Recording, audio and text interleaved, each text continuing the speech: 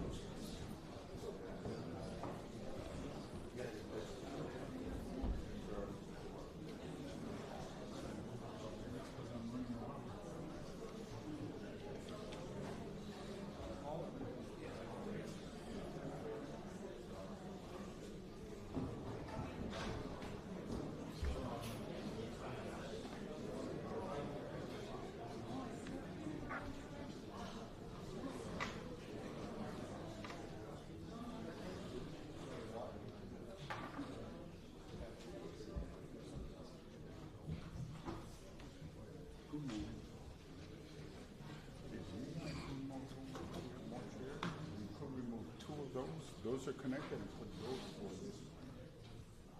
You're good?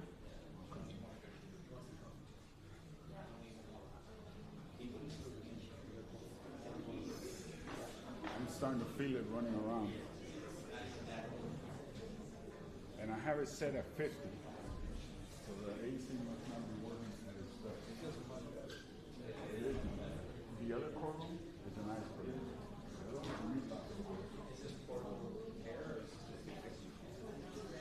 It's been working out the portable trailer in the back because there's something wrong with the unit underneath. So yes, there's something must have happened with it. There's 18 small units outside.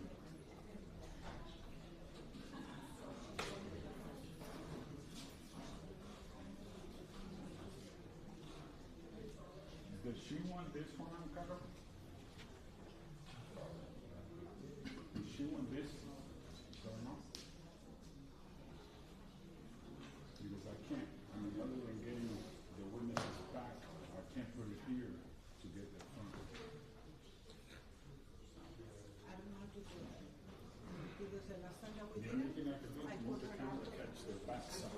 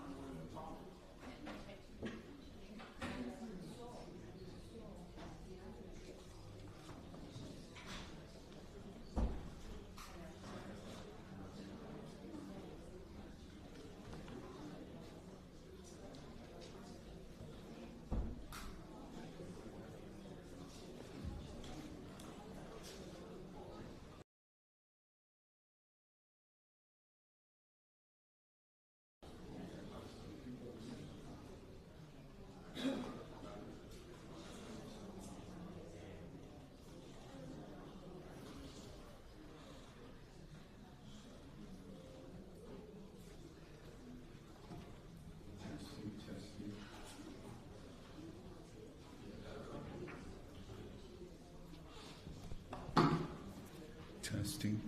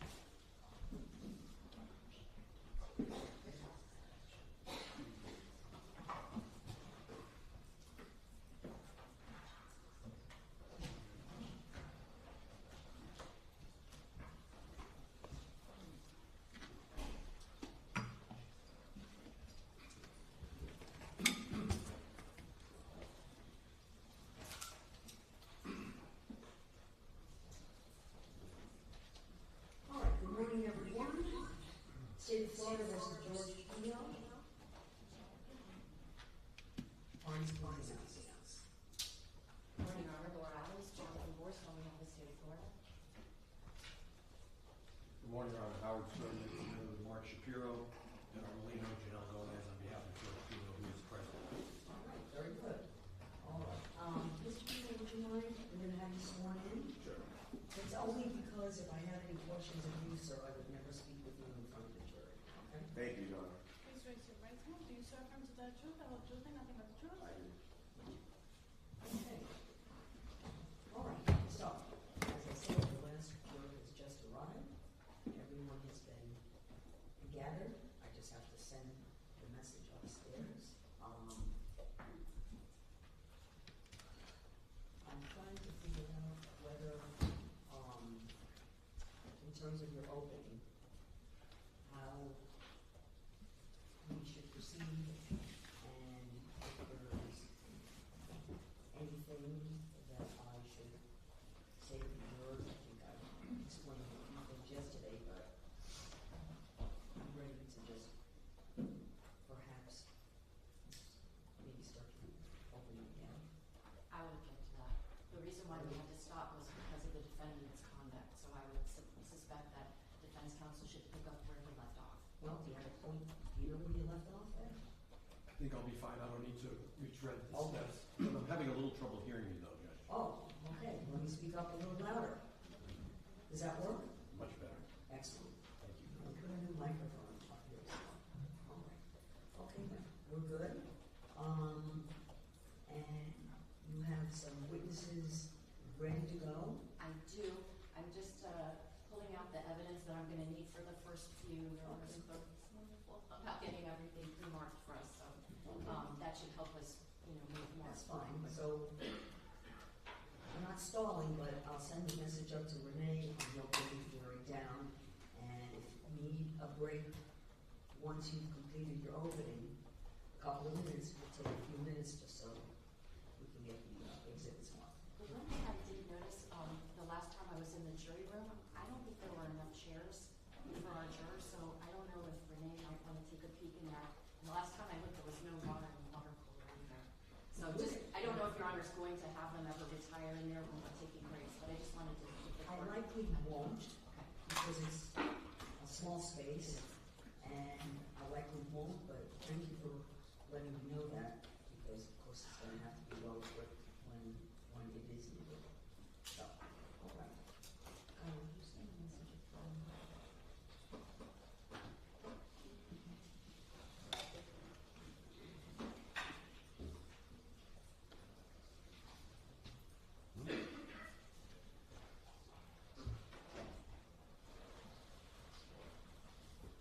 Judge, you had indicated you might want to address some issues before the jury got here. You received an email about the videos or some other preliminary issues that you wanted to address. The first witness has to do with there was a question about two of the body worn. Oh, I took care of that. I mean, was able to review that, and my understanding was both of those body worns are video of Ms. Fernandez being transferred from a boat, a Good Samaritan boat, onto the police boat. And paramedics, police were performing CPR, I could view. And then that was a short piece there. And then once there was an arrival at the harbor. The is when- state took out, the whole ride. Yeah, there was a long captured, ride, but I didn't think that it would be fair for anybody to have to watch that whole scenario. So we just took clips of the initial arrival, as well as then, getting her underway, and then her arriving at the harbor. and then being where she- transported onto the Yeah, helicopter. that once they get to the harbor, then the police are able to carry Lucy on the backboard to the helicopter and then heading back out. So those are the first two clips on now is Sergeant Delgado's, body-worn camera. Okay. And then there was one clip also of him returning back to the original scene, although a little bit further south where the larger vessel was, that had the majority of the girls, including Kati and Mia, and just, the arrival onto that vessel. And then there's like 3 clips where you can see the defendant on that vessel being transferred to another police vessel, just so that the jury can kind of get a sense of what Mr. Pino's, state was at that point, that he was upright, able to, walk around, things of that nature. Right, my understanding was, I think that, I don't want to speak for the Sure. defense, but why don't you tell me what the concern was? Certainly. The videotapes the transfer of Lucy Fernandez from the Good Samaritan vessel to the police vessel, and then from that police vessel being transported to Elliott Key Harbor, and then once at Elliott Key Harbor being carried via backboard to an evacuation helicopter. These are graphic videos. They are graphic showing heroic efforts to save Lucy Fernandez's life. It is a lifeless body that is being administered CPR. She is clearly bloated by the ingestion of seawater. In addition to the CPR that is being applied, there are efforts to resuscitate her electronically with cardiac arrest pads. I don't know the precise technical name for it, but it's clearly visible, and that is being applied as well. We object to all of them. The heroic, exposure of these life-saving measures, heroic measures, have absolutely no relevance to whether Mr. Pino was operating his vessel in a reckless or culpably negligent manner. The only thing that I can imagine that the state is offering these for is to evoke some sympathy from this jury. It has no relevance. There's no materiality to it whatsoever. The state can and will put on its case by talking about the death of Lucy Fernandez. They can certainly talk about how she was transferred. They can certainly say that she had to be given CPR. They can certainly say that she went into cardiac arrest, which is why those devices were used. All of that is fair game. But to let this jury see that this very upsetting and graphic video of a 17-year-old girl is over the top in my view. I think it's inadmissible under 90.403 as well as 90.401. But even if it is marginally relevant, I think that its prejudicial effect on this jury is far outweighs any probative value that it has. We object to all of it. Talk to me, counsel, even if there is relevance, and in fact, in your opening, you described the evidence will show there will be testimony to this effect. How does it not become overly prejudicial in terms of what material facts does that extent of video, how is that not overcome by prejudice? It is extremely relevant, Your Honor. First off, I would point out that I could have put together a clip of probably almost 15 minutes from the time that she was at the scene where she had been rescued till the time she gets to Elliott Key Harbor. So I saw all that because that was the original. I have all of my one that I reviewed, and so this I think is the consolidated. You had consolidated and made the cuts to, yes, and now provided to the defense, and the portion I think that remains that is objectionable. I just want to focus because I am going to want to. I do want to hear from you. I know. I'm going to do that. Yeah. And it's an important point. Renee's going to hold the jury for 2 minutes so I can just hear what I'm you going to say. move down that way, Judge, because they have the witnesses sitting right here, I think. It's our camera This sitting. testimony, or this is not going to be something the state is immediately going to be showing. Okay. So maybe we could table this. Okay, I understand. That's what I was going to say. Is that I didn't want to. I know I cut you off. You're the judge. Still shouldn't cut you off. Okay. I understand what the point is. And this aspect, I mean, if it was something, for example, relevant to the admissible not just showing Lucy. That video shows a lot more, but when we get to that point, I'll be happy to make my arguments why this very short clip Okay. is extremely important. I know it's short, you did shorten it. Yeah, it's like 5 minutes, and all 5 are not, Ms. Fernandez being attended to. I understand. It's a very short amount of time that you see her. You don't see her getting intubated. And I took out as much as I could, but to understand the context of what took place, cause, and manner of death, to understand what it's like to be on the vessel my that's question. passed. That when we talk about, you're going to have a medical examiner testify. Yes, And I want to understand that what you would need to present so that the medical examiner's testimony would make sense. If you tell me that there's portions there that are relevant and material to that, then it is relevant and material to that. It's also relevant and material because understanding the context of what it is to be on a police boat is way different than what it is to be on land and dealing with a mass casualty situation, which law enforcement was dealing with. It's also relevant because it shows the efforts that the police had to take to keep the boat from spinning, because you literally see the helicopter and you see the paramedic dropping down from the helicopter. So in just that 5-minute clip, you get an actual view of what it was to initially approach that scene. That's a huge part of this case. I minimize the amount of time that we are actually seeing Ms. Fernandez, but her transfer onto the police boat and the efforts to get her able to live again.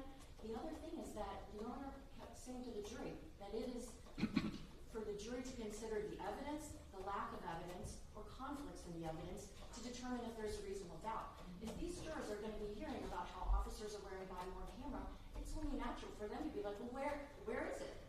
So I think for all those reasons, and because I did minimize, there's nothing gory going on, there's no invasive proceedings going on. It's sad, but everything about a case like this is sad. Judge, I'd like to respond if I can, you know, because there's a legal, sorry, we're going to hold further discussion and argument. I have everyone's position on it. I know you have more to say. Hold on. Let's bring the jury in.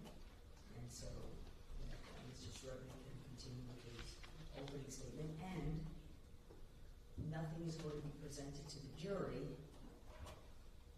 until, of course, I review it and see what portions, if any, of the redacted videos are going to be presented to the witness.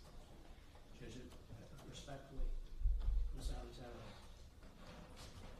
a long response and Counsel, I have a good memory, and I have good notes, and I will not prevent you from saying anything further in terms of response.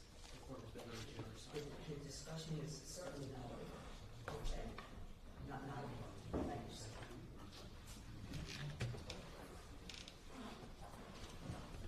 Judge, can I approach with counsel for the state just before the jury comes in on a separate issue? I just told them they could bring the jury in. So, you can do it with my court reporter while they're walking in. Just wanted to tell it to Your Honor. Oh, okay. Well, so Without a court it reporter? doesn't require, well, just hold 1 second. If based on yesterday's discussion about Mr. Pino's reaction to the trial, if he becomes agitated, one of our colleagues will just ask him to step out. He'll step out on his own. He knows he needs, if he's not feeling well, just to step out. I wanted to address that with the court, if that's acceptable.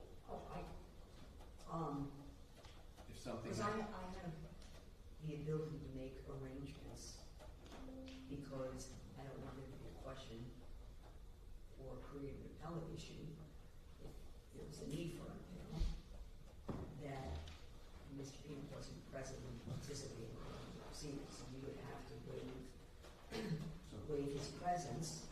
So I will do that now. If he steps out, he's doing it with the understanding he has the right to be here, but if he feels that there's something that's overwhelming him, I think the best course of action is just step out. One of our counsel will step out with him. Well, let me say, I'm hopeful, but if there are any concerns, then I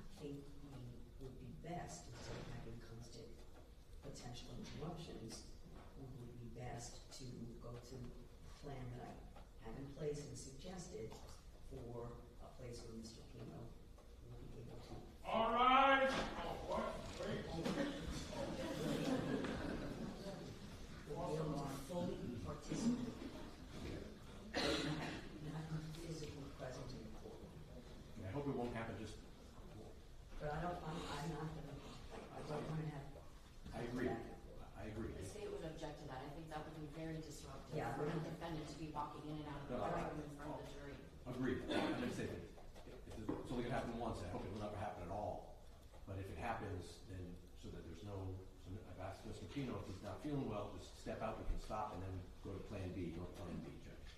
That's fine, but I just wanna make sure we waive his presence if that happens, and that's on the record, Understood. okay? Your Honor, I kind of felt that the court was going to address what happened yesterday with the defendant and hopefully seek his assurance that he won't have an outburst like that again. What's appropriate is, I think, and doing a little research on this, is to make sure that I addressed it with his counsel. And it's his counsel to address the circumstances with Mr. Pino and provide the options that I provided, and with the understanding that, it would just take place naturally, without, without a disruption. Thank you, Judge. Thank you, Judge. Great. That's terrible.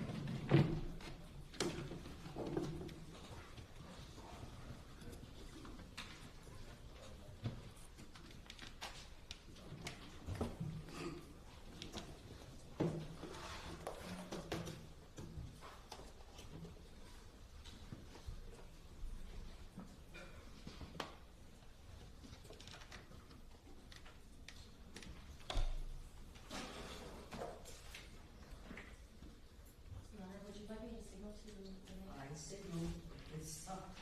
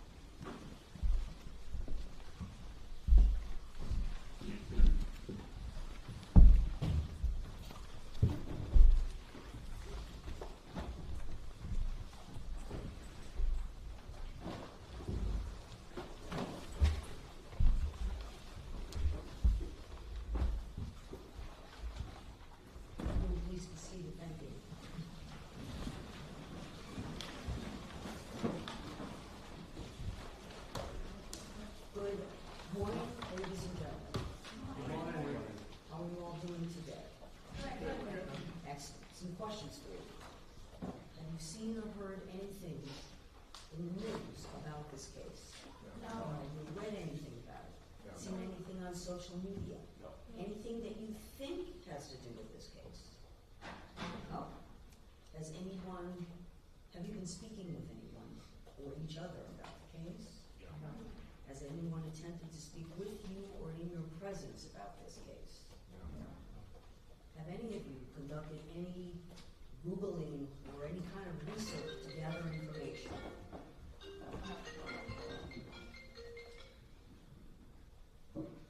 Have any of you conducted any kind of research or investigation to gather information about this case? No. Very well. Thank you. Defense counsel will resume with his opening statement.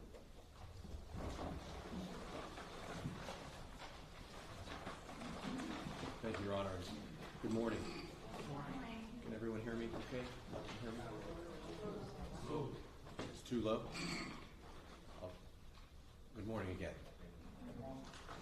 I want to begin the morning with the morning of September 4th, 2022, when all of the families were at Ocean Reef, gathered to celebrate the birthday of Mr. Pino's daughter. There were several families there, and they'd been there, some of them had been there that weekend. And it was going to be a glorious day. Mr. Pino, he was sort of known as the camp counselor. What he's been with these families for many years. He was organizing events, and that day he had organized a gathering. The day would start off with a virtual mass for the kids that woke up. Then Mr. Pino had organized a little pickleball gathering, a tournament.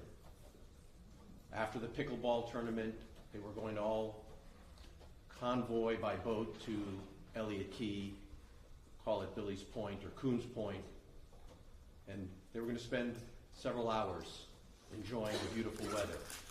And it just happened to be an ideal day for boating. The seas were calm, no wind, no rain. And so after the pickleball tournament finished and all the kids gathered up, Mr. Pino was going to operate the vessel. He was going to captain the Robalo from Ocean Reef and travel the distance to Elliott Key, a voyage he had made many times before. The 29-foot Robalo, a well-built boat, has been in fabrication for decades. It was equipped with twin 300 horsepower engines. The boat actually is rated to handle even larger engines. Mr. Pino had navigated that course many times. The GPS data that you heard the prosecutor tell you about will show that he had navigated that area many times. There were 14 people on board: Mr. Pino, his wife, his daughter, and the daughter's girlfriends. And they navigated from Ocean Reef the distance to Elliott Key and then anchored in that area. Other boats joined the festivities. And you heard that as part of that afternoon, the adults and some of the children were consuming alcohol. And as I alluded to yesterday, there were adults there who had observed Mr. Pino that day, as they had many other times. And the testimony, the evidence in the case will be that Mr. Pino was observed with a beer. He admitted later on he'd had 2 beers. And it's not 2 beers in quotes, as the prosecutor did in her opening statement. That is the evidence. The evidence will show there's not one more beer than 2. Not one more. It was 2 beers over the course of several hours, 2 or 2.5 hours. This was not the first time Mr. Pino and these adults had engaged in these kinds of gatherings in the past. The other adults there, Mr. Suarez, Mr. Pardo, They knew Mr. Pino. They too had enjoyed the afternoon with Mr. Pino. They observed Mr. Pino.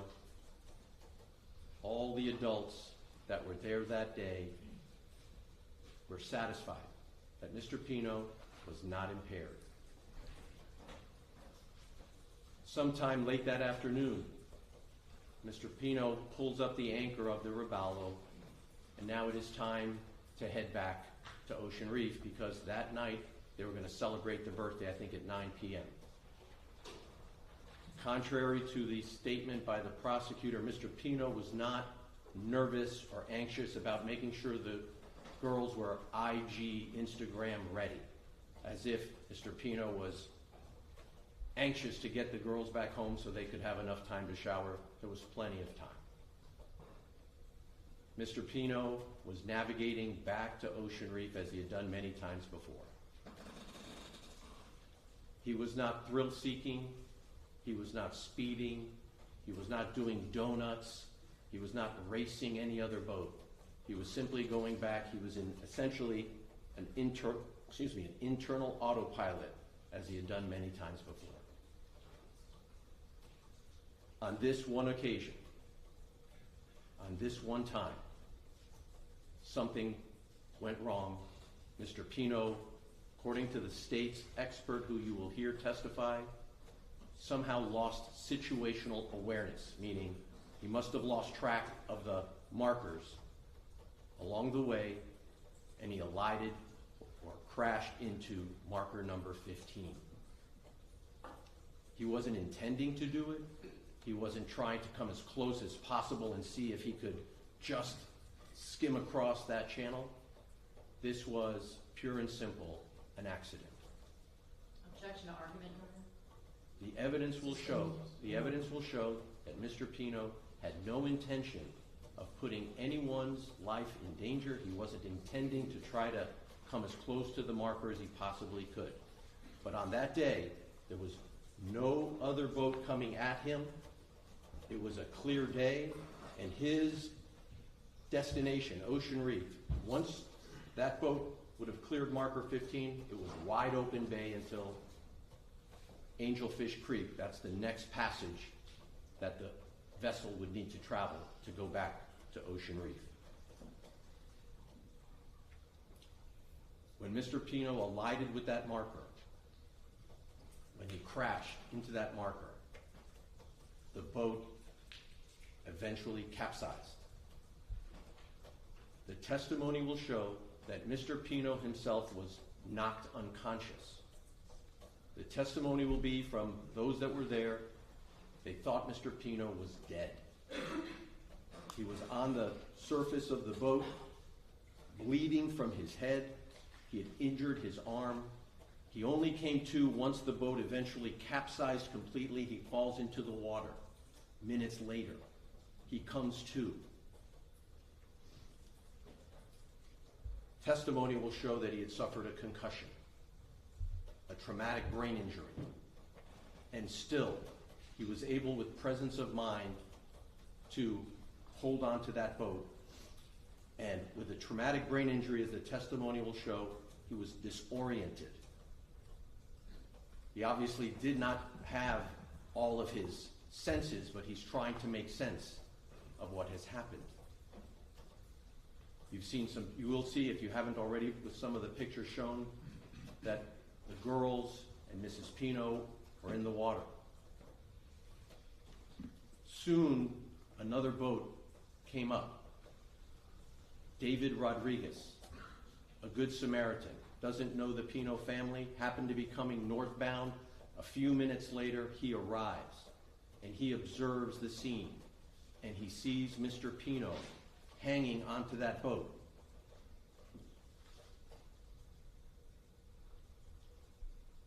As you heard and will hear, Lucy was unaccounted for. And Mr. Pino makes an effort to go under the boat and retrieve and locate and find Lucy Fernandez, as she had been trapped under that boat. And it was Mr. Pino who reached under and brought Lucy Fernandez to the surface. so that efforts could be made to save her life.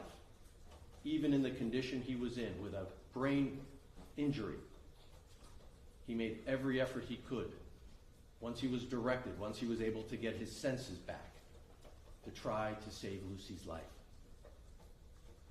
And so you can imagine the emotional toll that that takes on a human being, because we all know that eventually Lucy died. And it was George Pino who tried to save her life by retrieving her from under the boat. His efforts failed. David Rodriguez, the Good Samaritan I was telling you about,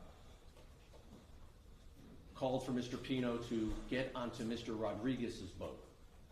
And David Rodriguez will testify that he was observing Mr. Pino closely, purposely, as David Rodriguez was wondering, how could this happen? Perhaps David Rodriguez thought this was someone who was impaired. And so David Rodriguez, a man who has nothing to do with the Pino family, a man whose only interest was to help and save lives, looked at Mr. Pino purposely with intent and was convinced, after dealing with Mr. Pino was not impaired.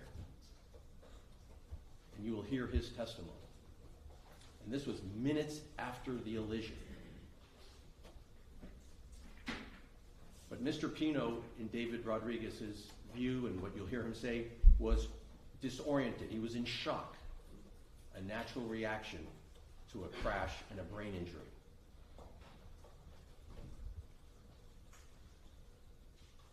Law enforcement, fire rescue came to the scene. Everyone who could be rescued from the water was. And at that time, Mr. Pino was in the custody of 2 Fish and Wildlife Commission officers who were checking him out to make sure he was okay and to find out what happened. You will hear from Lieutenant Thompson, who has training, experience, expertise on the issue of impairment. And he was with Mr. Pino for the next several hours, and he too looked at Mr. Pino purposely and saw that Mr. Pino was not impaired. Officer Hernandez was with Mr. Pino all of that time. He too observed Mr. Pino purposely, smelled him, looked at his eyes. All of these individuals were looking to make sure that Mr. Pino was not impaired, and they concluded he was not impaired. I recognize I'm spending an awful amount of time talking about this issue of impairment. Mr. Pino is not charged with boating under the influence, but when I saw the prosecutor put the 2 beers in quotes, I thought it was important that I spent. Argument, Your Honor. I think it's the evidence will show conclusively. I believe there'll be 8 witnesses that will tell you that Mr. Pino was not impaired.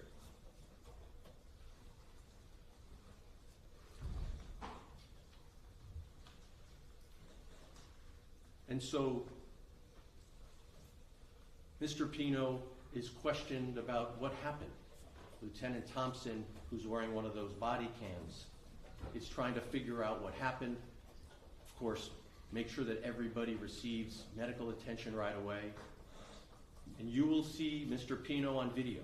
So you'll be able to look at Mr. Pino in real time with your own eyes. You will be able to look at Mr. Pino purposely with the scrutiny that you should give it to see that Mr. Pino was not impaired. And he was questioned about what had happened. And even though he was not alcohol impaired, he was still suffering from a traumatic brain injury. At some point that night, he had to receive medical attention, and you will see that his head was bandaged up. He was eventually taken to a hospital to be treated. But even with his head bandaged up, he was being questioned, and he was trying to recall what had happened. How did this accident happen? And he explained as best as he could under those circumstances what he recalled. And you will find out that Mr. Pino's recollection of that event was affected by the concussion he sustained, that he was relaying details that could not be accurate. For example, what kind of engine do you have on your boat, Mr. Pino? And he told the officer, twin 225s. Actually, Mr. Pino has twin 300s. He did have a boat that had twin 225s. His prior boat had twin 225 horsepower engines. But he reported that this boat had twin 225s. Obviously, his memory or his brain was not functioning in a way that it would ordinarily function had he not sustained a concussion. He reported that he had gone under the boat to rescue Nati, a different girl. We know it was Lucy. And we know that Mr. Pino has known Lucy all of his life. And yet when he was reporting who he had rescued under the boat, he reported that it was Nati, another girl on the boat. He had innocently but mistakenly confused who it was he had retrieved from under the vessel. He was asked to prepare, as best he could, a seating chart of where the various passengers were seated. And when he prepared that seating chart, he had the passengers in locations different than what it turns out to be. He also was recalling that there was a big wave that had come from another boat in the distance, and that the wave had caused him to lose control of the steering wheel.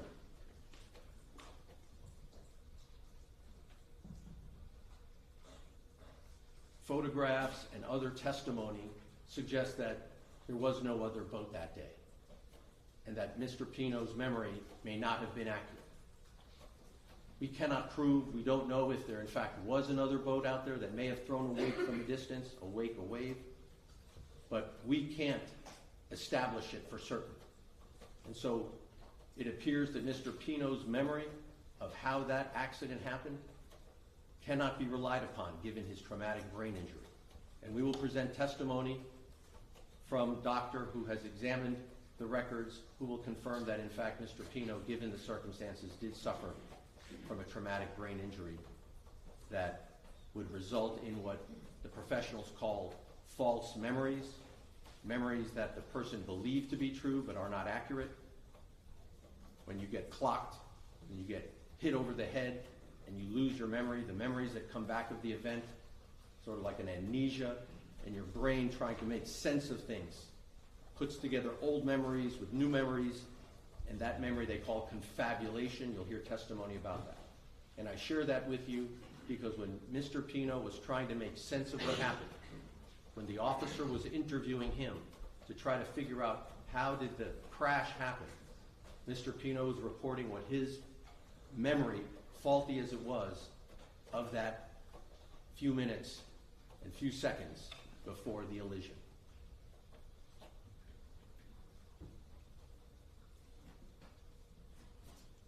We do have the benefit of the global position satellite machine that was on Mr. Pino's boat. There were actually two of them. And what they show Mr. Pino driving very much on a steady course that day and during that return trip from Billy's Point back to Ocean Reef. There's no evidence he was zigzagging or hot dogging or thrill seeking.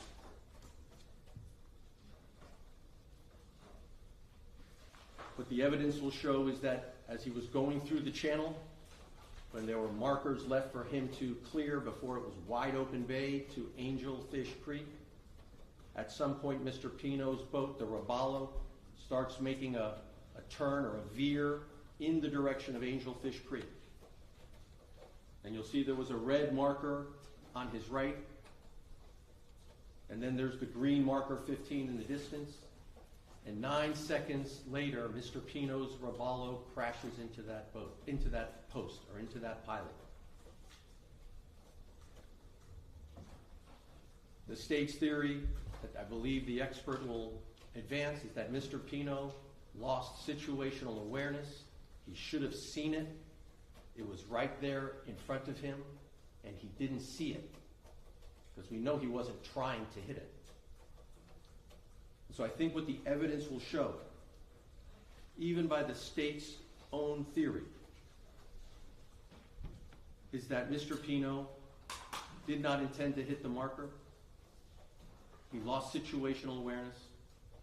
That's their theory. That for those 9 seconds, he didn't look ahead to see that there was a marker in front of him. Now, the GPS, interestingly, you heard the prosecutor say the GPS is not biased. It is not subject to money, privilege, or power, I think was the words that the prosecutor used. Judge, objection to argument. No argument, counsel, what the evidence is. Interestingly enough, though, the GPS is not perfect either. You'll see that the GPS records data. What it does is it simply records points in time as the boat is moving, and then it does computations. This GPS, as their own expert will show, sometimes makes what I'll just describe as errors, computational errors. In one instance, it registers at some point in time the boat is traveling at 77 miles an hour, but the expert knows that that's not possible. The boat can't achieve that. The GPS is making an error. The GPS will show a boat traveling over land when we know the boat is not traveling over land. It's fallible. And to the point of this case, the GPS on Mr. Pino's boat, which tracks where the boat went according to the global position satellite, the track on the GPS data that you will see actually shows that the marker 15, the one where the accident happened, is not exactly where it is in the real world. On the GPS device in Mr. Pino's boat, the marker is many feet away, up to 15 feet away from where it really is on the planet Earth. And so the track that you will see, if you look at the track, it would appear that Mr. Pino's boat, the Robalo, never actually alighted with the marker. But we know it did. And that's not the product of some intentional mistake by anybody, but the marker on the GPS, Mr. Pino's Robalo, is not exactly where it is on the planet Earth. Now, the GPS is not a witness to anything. You will hear from the people that were actually on the scene. And so I've described for you what you will hear from the people at the sandbar, the people who came to the aid of the passengers, Mr. Rodriguez, law enforcement who came to aid, and you'll hear from them. The GPS will tell us some very important things, but it won't answer the question that you will have to answer. Was Mr. Pino reckless? And I submit to you what the evidence will show is that Mr. Pino was human. He was human. And that something happened that we may never know. No one will be able to say why he was distracted in those last few seconds, where 9 seconds or however many seconds it was, and did not appreciate that the boat was going to collide with the marker. Had he seen it, we know he would have turned. Nobody's suggesting he wanted to hit it. The state's suggestion that it was speed, that's not a factor. You'll hear that there was 9 full seconds, 2 football fields between the time the boat started veering towards Ocean Reef, towards Angelfish Creek with that marker in the middle, 9 full seconds. At any point in time, if Mr. Pino realized, oops, we're headed towards the marker, all it would have taken was a slight turn of the wheel, and none of us would be here. And the state's theory is his failure to turn the wheel should bring him into a criminal courtroom. Now, you heard the prosecutor talk about interrogatories and a civil lawsuit that was filed against Mr. Pino. That is not what we are here for. You've heard the prosecutor talk about accountability. This is not a case of... Judge, objection to argument. This is in closing. No, we're going after about what the evidence was. Okay. So you've heard, in terms of accountability, that compensation is dealt with separate from here. That was what the prosecutor brought to your attention. That's not what we're here for. That's resolved totally separately. What we're here to resolve is whether the state proves that Mr. Pino, that day, that time, in those 9 seconds, as they would say, was acting recklessly because he was traveling on his boat, surrounded by his loved ones, wanting to go back to where they started the day to celebrate his daughter's birthday. The state will feature photographs of visuals of that day.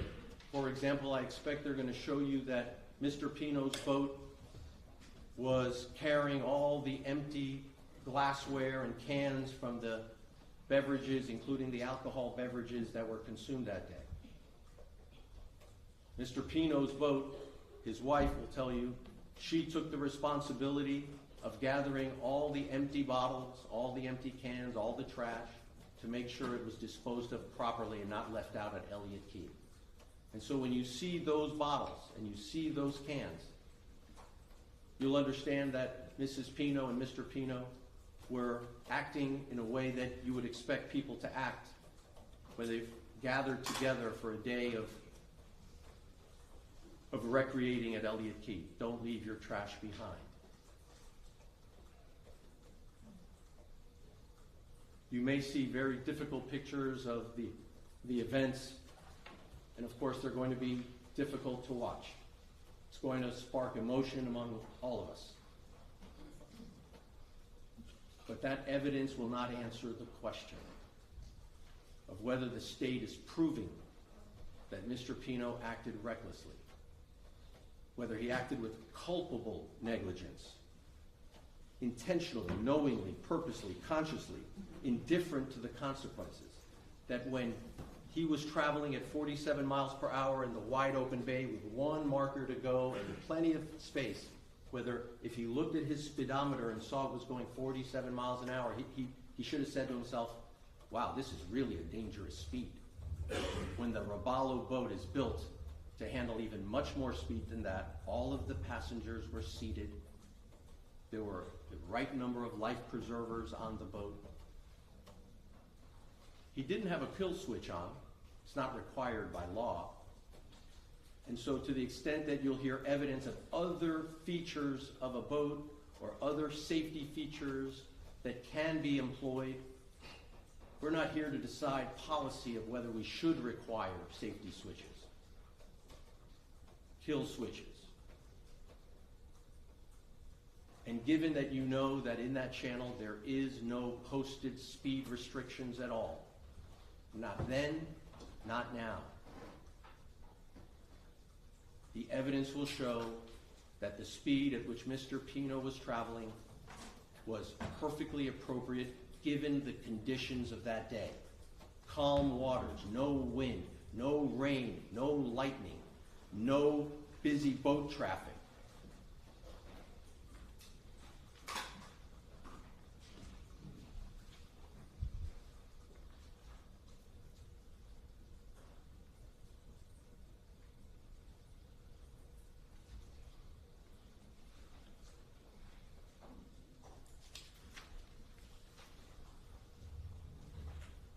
But even so, somebody died. Even so, somebody died. Mr. Pino will have to live with that. Judge, objection to argument. No argument, counsel. Ladies and gentlemen, this is opening statement. Lawyers advise what they believe the evidence will show. Thank you. Let me say he wasn't texting, he wasn't on the cell phone, but he was the operator of that boat. At the end of the day, it was on him.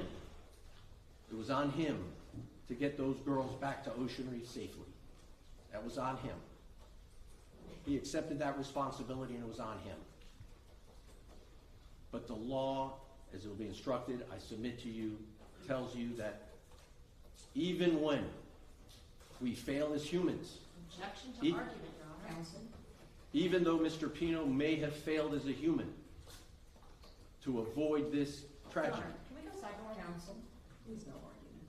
the evidence will show that this tragedy was not caused by reckless and culpably negligent behavior. At worst, he was human and he committed human error. Thank you, ladies and gentlemen. Thank you so much. State, first witness. Your Honor, I think the court said we were going to take a momentary break before the first witness.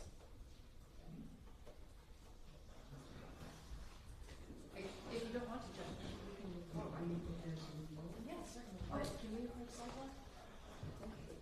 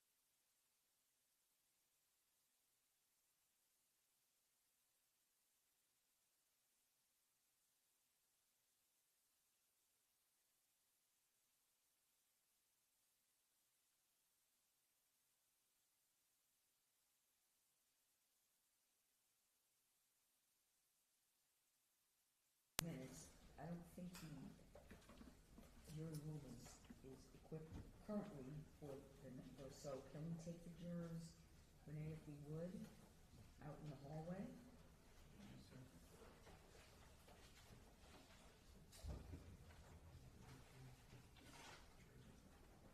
All rise, follow me. Leave your envelopes behind you, the notes on your chairs. Just follow me.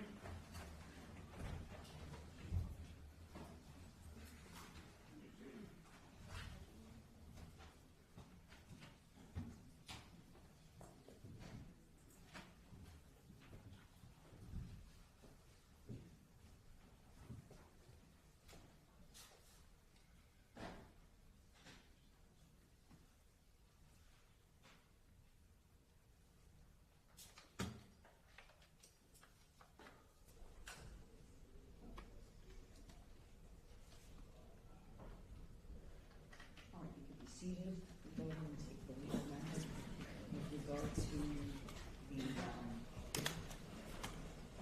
evidence and this witness.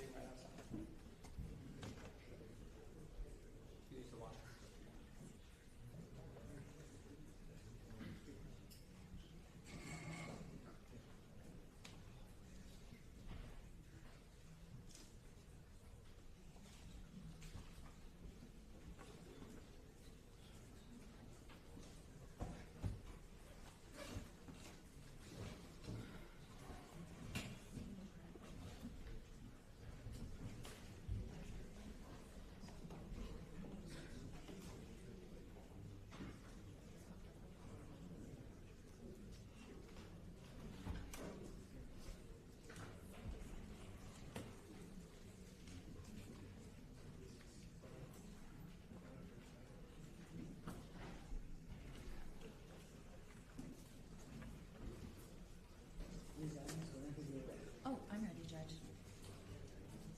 Your Honor, I know that the defense has sought to exclude basically any photographs of Ms. Fernandez after the crash. I would like to show the court photographs that were already shown to counsel previously, but there states 1S, 1N as in Nancy, and 1M as in Mary for identification.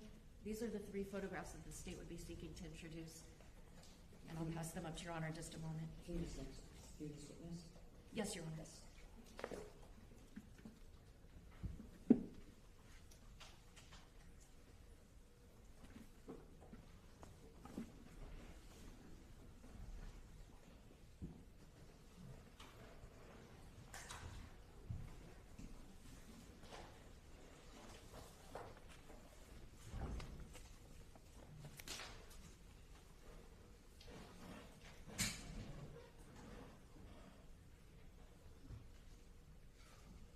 All right, so you consolidated from, I'm sure, many photos.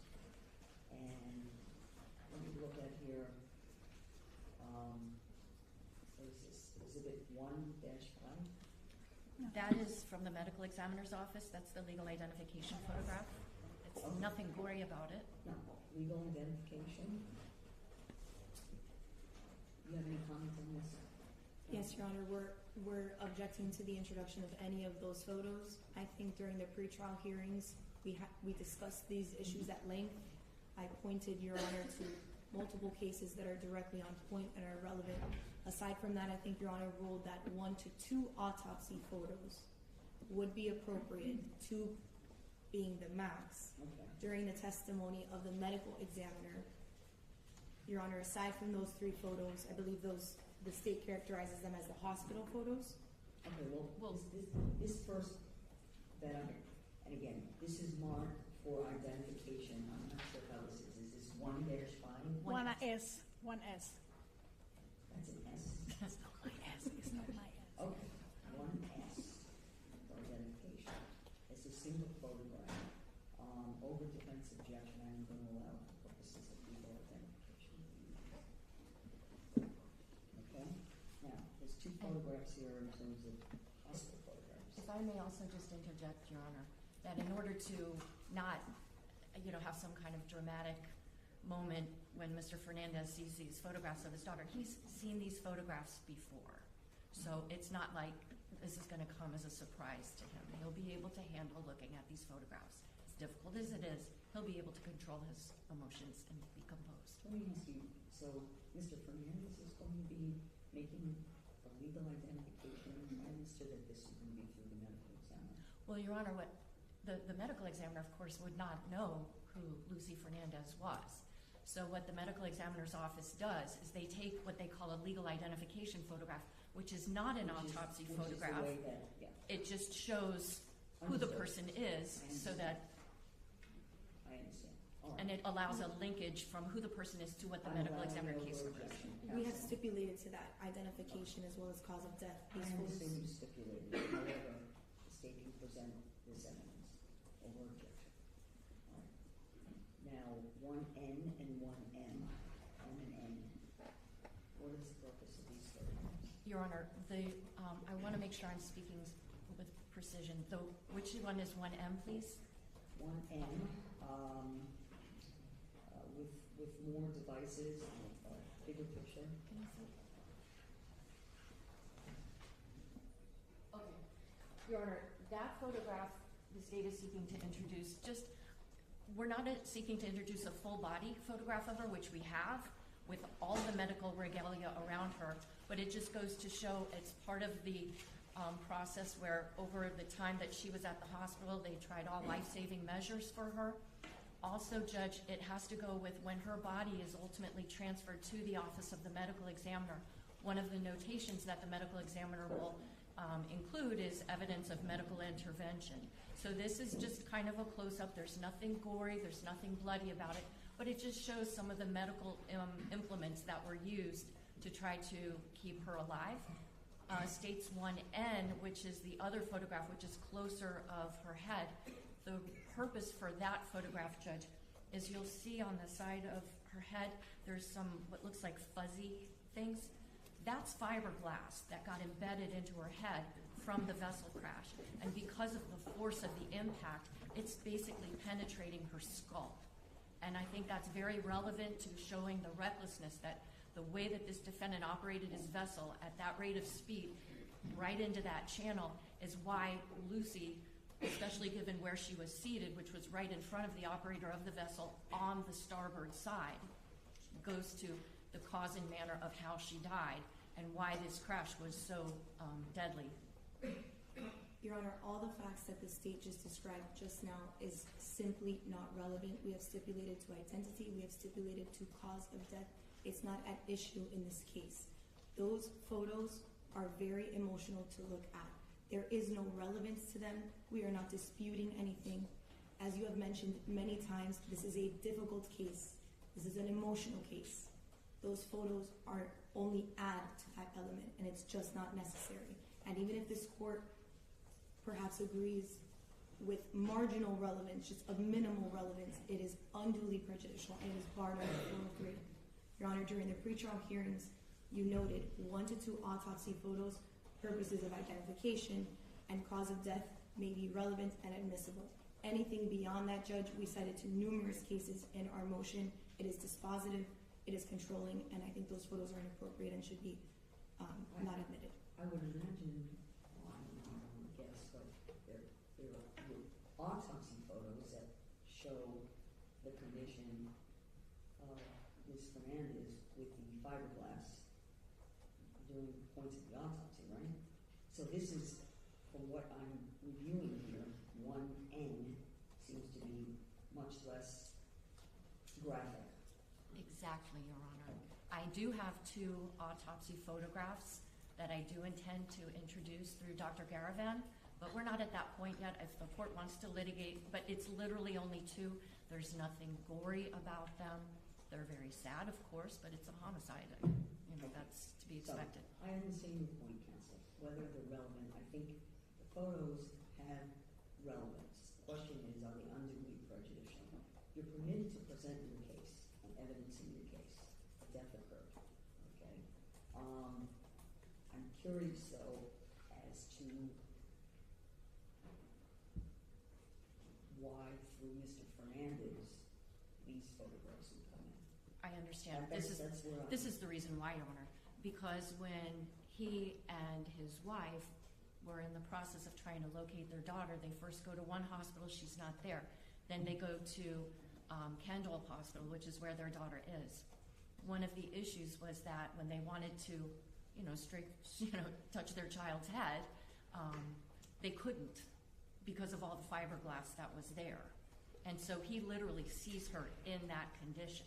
Now, he saw a lot more, and I have the photographs of a lot more that I can give to the court, so Your Honor can compare and contrast the way that these photographs that I have selected, I think, are the least emotional, are the most simply a chronicling of what the evidence is. And again, to the extent that, conflicts in the evidence, lack of evidence is a part of what reasonable doubt is, I think that these two photographs, which simply show some of the medical implements around her head and face and the fiberglass on the side of her head, those are not included in the autopsy photographs that I have selected to hopefully introduce later in this trial. And in terms of the autopsy photographs, what do you, because we're not going to have duplicity. No, not at all, of course, hold on. And let me say to the defense, I certainly understand stipulation. However, a stipulation does not mean that I would not allow the state to present certain evidence. Now, they've minimized and they've asked me to review these two items to come in through Mr. Fernandez. Do you have the autopsy photograph? I do have them, but those I'm not seeking to introduce through Mr. Fernandez, of course. Of course not, but Judge, I'll show counsel what has been marked as states 1T and 1U for identification. and that's just those. Yes. Your Honor, I'm passing them up for the court. And Judge, just for the record, the frontal photograph of Ms. Fernandez, I asked our litigation support team just to pixelate where her breasts were, but you can still see the injury she suffered to her chest because of the CPR that was done on her trying to keep her alive.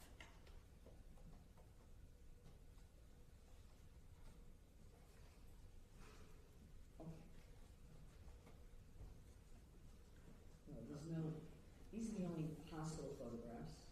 Correct. Okay. 1N and 1M are the hospital photos, and then the two that I just passed up, Your Honor, I forgot the letters. Are there any other photographs? 1T and 1U were from Any the other autopsy. photographs of Ms. Fernandez? Excuse me? Were there any other photographs of Ms. Fernandez? At the autopsy? Yes. Yes, many. I understand that you intended to introduce. No, those are the only two. Okay. And these are the two now through Mr. Fernandez? Yes, Your Honor. Well, actually, the three, correct? Well, two from the hospital and one of the legal identification photograph. Okay. We've already, again, I agree, we've heard argument on this. I have to balance whether the prejudice outweighs it, whether the value, I think they're relevant. You've minimized, to my satisfaction, over defense objection. 1N and 1N will come in. All right. Now, in that regard, is Mr. Fernandez then going to be the witness that we're calling in? Yes, Judge. Okay. Judge, can we address the autopsy photos, or are we going to move forward and address that at a later time? I'll address that at a later time. Okay. I was just making sure that there wasn't going to be any kind of duplicity and the limitations of what photographs are going to be introduced. I just want to reserve the right to respond to those two autopsy photos as well, please.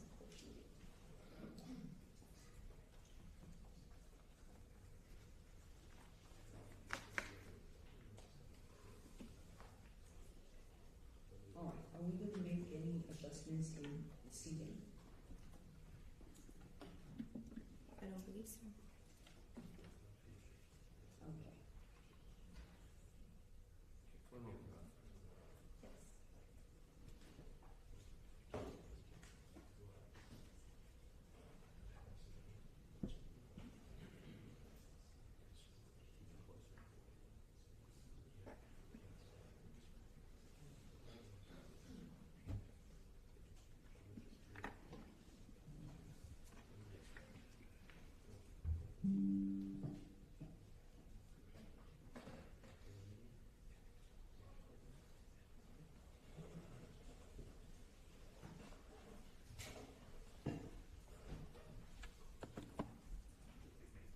see if there's I don't know where else to have him sit in the courtroom that's better than here, but if you have a suggestion, Judge, I'm all ears. Perhaps the gentleman can sit this way, on the corner there. That corner, you said? That's fine. He says that corner, I can sit next to you.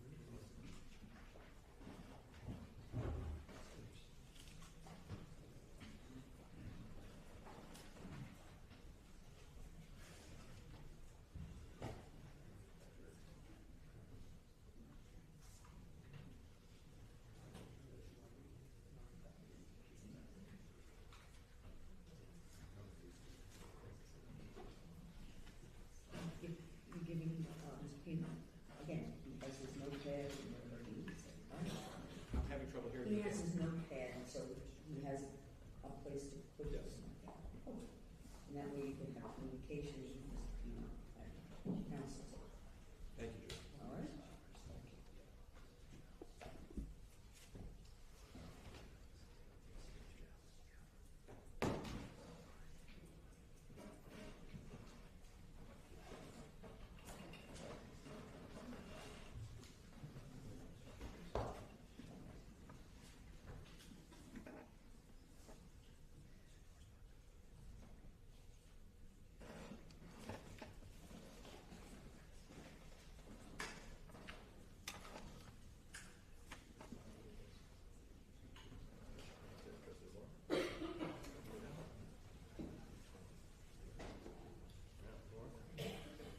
We have one. Jury room?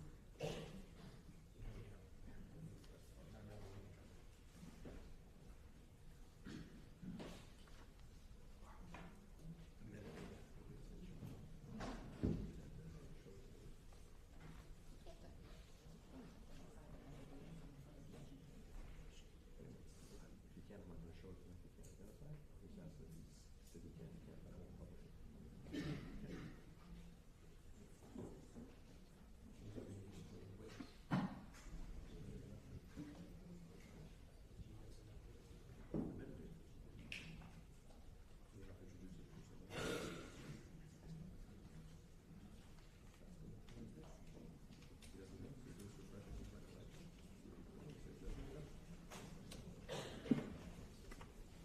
All rise.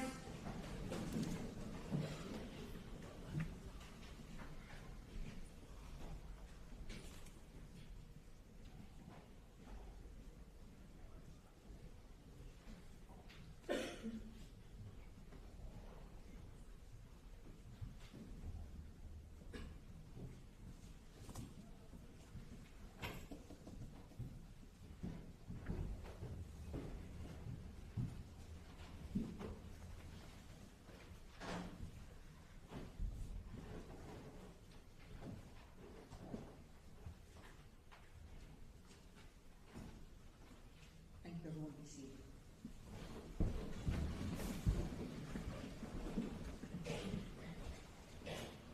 State, you may call your first witness. Thank you, Your Honor. The state of Florida will call Andres Fernandez, please.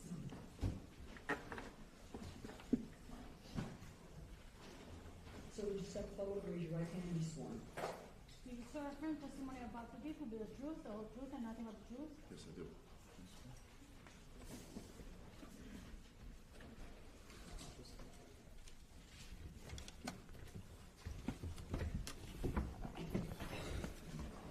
It's a little awkward because you're facing this way, but the microphone's this way, so please keep your voice loud and clear, sir.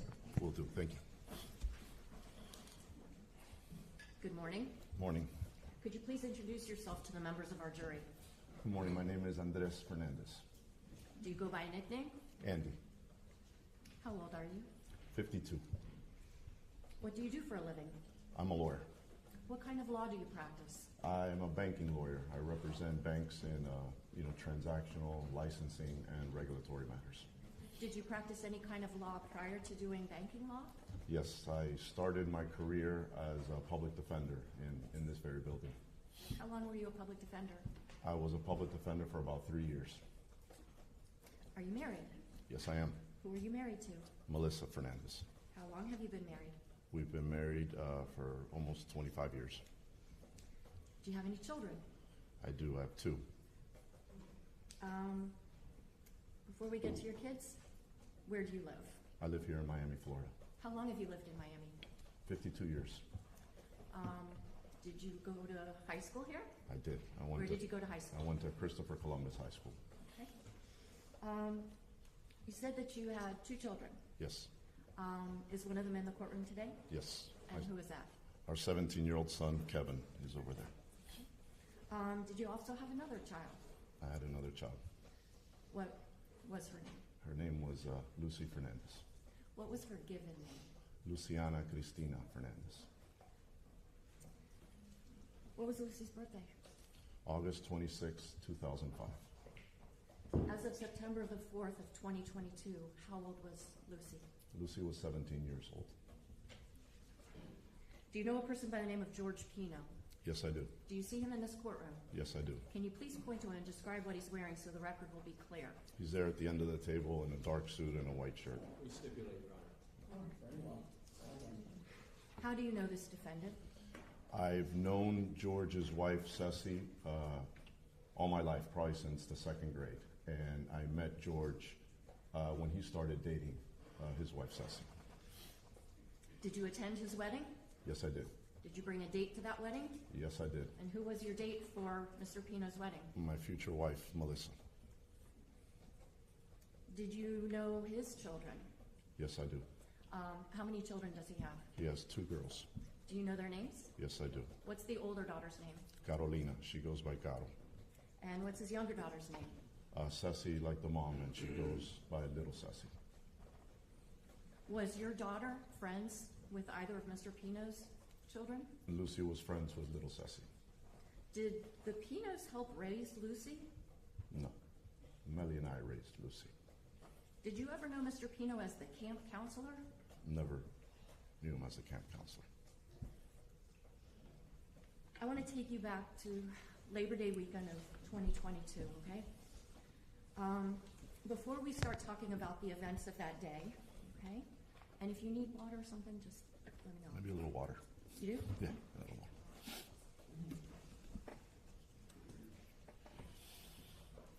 Thank you, Judge. I got it. Okay. Thank you, Jim.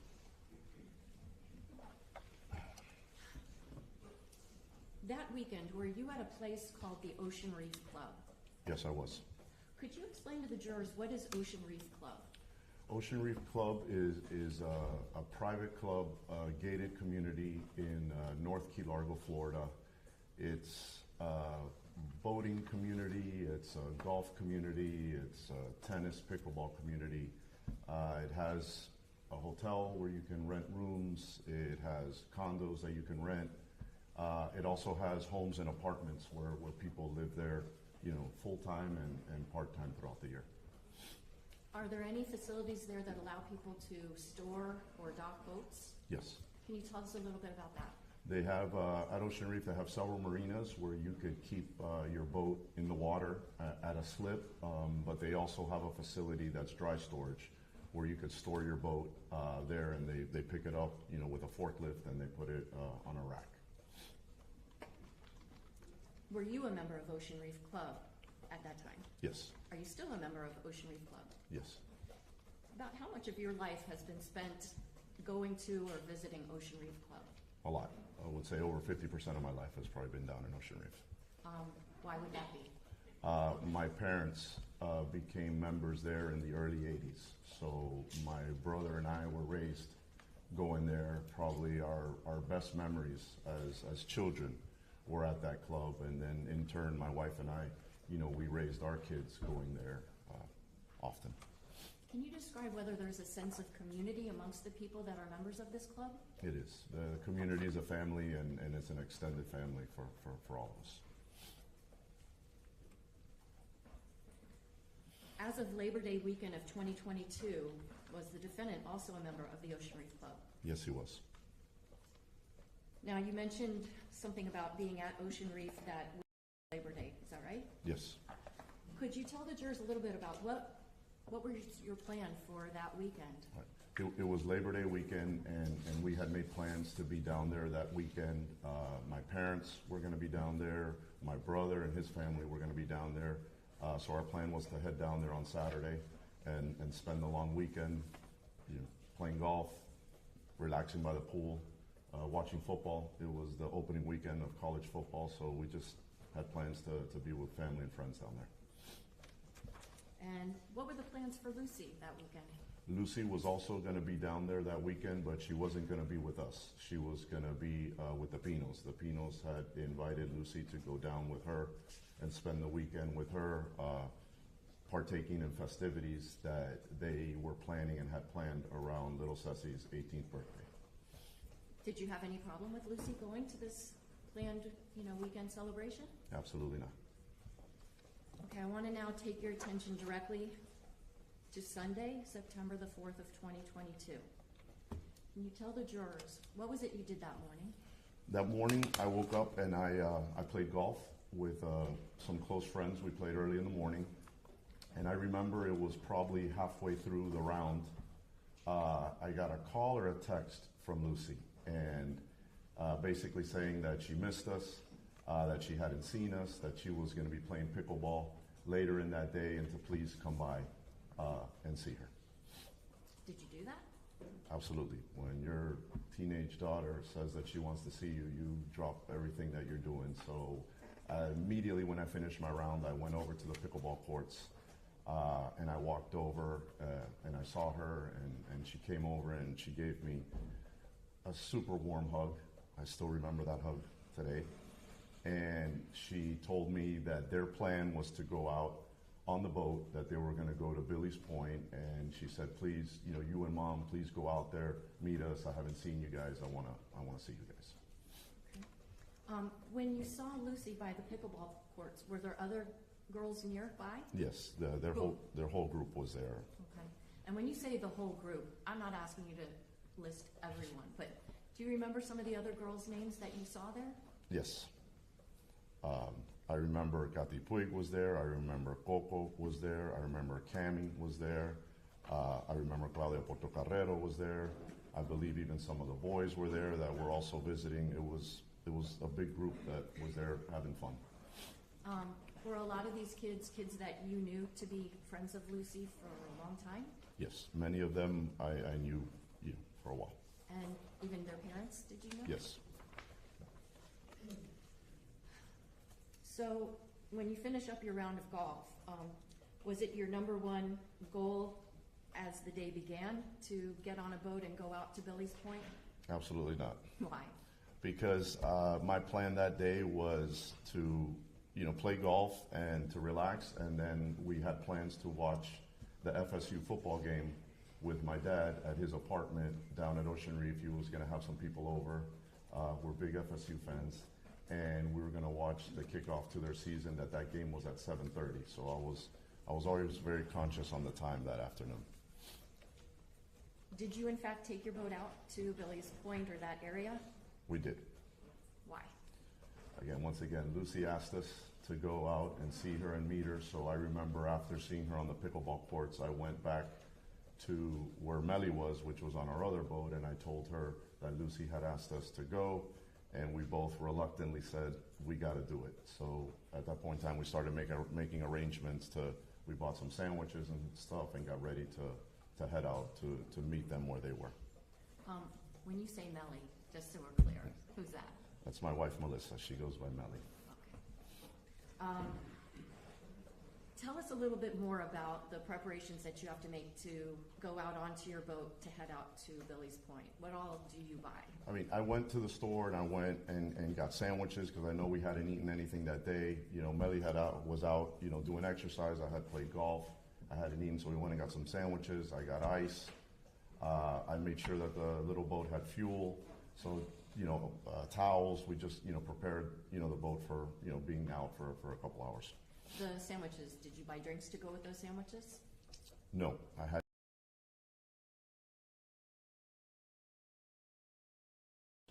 had a couple seltzers, and I had a little bit of rum and club soda for me.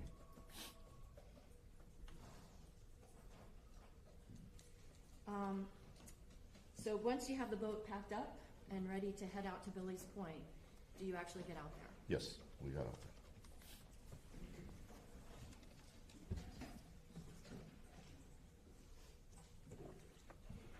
First, you want to showing council states 1A for identification. First question for you, Mr. Fernandez. Do you recognize who is depicted in states 1A? That's Lucy. Judge, I move states 1A for identification and evidence. No objection. Without objection. 1A, March 4D, States Exhibit 1.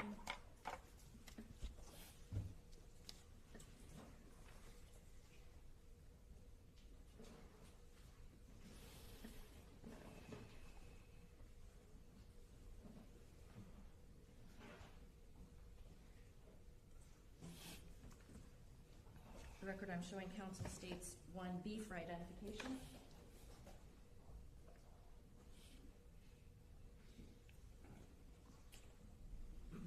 Mr. Fernandez, I'm now showing you states 1B for identification. Do you recognize what is depicted in this exhibit? Yes. Can you tell the jurors, does this fairly and accurately depict the area of Billy's Point and also Ocean Reef and the Cutter Bank Channel? Yes. Your Honor, I move states 1B for identification and evidence. No objection. Without objection. 1B, March 4D, States Exhibit 2 in evidence.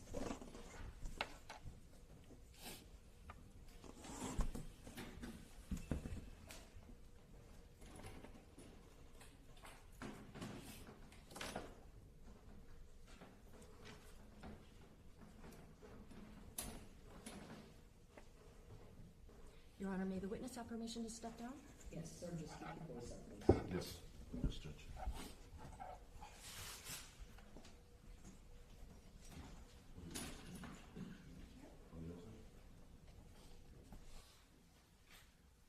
Okay, Mr. Fernandez, I have a little pointer here. First off, can you point out for the members of the jury, where on this map would we find Ocean Reef Club? Right where this little blue dot is, right down here. That's the area where the main marina is of Ocean Reef. Now, if a person wants to go from that location up to Billy's Point, and just by way of example, can you tell us if Billy's Point is visible on this map? Billy's Point is visible with this orange sticker right there. Okay. So what would be the route that you and your wife took to go from Ocean Reef up to where Billy's Point is? Okay, we came out of the Ocean Reef main marina, which is right here. You can see it by this red marker right there. And we came out through here. We came through Angelfish Creek, which is all this, and then you end up in this Card Sound Bay, and then you come north through this channel, past this red marker, and up to Billy's Point. Okay. Now, there's a series of green dots that are on this map. Can you explain to the members of the jury, what are those green dots? That is a series of markers. They're red and green that traverse this whole area. It's actually a pretty long channel, and it's referred to, I believe, as Cutter Bank. And it takes you from this bay here, Card Sound, into this other bay, and it's protected by shallow water on both sides.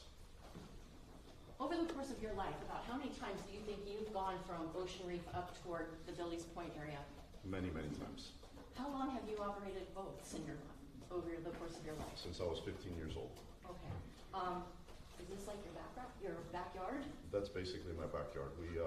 We spent a lot of time boating in this area, between this area and Ocean Reef and on the ocean side, so we spent a lot of time up there. When you are traveling through the Cutter Bank Channel, is there one particular side that you would be on that channel as you go northbound? Yes, I'd be hugging the right side of the channel, similar to the rules of the road. And if you're coming back down, let's say from the Billy's Point area toward Ocean Reef, as you're going through that channel, what side of the channel are you on? Same thing, you're hugging the right side, rules of the road. Okay. Now, that particular Sunday, when you were going up to the Billy's Point area, did you leave in tandem with the defendant? No, we had left. We left at some time, but we left on our own. We didn't leave at the same time as them. Okay. Did you have any problems getting from Ocean Reef up toward the Billy's Point area? No. Once you get up there, do you encounter boats with other people that you knew? Yes. Can you tell the jurors who is it that you see there? There was another boat. The Suarezes were out there on their boat. The Pinos were out there on their boat, and then I recall another boat being out there, but I didn't really know who that family was. Okay. Now, you mentioned the Suarezes. Is this another family that you knew from Yes. the Ocean Reef area? Yes, they were there that weekend as well. Were you all able to stop there at the Billy's Point location to hang out together? No, we did not stop at Billy's Point. Can you explain to the jurors why? At some point, I learned that we were not going to Billy's Point. We were actually going a little bit further north because the Suarez boat needed more water. It had a deeper draft, so the water needed to be a little bit deeper, and the water at Billy's Point is more shallow. So the decision was made before we got there that the anchorage spot was going to be more north. So when we arrived, the Suarez's boat, which they had a bigger boat, was already anchored. So we were somewhere north of Billy's Point. The red dot that's on this exhibit, does that depict the approximate location that you were at? The general location was up there north. Okay. Oh, you know, one other thing. Are you familiar with Elliott Key? Yes. Have you ever been to the Elliott Key Harbor? Yes. Can you describe for the jurors what's Elliott Key Harbor? It's a harbor here somewhere in the middle, and it's referred to often as a ranger station. There's a dock, there's some facilities there, there's a little bit of greenery there. People go camping there, people do barbecues there. It's like a little marina harbor in the middle. The yellow dot that I have here on this exhibit, is that the approximate location where the marina is? Yes. Or the harbor? Yes. And in fact, put your glasses on. Does it Yeah. actually say? It says Elliott Key Harbor there. So, Okay. yeah. Thank you, Mr. Fernandez. You can take your seat.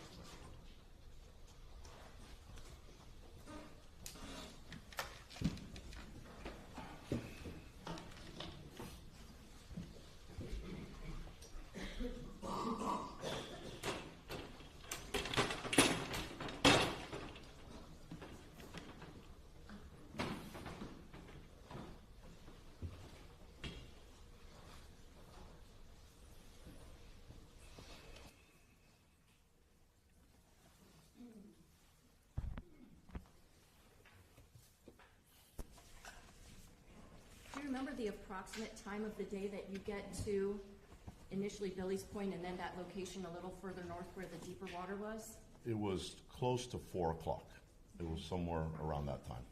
And did you feel like you had some kind of time limit on how long you could be there? Yes. Why? Because as I mentioned, we had plans to watch the FSU game with my dad, and that game was starting at 7:30.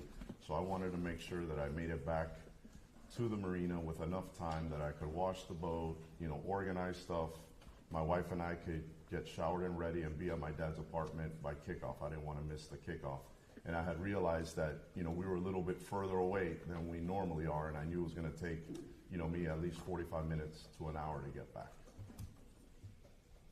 Can you tell the members of the jury what took place once you get there at the northern part of where the, north of Billy's Point? I'll just call it this Sandbar Rendezvous location. Okay. When we got there, I remember, the Suarez's boat was there already, and they were anchored, and we were pulling up, and the decision was made instead of us, because we were on the boat Melly and I was on an 18-foot boat. Instead of throwing the anchor, they just offered for us to throw a line to them, and we were kind of like tethered to their boat. The conditions were perfect. There was no wind, so we were kind of just tied up behind their boat. Okay. And in relation to the Suarez boat, are you like in front of it, or are you behind it? Behind it. We're behind it. We're tethered, and we're up back behind it. Okay. And were you also tethered to the Pino's boat? No, I was not. Where was their boat in relation to where you and the Suarez boat were? The Pino's boat was off to my right, to the east and back a little bit, but I would say, a good 30, 40 yards away. And what kind of activities were taking place while you and these other, well, first off, were there kids there too? Yes. Yes. And parents? Kids and parents were both there. How were you all speaking with each other? I mean, it was a beautiful afternoon. People were floating in the water. Everybody was having a nice time. The weather was great. The music was on. It was really a wholesome event. Now you say wholesome. Yeah. Was there some alcohol involved? Yes, there was. Talk to us about that. You know, the girls were drinking, the boys were drinking, the adults had drinks. You know, it was a situation where everybody was having drinks.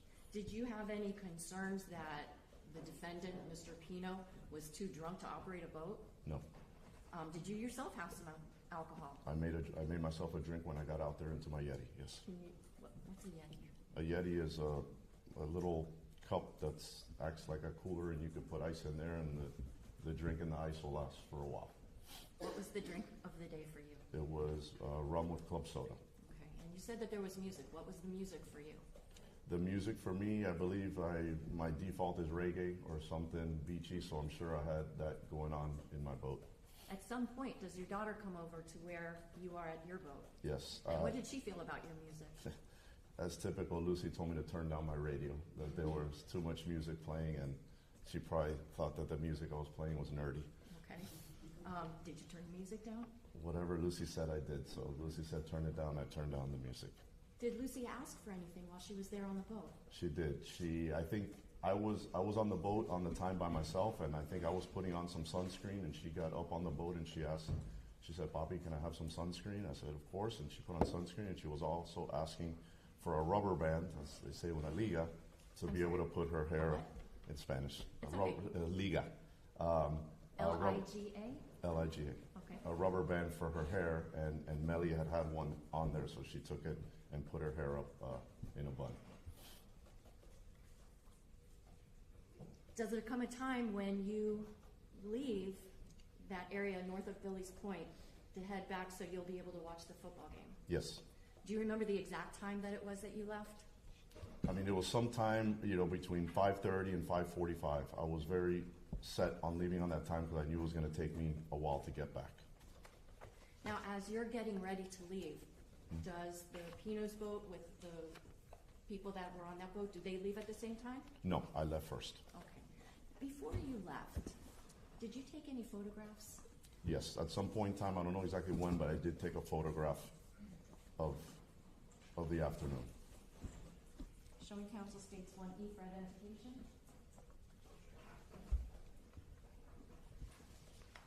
Mr. Fernandez, do you recognize this photograph that's listed as states 1E? Yes. Is this a photograph that you took of the Pino's boat and the people that were on it that afternoon? Yes. I move states 1E for identification and evidence. Okay. 1E marked for these takes Exhibit 3 in evidence.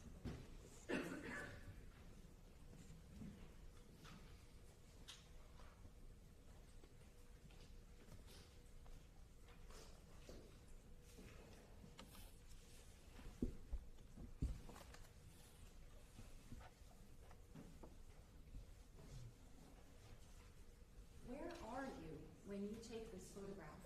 I am standing somewhere on the boat that I was on. So I took it from my boat towards their boat. Are you able to tell in this photograph if your daughter is in the picture? Yes. Where is she? She's down here floating in the water. This here, right here where my finger is? Yep, right there where your finger is.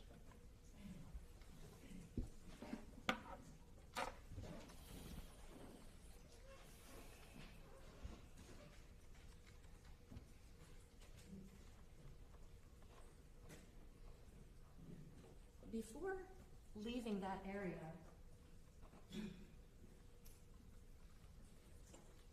did you and your wife say goodbye to your daughter? We did. So I couldn't hear.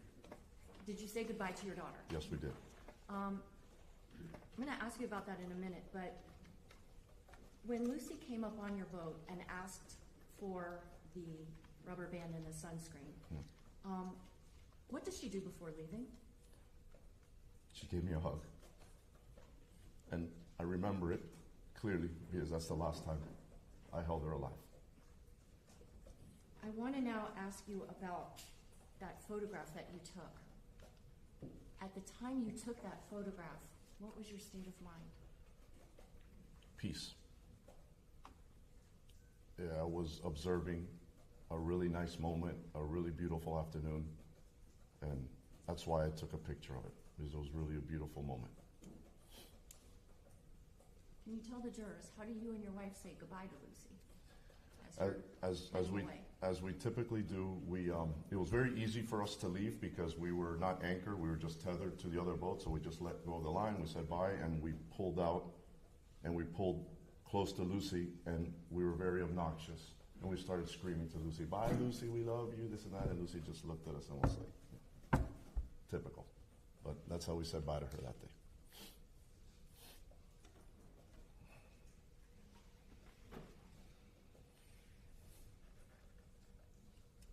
Do you make it back to the Ocean Reef Marina?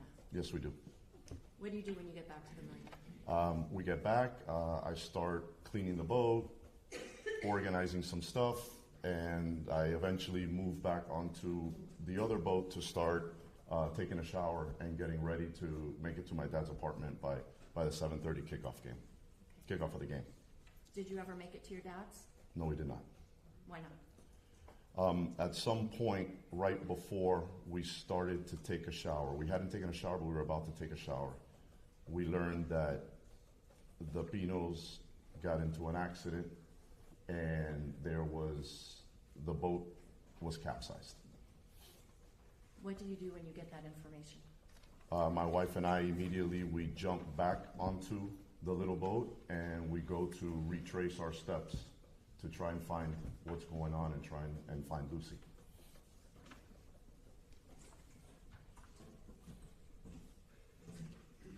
For the record, I'm showing counsel states 1D for identification.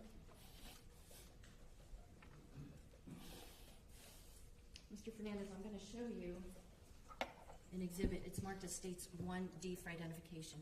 Do you recognize the location depicted in this exhibit? Yes. What is it? This is I guess a blow up of Cutter Bank. Is it an accurate depiction from your experience of traversing Cutter Bank? Yes. I would move states 1D for identification and evidence. 1D marked for ID, states exhibit 4 in evidence. Mr. Fernandez, where would Ocean Reef be in relation to this blow up? Down here. Yeah, on the bottom. Yeah. So Ocean Reef is further south than what we see in this exhibit? Yes. Yes.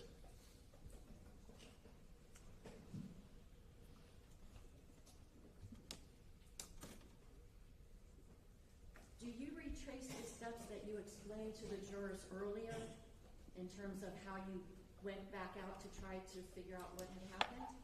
Absolutely, since we didn't know what happened and we didn't know where they were, we basically, we're just tracing our steps the same way we came back. We were going to go back out to see if we could find them. Now, do you find any boats before even getting to the Cutter Bank channel? Yes. Can you point approximately where you would have been when you first encounter all these boats? I mean, we came out, I would say Angelfish Creek is down here, which is how I came out the first way. We came out through Angelfish Creek, and the moment we got into this bay, we saw the chaos. And that would be Card Sound Bay? Yes.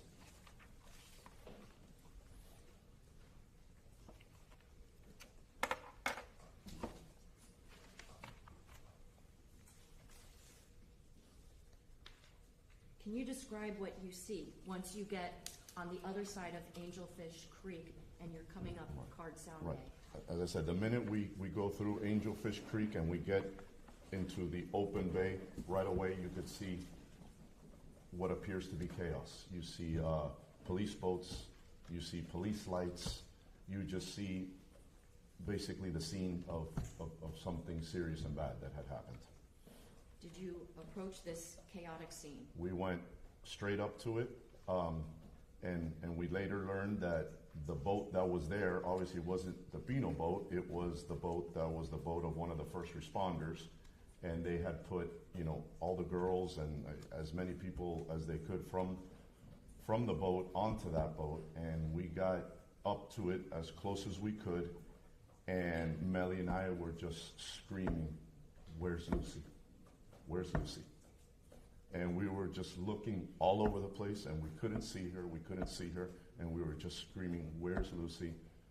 Nobody was responding to us.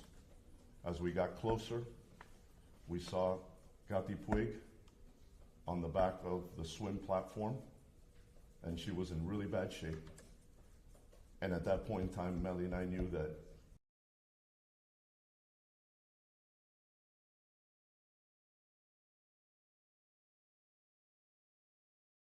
There are other girls that were in that vicinity. yes, Did you ultimately get any kind of clue of where you might go to look to find your daughter? at some point while we're screaming, someone said, I don't know, but we learned that Lucy had left on the police boat.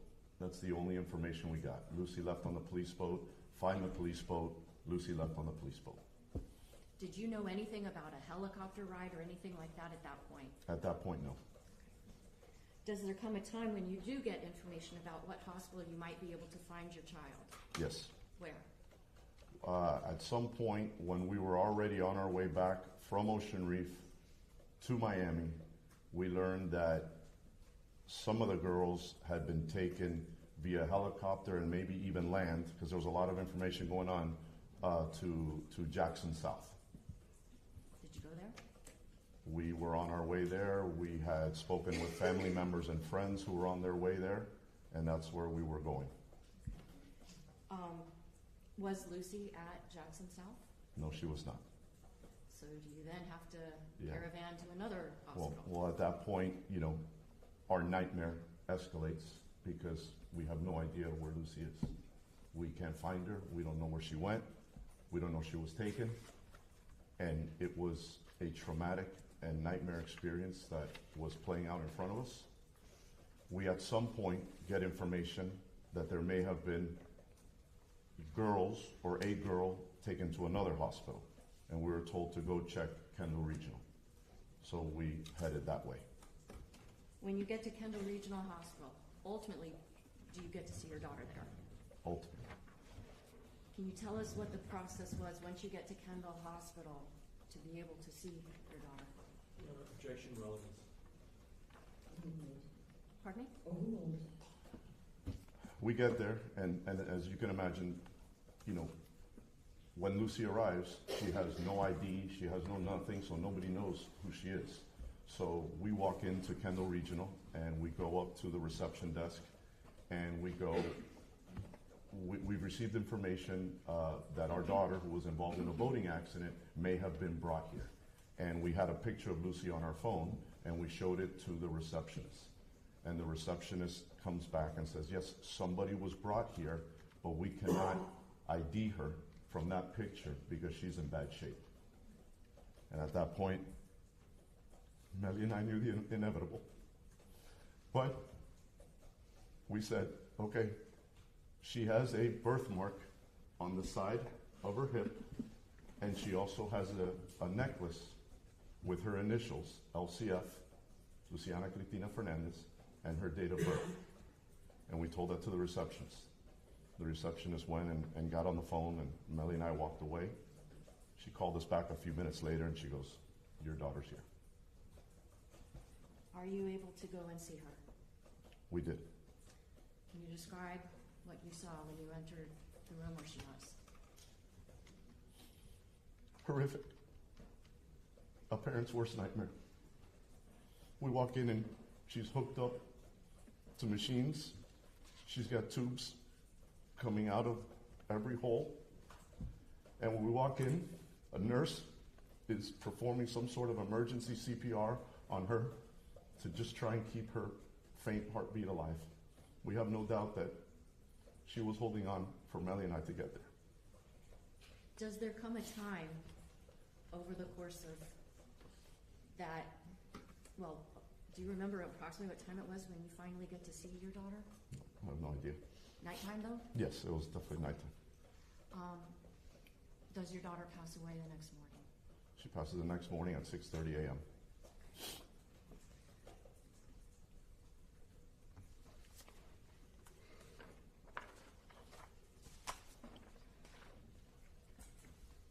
Show counsel was previously marked as states and then for identification.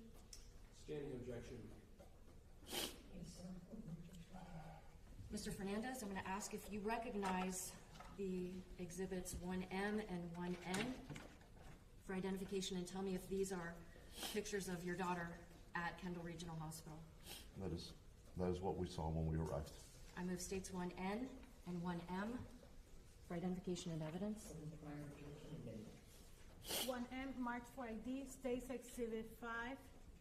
1N marked for ID, states exhibit 6.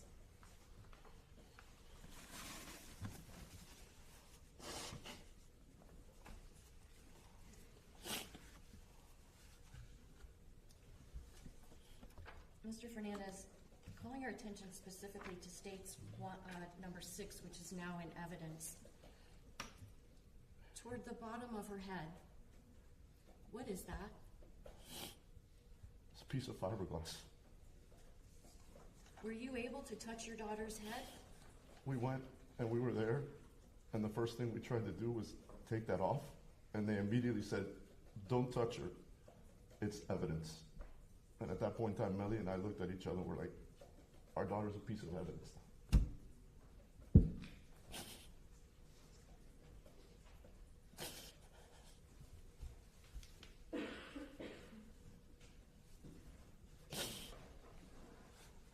Judge, reserve a motion. Do you need a moment?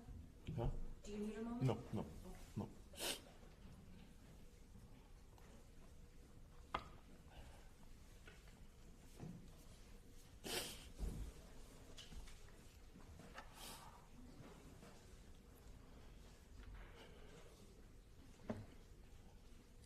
Lastly, Mr. Fernandez, I'm going to show you an exhibit. Counsel states 1S for identification. Same objection, Your Honor. Is this a picture of Lucy after she had died? Yes. At this time, I move states 1S for identification and evidence. Over objection. 1S marked for ID, states exhibit 7 in evidence.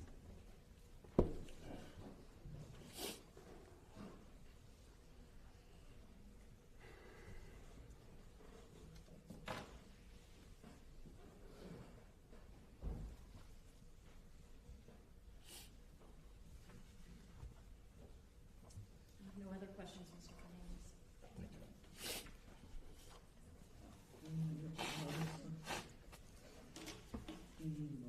No, I'm okay. Thank you, Judge. Yep.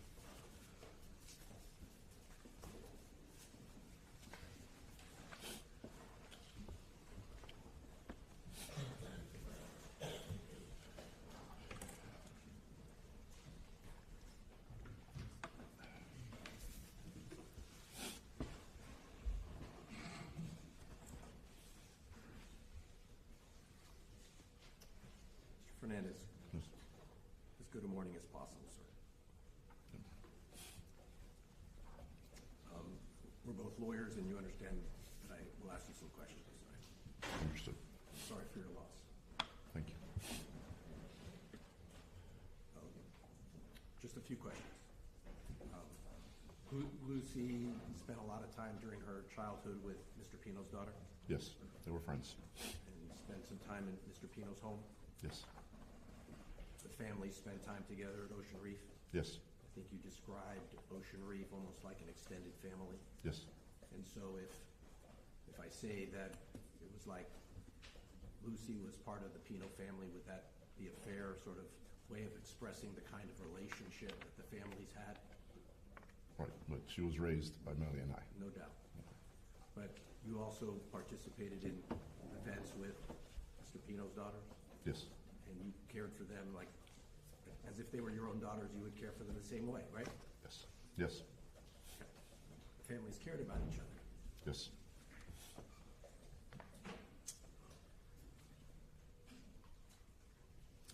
And on, excuse me, on that weekend, the Pinos had organized a get-together for all the girls, and some boys too, right? Yes. And I think you described that day you started out playing golf, and then you went to the pickleball event. Yes. And was it Mr. Pino who had organized that pickleball event for the? I'm assuming he organized everything. Okay. And so he was Had he organized other things for the kids over the years? Events, things for people to go to? I'm sure, yes. And you attended many of them? Yes. Okay, so then that day you travel over to Billy's Point and then go further north. Let's call it Elliott Key. Is that a simple way? Fair Yes. enough? Okay. And was it typical? Was this the kind of gathering that you all had done in the past? Yes. With the Pinos even? Yes. Sometimes without the Pinos? Yes. And the various families, depending on who might be at Ocean Reef that weekend, would, I use the word caravan or however you want to describe it. Yes, it was a very popular spot where many people would go. And was this weekend and this Sunday typical of the kind of activities and celebrations, even if it's not a birthday, but the kind of mood that would share with the families? Yes. And you told the jury that that would include the adults consuming some alcohol? Moderation, yes. And that was something that had been done in the past? Yes. And the parents, at least you and the Pinos, would allow or not object to the kids, some of the teenagers consuming some alcohol? Yes. And on that day, you were going to travel back by boat from Elliott Key back to Ocean Reef, which you did. Yes. And I think you told the jury you had a drink. Yes. And you felt still that you could operate the motor vessel without being impaired, right? Yes. And you observed Mr. Pino that day? Yes. And you felt comfortable that he was not impaired? Yes.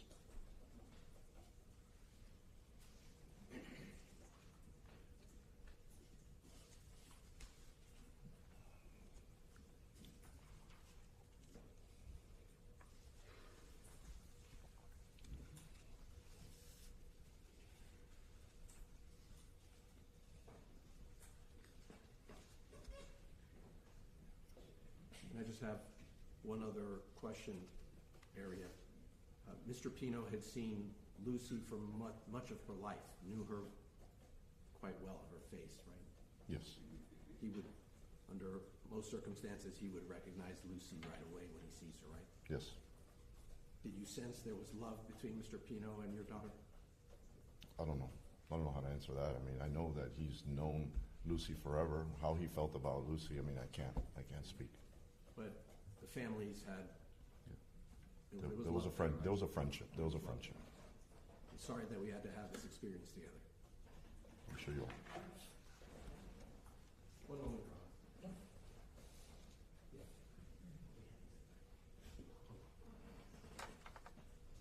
There's one formality. There's a photograph I'd like to show you.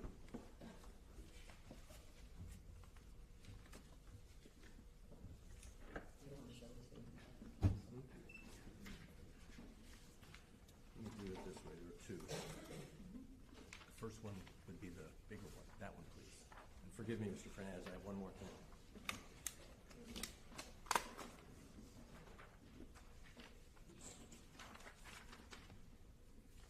So this would be Defense Exhibit A1, Marked for ID A1. marked for identification. And if I may approach the witness. Okay.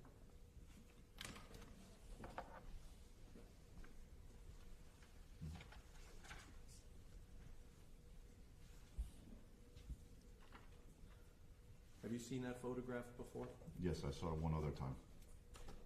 And does that photograph depict the area that we've been discussing today, including Mr. Suarez's boat and your boat? Yes. Offer Defense Exhibit 1, A1 into evidence, Your Honor. Any objection? No, Without objection. A1 marked for ID. Can I have it? Defense Exhibit A.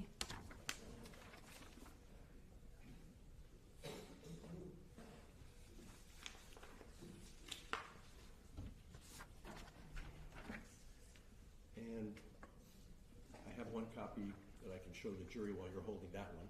excuse me, can I see that?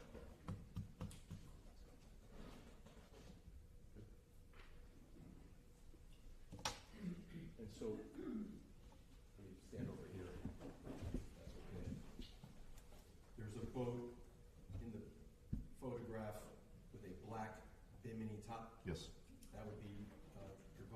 boat we were on, correct. Is that called the Tidewater? Tidewater, yes. And if you look, there appear to be two people in the boat. Would that be yourself and your wife? Yes. And then there were some folks swimming in the water in the foreground here. Yes. And is that Suarez's boat to the right side of the photograph with some people swimming in the back? Correct. You can't see, but there's a line that goes from his boat to my boat, and I'm tied up like that. And the word line in boating is a rope. Rope. Okay. So your boat is effectively tied to the Suarez boat so that the Suarez's boat anchor is serving effectively as an anchor for your boat. Correct.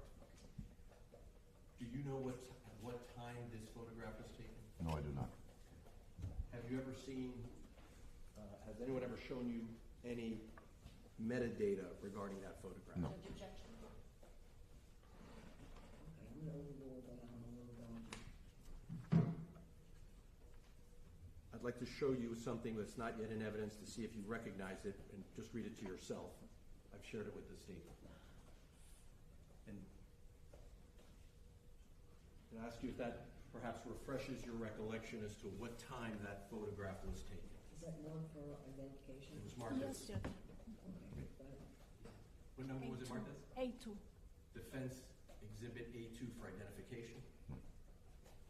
And without reading from it, because it's not yet in evidence, does that refresh your recollection of what time the photograph was taken? I can only assume what it says here. I didn't take this photograph. Okay. So I'll ask you, without reading from the document, is it possible that you were still tied to the Suarez boat as late as 5:41 p.m. on September 4th? Like I said, I didn't take that photo, so I can only go by what that number says. Okay. You told us that you thought you were departing Elliott Key somewhere between 5:30 and 5:45. Correct. And is it possible you departed even a few minutes later than 5:45? It could be possible. I mean, from this picture, it looks like I'm actually getting ready to get up onto my boat to leave. And like I said to the jury before, that from the process of getting on the boat and leaving was literally just untying and going. So likely it was very close to that time. Very good. Mr. Fernandez, thank you. Sorry again. Thank you.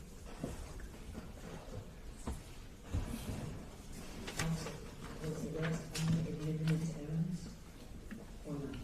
We would offer it if the state has no objection, otherwise we can tie it up later. There's no foundation, Judge.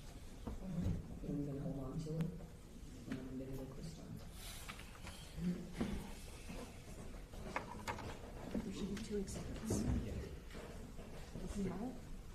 The clerk has it. No, Yeah, I gave you mine. This is the All right, can you exhibit. be direct? This is the exhibit. The one that's- Okay. Yeah. I'll have the exhibit. And then the other one. Oh, here it is, sorry. Here it is, sorry.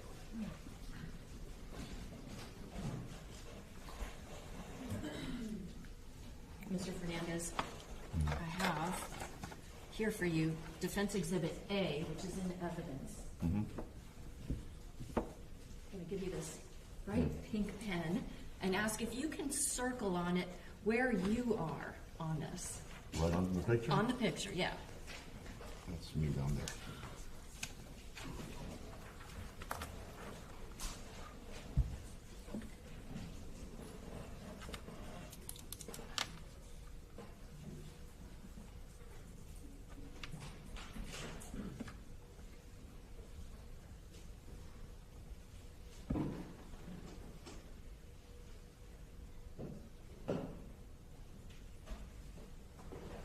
Now, it kind of looks like you're maybe toward the back of your boat in this photograph. Is that right? Yes, that is. What's at the back of your boat there? My ladder to get onto the boat. And how are you so sure that it's you? Because I remember the hat I was wearing that day, and I remember, or I can see Melly was leaning over to me and we're having a conversation. How did your daughter like that hat? Nerdy? She probably made fun of me about it, for sure.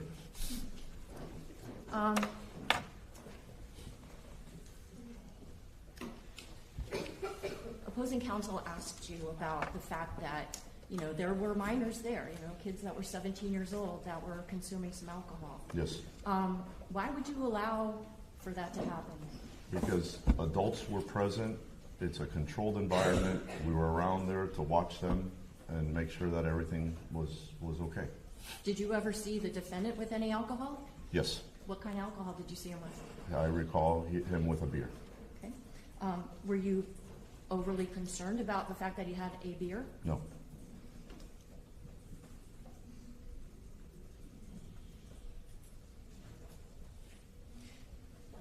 The defense attorney also asked you if, when you saw Mr. Pino, was he impaired? Did you check his eyes to see how dilated they were? No. Did you ask him to do tests like where you have to walk on a line in a straight line and turn around? No. Did you take his pulse? No. Did you get up in his face to smell if he smelled like alcohol? No. When a person is on a boat, is it very easy to just stand perfectly still? No. Why? Because, there's things moving, the waves, current. The boat is by nature not steady. The boat, when you walk to one side of the boat, it moves and this and that. It's not a flat surface like concrete. Do you know how much alcohol the defendant might have consumed after you left? No. No other questions. All right, thank you. Sir? Excuse me. Thank you, Judge.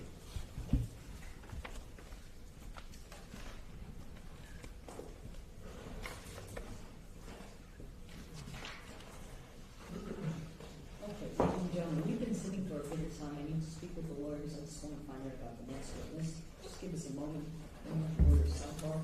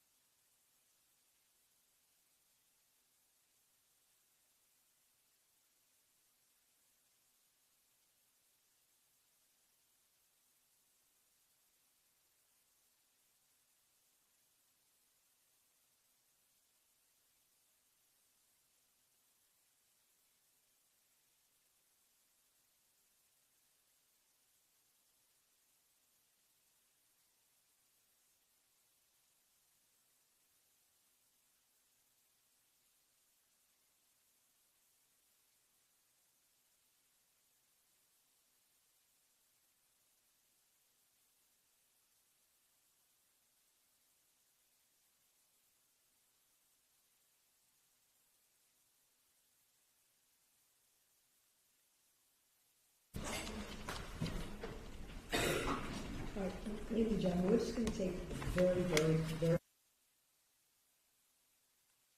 we take our lunch. We have one more witness before lunch. So, we're just going to take, again, a quick comfort break. Leave your notepads here for seats. Please do not discuss the case. And we're going to, again, just rest and let me know when everyone's ready to call it back. All rise, follow me, take your envelopes.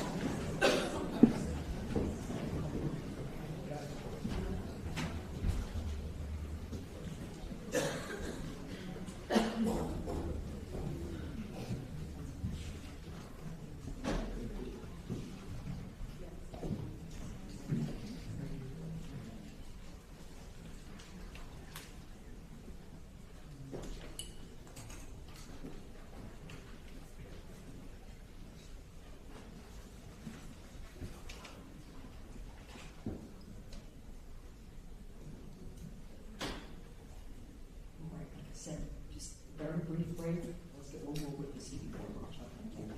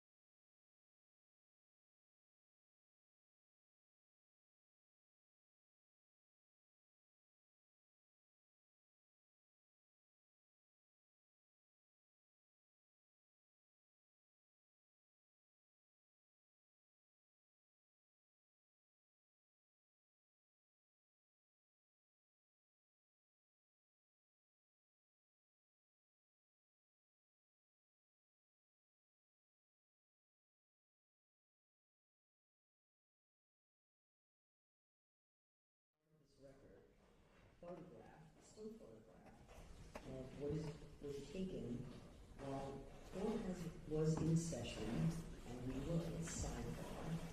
And it's a photograph depicting Mr. Pino and I guess members of the family or friends were in front of the jury, stepping up while we're at sidebar and actually having physical contact and hugging Mr. Pino.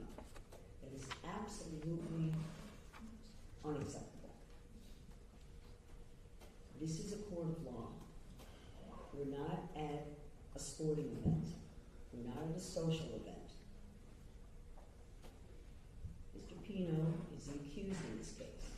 I'm going to treat everyone professionally, respectfully, and properly. But this court will be treated the same way.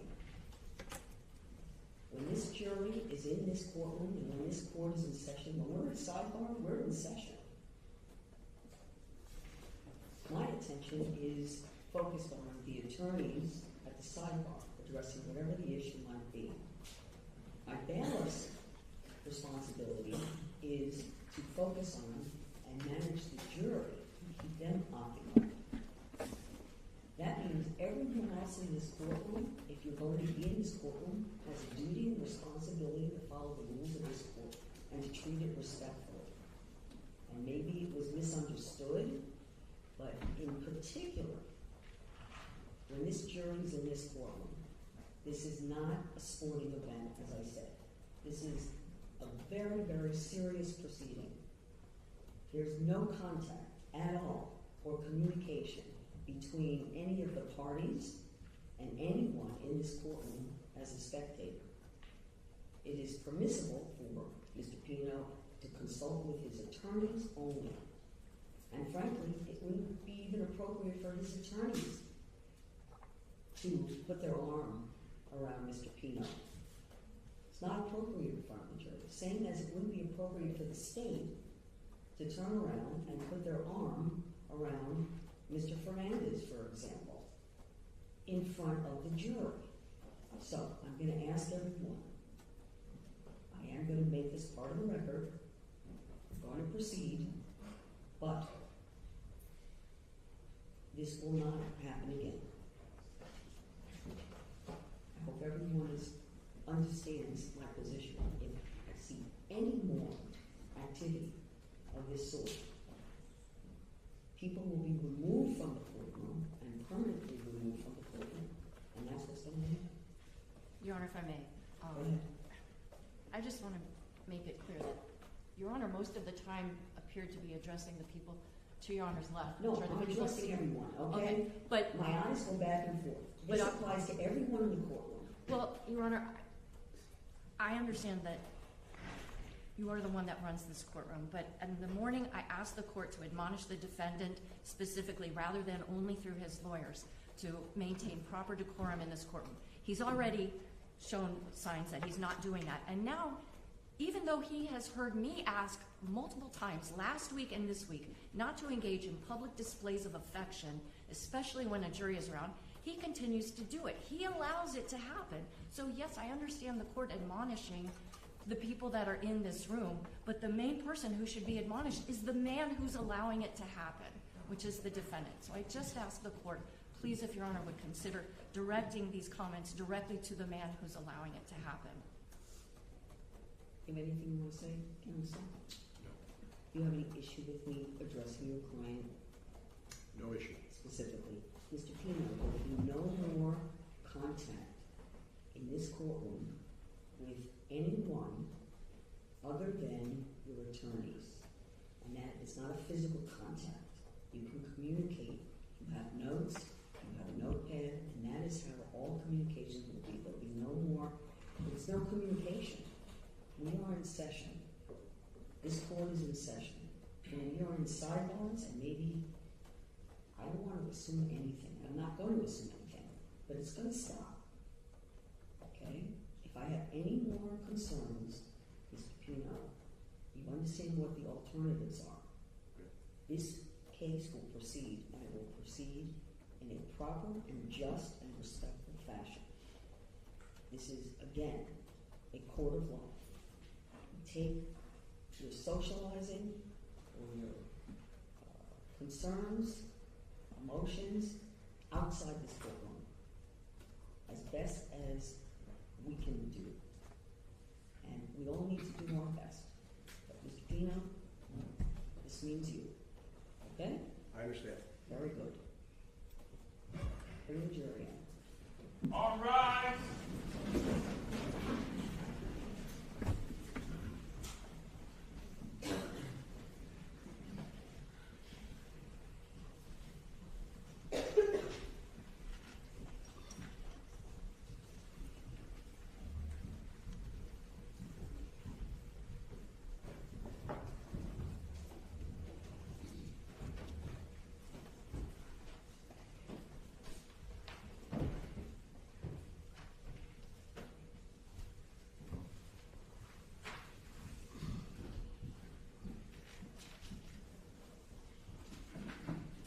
Everyone will see you. Thank you.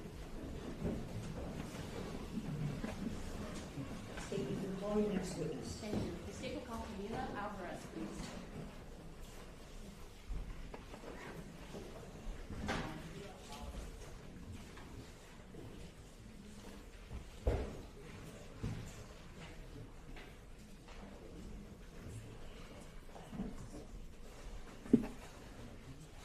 Raise your right hand. Do you swear affirm testimony about to give to be the truth, the whole truth, and nothing but the truth? I do. All right.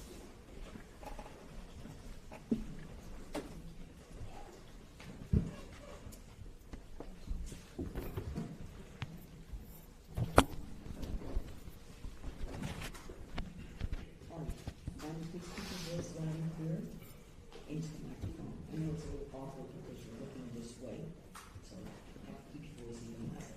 Yes, ma'am. Thank you. Good afternoon. Good afternoon. Could you please tell the jurors your name? Camila Alvarez. Do you go by a nickname? Yes, Cammy. How old are you? 21 years old. Do you go to school? Yes. Where do you go to school? Florida State University. What year are you in? Going into my senior year. Could you tell the jurors what is it that you're studying? Studying public relations. And what's your plans post-college? Hopefully go to law school. I'm studying for the LSAT this summer. What do your parents do? They're both lawyers. Um, Thank you. could you tell us, what are you doing this summer? Yeah, I'm studying for the LSAT pretty much. That's the gist of it. I think we've all been there, done that. Okay. Let's talk a little bit about where did you grow up? I grew up here, specifically Coral Gables. I live there. What high school did you attend? Our Lady of Lourdes Academy, Okay. When did you graduate high school? 2023. Growing up, were you friends with a girl by the name of Lucy Pino? Yes. Did you ever meet her parents? Yes. What are her parents' names? Ceci Pino and George Pino. Ceci. Do you see George Pino in court today? Yes. Could you please point to and describe what he's wearing? He's wearing a blue tie, suit. Stipulate. So identified. How did you distinguish between Mrs. Pino and her daughter? I say Ceci mama and Ceci hija, so Ceci mother and Ceci daughter. I want to read you a list of names of girls and ask if you are either friends or acquaintances with them. Lucy Fernandez. Yes. Would you like me to specify whether I was friends or acquaintances with her, or just simple yes or no? What was your relationship with Lucy Fernandez like? We were friends. I'm going to show you an exhibit that's in evidence. It states number one. Is this a picture of Lucy when she was alive? Yes, ma'am. Did you guys go to school together? Yes. Were you close friends? I would say so, yes. What about a girl by the name of Katerina or Kati Puig? Were you friends? Yes. What about Isabella Mia Rodriguez? Yes. What about Natalia Reed or Nati? Yes. Coco Aguilar? Yes. Andrea Knopfler? Yeah. Sarah Gutierrez? Yes, sorry. That's okay. Paula Pau Garcia? Yes. Claudia Portocarrero? Yes. Carolina Monterrey? Yes. And Ceci Iha? Yes. Little Ceci? Yes. I want to show you an exhibit. It states Exhibit 1O for identification.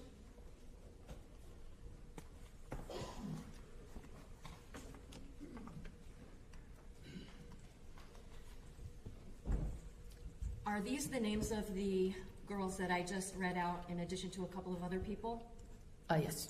Who are the other people that we didn't just name that were your friends from school or what have you? Cecilia Pino, adult, and George Pino. Okay.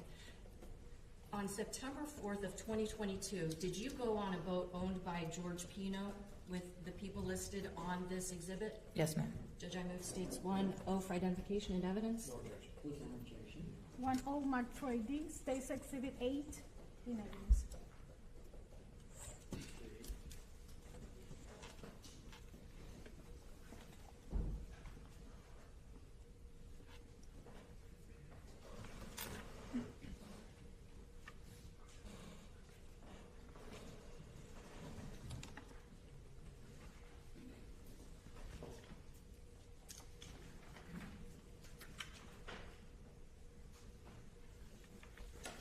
So let's talk about the weekend that you went on that boat trip with all these people that were on that list that I just showed to you. Do you remember what grade you were in school? Yes, I was a senior in high school. Okay. Did you get invited to a birthday party that weekend? Yes. Okay. Whose birthday was it? It was Ceci Iha's, Ceci daughter. Okay. What was the purpose of the party? It was just kind of to celebrate her birthday. Where was it? Where did the party take place? We would be in Ocean Reef. Had you ever been to Ocean Reef before the time that you went for little Ceci's party? I had been there for the day, never overnight. Okay. Could you tell the jurors, what was your understanding of what was going to happen over that weekend? Pretty much that we were gonna drive to Ocean Reef that Saturday morning, spend the day there, spend the night in the house that they had at Ocean Reef. Following morning, we'd have morning mass, and then we'd go to the sandbar for the day. And I don't remember really the plans after that. Okay. So on the afternoon of Sunday, September the 4th of 2022, is that when you went on the boat to go to the sandbar? Correct. Who operated that boat? George Pino. Did anybody else at any time steer or operate that boat? No. Was Mrs. Pino also there? Yes. Were any food or drinks provided on their boat? Yes. What do you remember? I just vaguely remember Ceci mother offering food, and that's pretty much it. And yeah, that's pretty much it. Were there also drinks that were brought by the Pinos? Yes. Can you tell the jury what kind of drinks were provided? All I remember is water and kind of mixed drinks, like maybe seltzers, that sort of thing. When you say seltzers, what do you mean? Do like Truly, or also they had the hard lemonade. Do those beverages contain any alcohol? Yes, ma'am. Do you wind up going to the sandbar that afternoon? Yes. Can you tell the jurors what kinds of things were going on at the sandbar? Just kind of like nothing out of the ordinary, like people breaking off into groups, kind of conversation, like people just switching over, mostly like conversation, hanging out, I would say. Okay. Were people drinking alcoholic drinks? Yes. Were you? Yes. Tell the jury about what you had to drink that afternoon. I had those hard lemonades. That's what I remember. I don't remember if I had any other specified drinks, but I definitely remember drinking hard lemonade.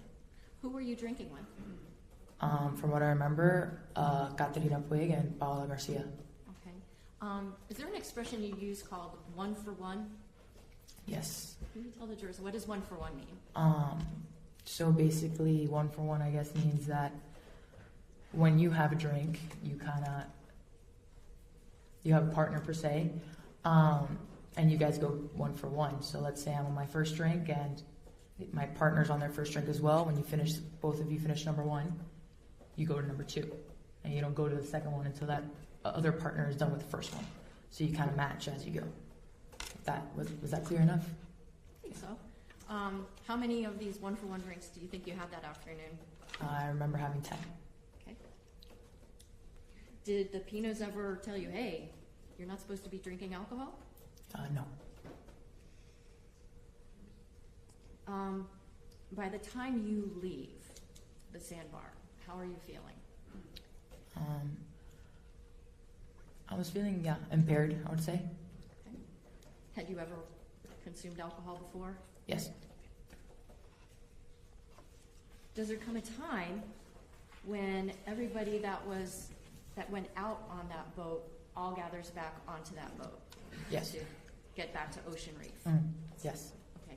All the same people that went up with you are the same people who came back with you? Correct. Okay. Now, as you get up onto the boat, at some point, was a video taken of you and some of the other girls singing and dancing? Yes.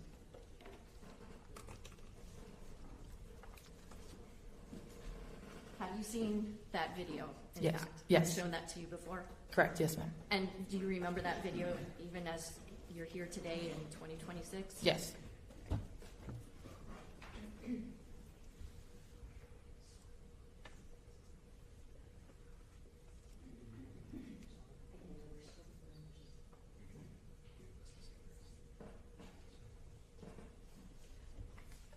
I know that you don't have your initials on this, but on this CD or DVD, there is a video that I believe I showed you recently, yes? Yes.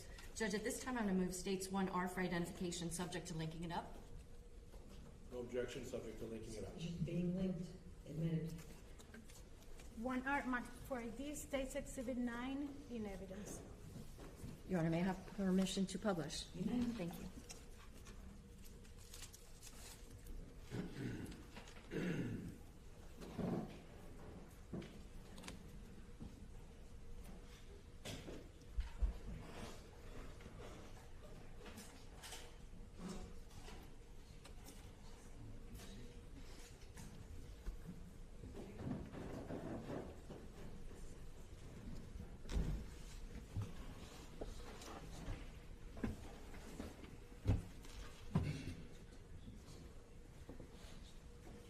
Your Honor, may the witness have permission to sit here just so she's able to see Sure. the video?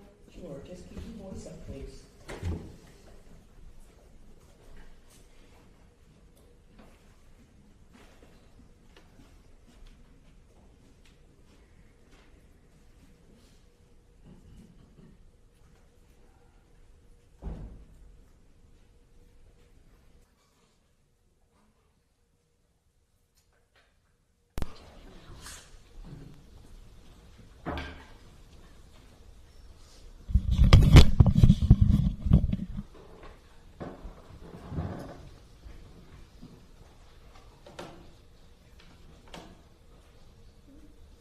Maybe too far.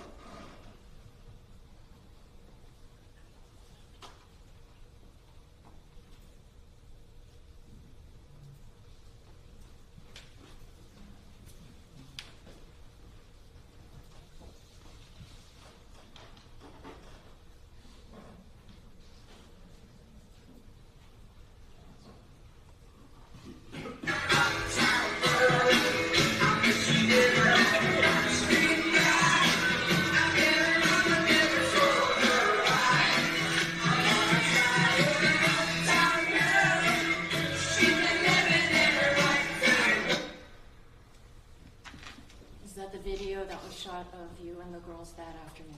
Yes. Is Lucy in that video? Yes. Is Kati in that video? Is little Ceci in that video? I need you to keep your voices up. I'm so sorry, Judge. Sorry. Yes. Thank you. You can take your seat.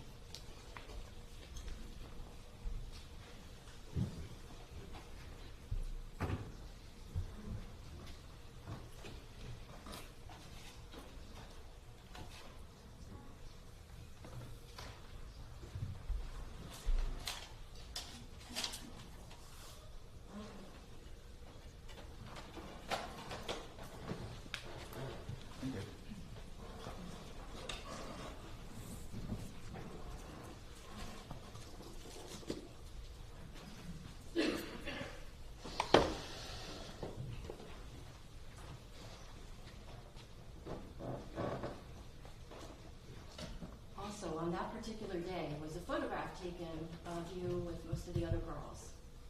Yes. Showing council states 1F for identification. Ms. Alvarez, do you recognize this photograph? Yes. Is that a photograph taken of almost all of the girls that were at that party at the sandbar? Yes, ma'am. I move states 1F for identification and evidence. No objection. Without objection. 1F, marked for ID, State's Exhibit 10 and evidence.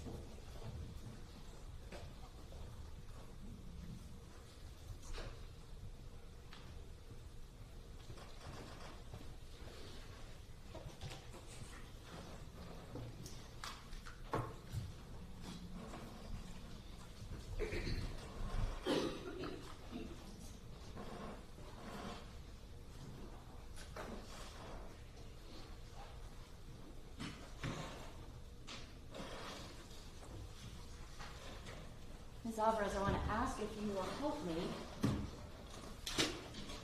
fill out on this photograph the names of the various girls who are depicted, okay? So let's start first with this young woman up at the top on the left. Who's that? That's me.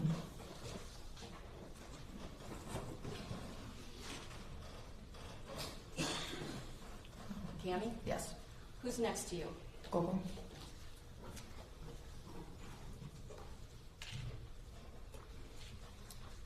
Okay, the next row, who's in the pink hat? Andrea Melther.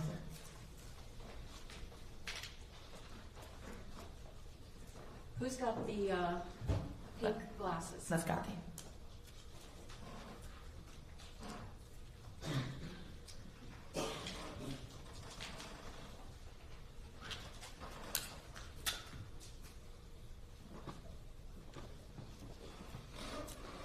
And who's next to Kati? That's Claudia.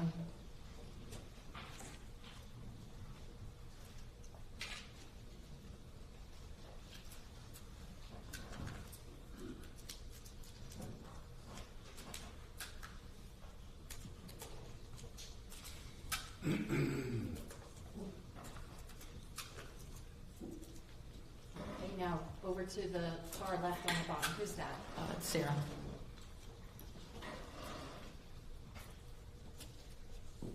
Do you know if it's S-A-R-A or S-A-R-A-H? I'm not sure. Okay. Who's next to Sarah? Scott. Her real name is Carolina? Yes. And who's next to Carol? That's Bob.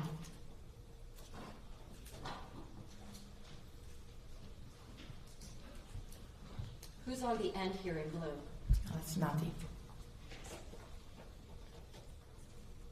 Who's got the pink heart-shaped glasses at the bottom with a little tiara on? That's Ceci. Little Ceci. Yes. And finally, who's in the white bikini with the little flowers? That's Lucy.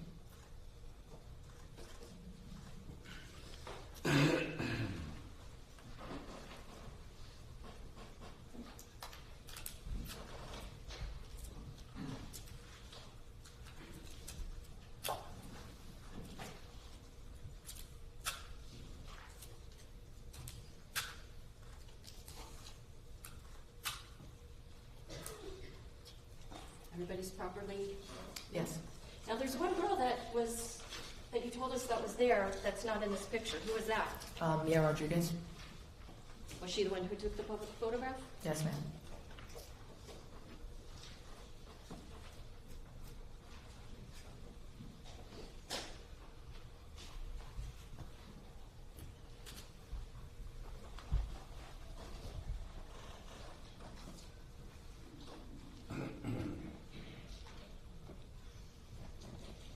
Now, when you all start to head back to Ocean Reef, do you remember if everybody sat in the same seats that they did going up to the sandbar? I don't remember. Do you have a recollection, though, of where you were Yes. when you were coming back from the sandbar? Showing council states 1B for identification.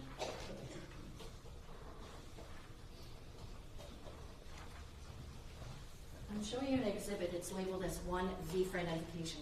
Is this an accurate depiction basically of the layout of Mr. Pino's boat? Yes. This time I move states 1V for identification and evidence. Okay. Without objection.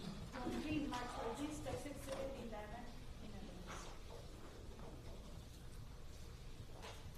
I'm gonna ask you a couple of questions if you remember who was sitting where. Okay. Okay, first we have a circle here that says OP. Who was there? George Pino. Who was seated in the seat that has the number 1? Ceci Mama, so mother. Mrs. Pino? Yes. Okay. Do you remember who was in seats 4, 5, or 6? No. But some of the girls were located there? Yes. Okay, let's talk about seats 13 to 12. Do you remember who was in those seats? No. How about seats 11 and 10? Yes. Okay, who was at seat 11? Me. Who was at seat 10? Kathy. Do you remember who was in seat 7? That'd be Coco. What about seats 2 and 3? Do you remember who was sitting in the back? Yes. Who? 2 would be Mia Rodriguez, and 2 would be Mia Rodriguez, and 3 would be Sarah Guterres. What about seat 8? Caro Monterrey. And finally, seat 9, who was that? Lucy.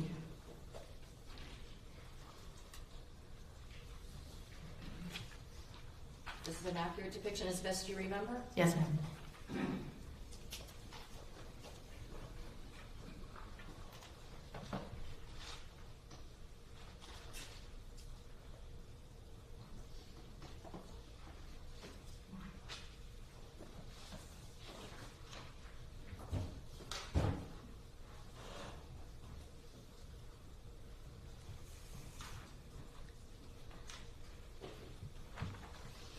I want to ask you a question. Kati, Lucy, and Mia were all seated on the right hand or starboard side of the boat. Yes. Who were the 3 people that were the most injured after the boat crashed?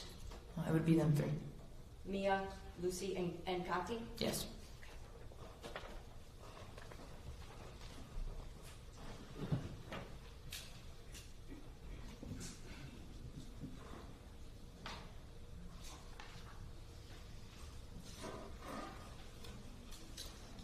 So on the way back from the sandbar, did something catastrophic happen? Yes. What happened? I just remember a jolting kind of feeling, where I pop up and the boat starts to capsize. Up until that moment, were you paying attention to where you were going? No, ma'am. Were you serving as a lookout to make sure that there was no danger ahead? No, ma'am. Would it be fair to say that you and the other girls were just exchanging, laughs and just hanging out together? Yes. After the boat struck something, did you know what it had hit? No. Did you eventually find out what it was that it hit? Yes. What was it? A channel marker. Okay. Did you notice those channel markers when you were heading up to the sandbar? Not that I remember. Were you paying attention to them on the way back? No. Were you the operator of the boat? No. After the boat struck an object that you realize now was the channel marker, can you describe as best you can, step by step, what happened?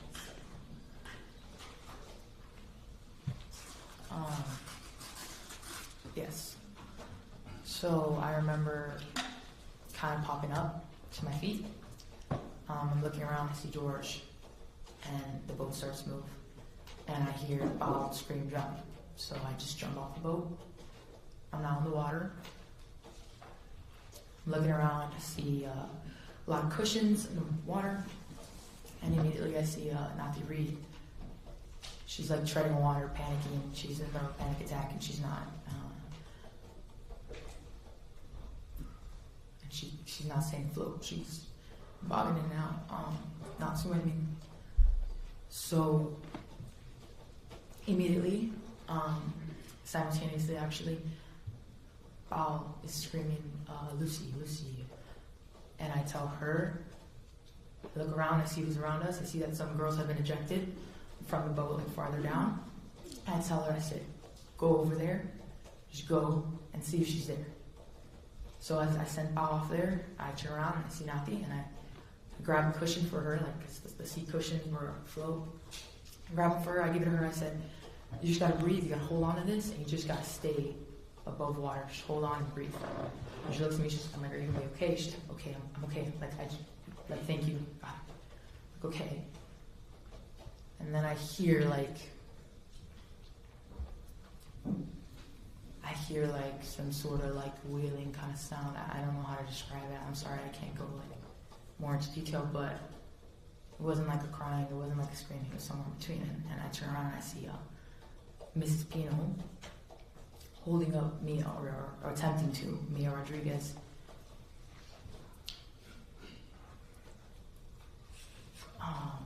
Do you need some water? No, okay, thank you. Mia Rodriguez is covered with like blood. So is Miss Pino. Miss Pino's trying to hold her, but she can't. They're both kind of taking on water. Like any minute now, they were going to be completely submerged. And so back to cushions. Grabbed another cushion, put it under Mia to kind of lift her up, hold her above water to help Miss Pino. So it's us two now, kind of holding her up. And then some good Samaritans, I guess, had come into the water at that point.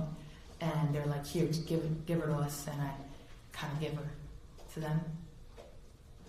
And at that point, in that handoff, I hear Val, I'm assuming it was her, but I do hear someone telling me, Lucy, Lucy, like, she's not here, she's not here.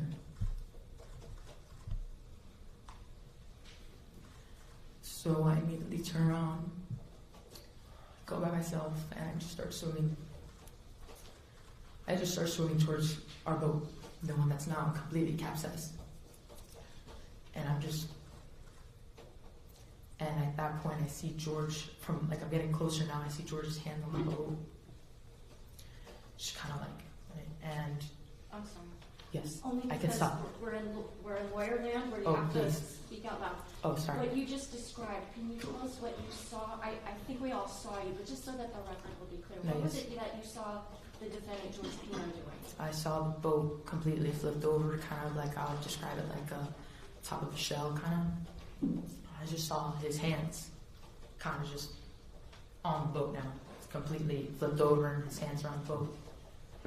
And I just hear from a distance someone saying a check under the boat. And I don't remember anything else. I want to ask you a question. It sounds like you were really involved in trying to help other people. Did you yourself get injured at all from this? After everything, like when my dad got me, my head started, like my head definitely started to feel kind of pain, but during though. And you also told the jurors that you'd had quite a bit of alcohol that afternoon. After that crash, did you still feel buzzed or impaired? No. There was a point where I believe when the police got there, like on the boat, kind of like let go, and it kind of felt like a fog. I don't know if you could put that in the impairment, but before then, no, I didn't feel buzzed at all or anything like that. Do you feel like you had your adrenaline pumping through your body? Most definitely, yes. You indicated that you had seen the defendant right after the crash on the boat. What did you see of him at that moment? I saw George passed out. He was stuck in the aisle of the boat, tangled in some wires. When I first saw him, I thought he had passed away due to impact. Were you glad when you saw that he was actually outside the boat holding onto it? 100% yes.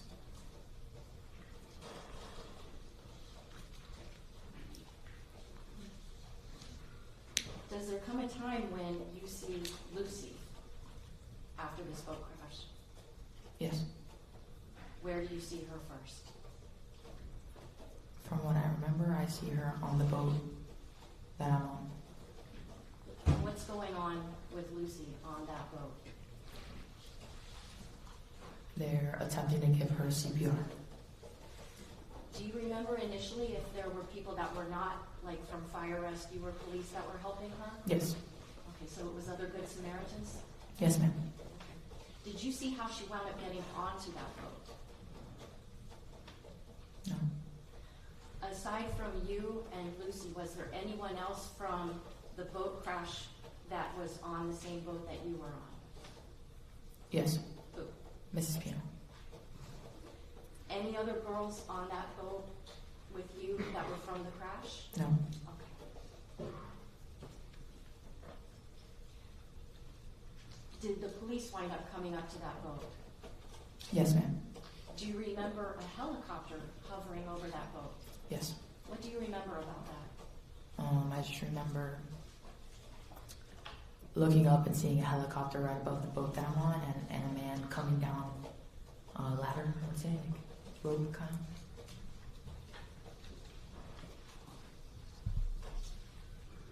What happens once the police and the man that comes down from the helicopter get on the boat that you're on? I'm sorry, can you ask the question again? Of course.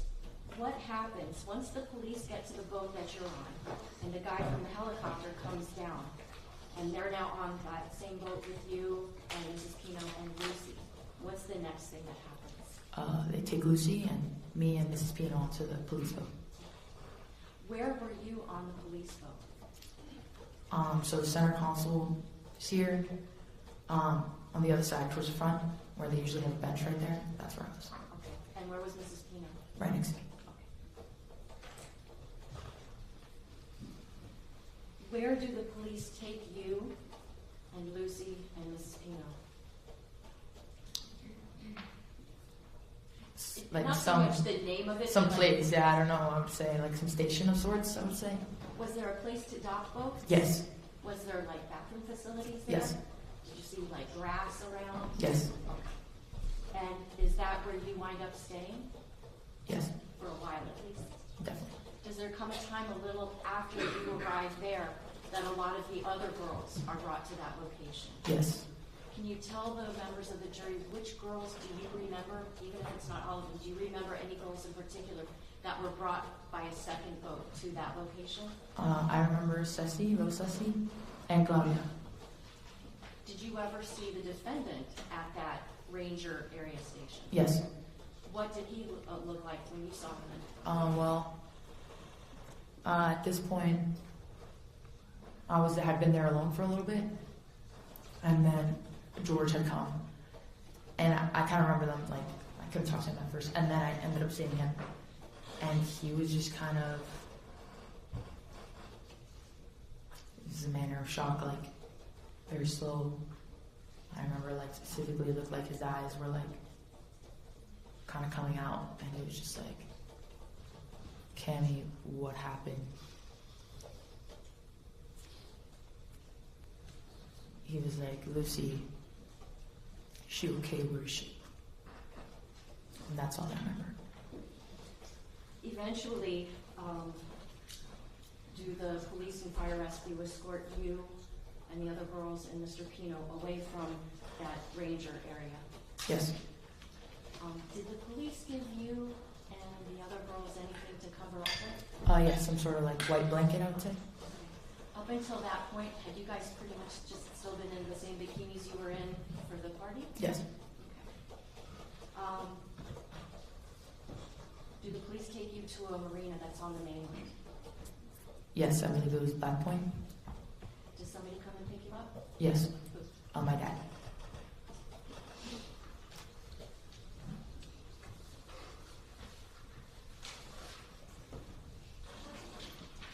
All right, Cross. Yes, thank you. Good afternoon, Ms. Alvarez. My name is Chanel Gomez, and I represent Mr. George Pino. We've never met before, right? Correct. We've never spoken. Correct. You used to play soccer with little Ceci, right? Yes. And when I say little Ceci, we all know we're talking about the daughter, and when I refer to the mom, I'll say Mrs. Pino. Okay. That's how you met little Ceci, right? Playing soccer. Yeah. And you used to consider little Ceci a good friend. Definitely, yes. You still consider her a friend? Definitely. And you still talk to little Ceci, right? Yes. You also know little Ceci's parents, Yes. Mr. Pino and Mrs. Pino. Yes. And you have known Mr. and Mrs. Pino for at least more than 5 years? Yes. Since around 2021, that sound right? Yes. And you visited the home of Mr. and Mrs. Pino. Yes, ma'am. Do your parents know little Ceci's parents? Yes. And before September 4th, 2022, before that, had you been on a boat before? Yes. You've been on a boat several times. Definitely, yeah. You think around 30 to 40 times is... I would say yes. Okay. And so you have some familiarity with boats. Correct. A little bit of experience. So I want to talk now about that weekend, Labor Day weekend, September 2022. So you went to Ocean Reef Club to celebrate little Ceci's birthday. Yes. You girls all had like a slumber party of sorts. Correct. And your parents knew that you were going to be staying with the Pino family? Yes. Did your parents accompany you that weekend? No. Did your parents know that you were going to be taking a boat ride with Mr. Pino that weekend? Yes. And did they allow you to do so? Yes. They allowed you to travel to Ocean Reef and do this boat ride? Correct. Your parents trusted Mr. Pino with your safety. Judge, objection? Sustained. So at the sandbar that day, you all went to Billy's Point. That's the name of the sandbar. You were at the sandbar after you left Ocean Reef Club. Yes. There were other boats at the sandbar, correct? Yes. There was AJ Suarez's boat. Mr. Fernandez also had a boat there as well. So there were other adults. Yes. Mr. and Mrs. Pino were not the only adults that were at the sandbar and were part of that group that weekend. Correct. And you were all hanging out together. Yes. So you testified a little bit about how you had engaged in some drinking that day. And some of the other boys and girls, they also were engaged in some drinking. Mm-hmm. Yes. When you were done drinking, whether it was a glass or a container, you had to throw away that container, right? Correct. And you would toss, we're going to call it the empties, you would toss the empty, let's say on whatever boat was nearest to you when you were done consuming that beverage. Yes. And so if you were closest to Mr. Pino's boat, you would toss the empty on there. Correct. And you tossed a lot of empty containers on Mr. Pino's boat. Yes. And you also saw other boys and girls and other people toss empties on Mr. Pino's boat. Yes. You estimate that a lot of these empty alcohol containers were tossed on Mr. Pino's boat. Yes. And that's because you were hanging around near his boat for a lot of the time. Yes, ma'am. Did you see Mr. Pino drinking alcohol that day? Not that I recall, no. Now I want to talk a little bit about the boat ride on the way to Billy's Point. You were on Mr. Pino's boat, correct? Yes. And Mr. Pino was operating the vessel. Yes. On the way to Billy's Point, did Mr. Pino drive his boat in any way that made you feel unsafe? No. Did you feel that Mr. Pino was driving too fast? No. So you felt safe when Mr. Pino was driving his boat on the way to Billy's Point? Yes. You felt comfortable? Correct. And now before leaving Billy's Point, I know, you spent some time at the sandbar, you spent a few hours there, right? Yes. Before leaving Billy's Point, did you have any reason to believe that Mr. Pino was impaired by alcohol? No. Okay, now you were also on Mr. Pino's boat on the way back from Billy's Point. Yes. Correct. And I want to talk before the accident, before the crash. When Mr. Pino was driving his boat back from Billy's Point, did you feel that he was driving in a dangerous way? No. Did you sense that he was operating the boat in an excessive speed? No. Did you feel unsafe in any way? No. Was there anything about the way that Mr. Pino was operating his boat that it made you feel an accident could have happened? No, ma'am.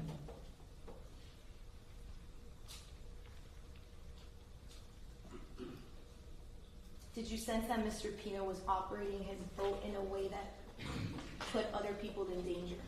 No. So you also felt safe during the ride back from Billy's Point into the marina? Yes. You felt comfortable as well? Yes.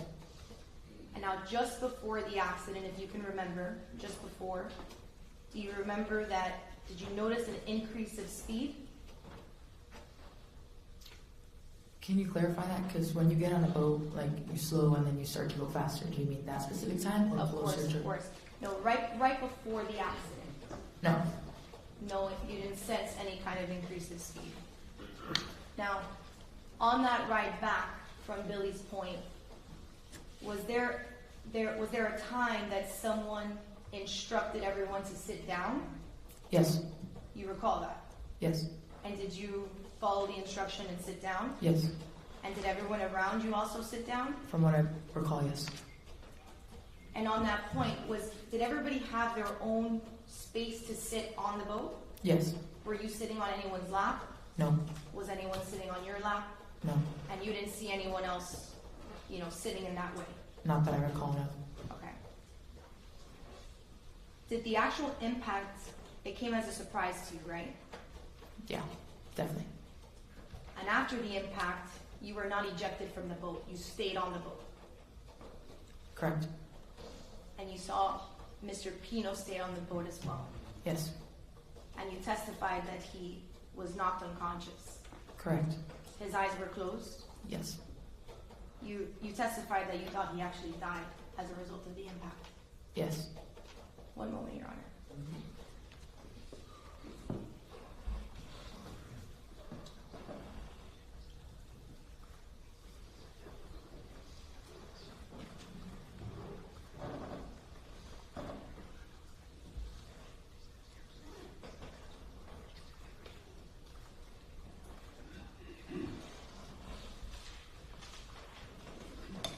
No further questions. Thank you so much for your time. Thank you.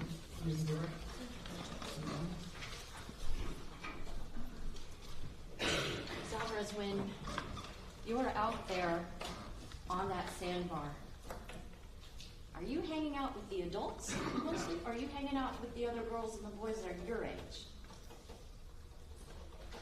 I don't remember. Were you keeping track of what George Pino's actions were out on that sandbar? No. Was he the reason why you were there? Or were you there to be with your friends? I was there for Ceci. Now, are you saying that the defendant consumed no alcohol, or just that you don't know if you ever saw him drinking alcohol? Not that I know of.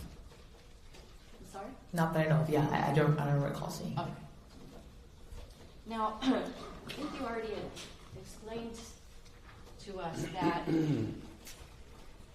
you were seated, as according to this diagram, in the seat that's number 11. Is that fair to say? Yes, ma'am. And so as you're seated in seat number 11 and you look in front of you, do you see what's ahead of the boat? No. What do you see when you're looking up in front of you? Mainly the ground. I'm looking more down. So are you paying attention to exactly how George Pino was operating that boat? No.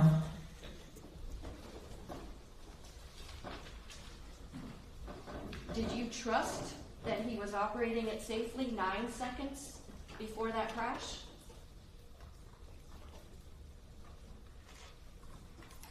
Yeah. Did you trust that he was operating it safely 8 seconds before the crash? I wasn't really telling the time. I'm sorry. I don't really understand the question. Let me take you this way, okay? There was a crash, yes? Correct. 1 second before that crash, were you worried about whether or not George Pino was operating that boat safely? No. 2 seconds before the crash, were you worried that he was operating it unsafely? No. 3, 4, 5 seconds, were you worried he wasn't operating it safely? Same answer, no. Because you thought that he was operating that vessel safely, right? Correct. Did you trust that he, with you and his wife and his daughter and all those other kids, that he would safely navigate that boat? Yes. No other questions. All right, thank you, the witnesses, excused. Watch this. Thank you.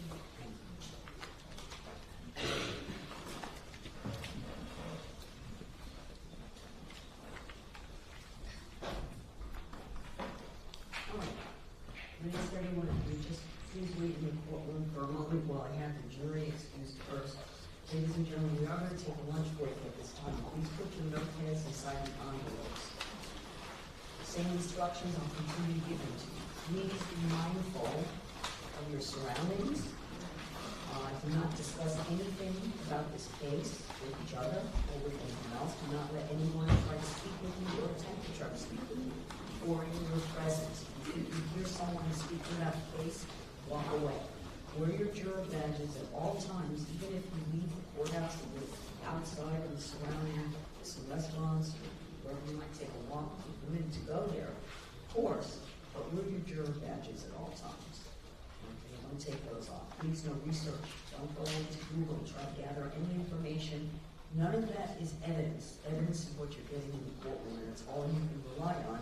With the law, I will instruct you on to ultimately reach your decision. Okay? When you return, it will be at 10 after 2. 10 after 2. Please return to the jury pool on the 7th floor. You wait there. Go inside, please. Wait for Renee. He'll come and get you and bring you back when we're ready to proceed in the afternoon session. All right? I'm going to ask everyone just to wait in the courtroom for a minute. Thank you. All rise, follow me, bring your envelopes.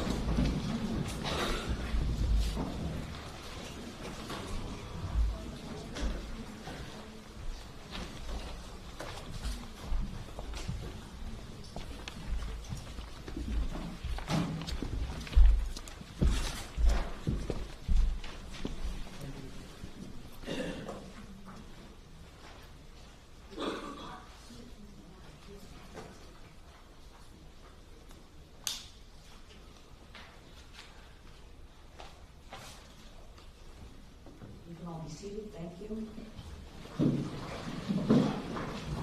remind everyone, please, in the courtroom, if there are people who are in the courthouse, perhaps, and viewing the proceedings, please be mindful of anyone wearing a juror badge. They have a juror badge, don't even say hello. Avoid any appearance of any kind of contact or communication with anyone wearing a juror badge, even if you do not recognize them as one of our jurors. Please be very careful to find a private space if you're going to be discussing anything about this case. Now, there's very few areas to lunch around here, so many people will go to the Riverside Landing. Yeah. We'll go there for lunch.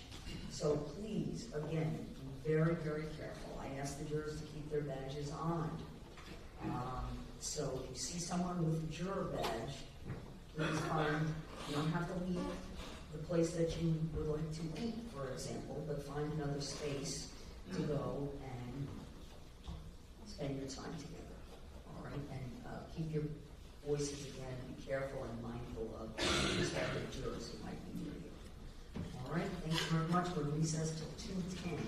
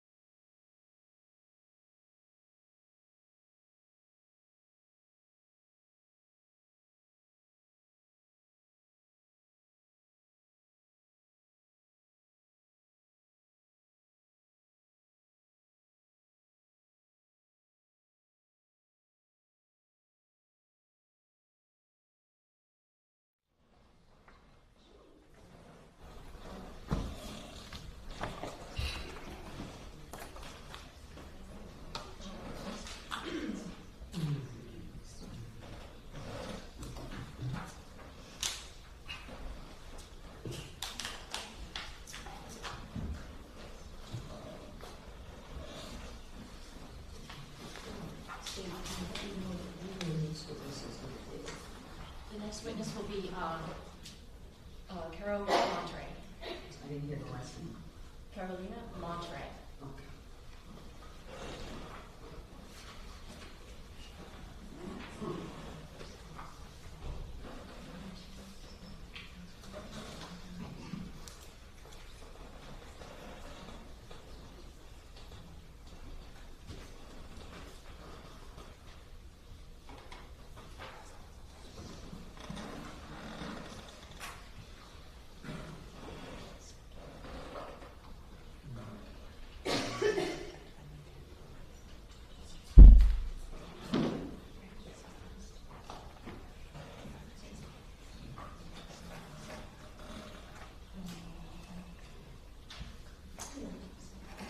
Renee, are we ready? All right, get the jurors with you. Excellent. Okay.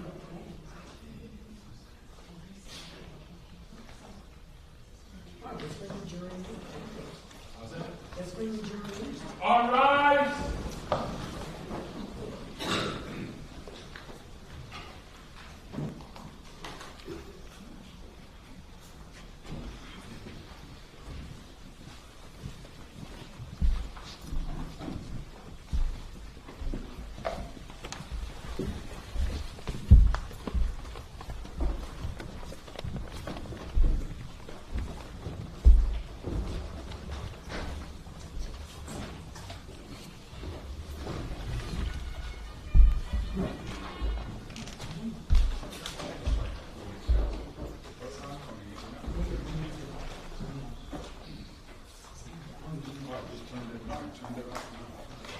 Everyone needs to see it.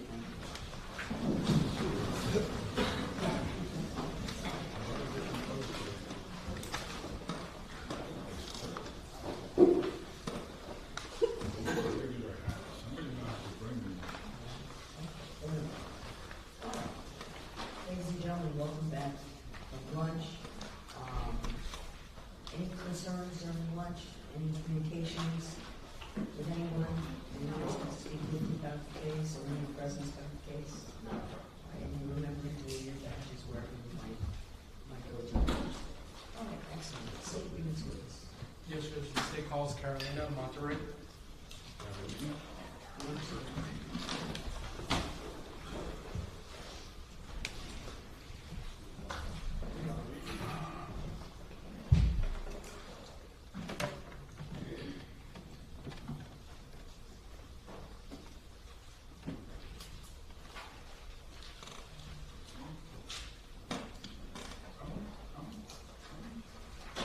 All right, please step forward if you would.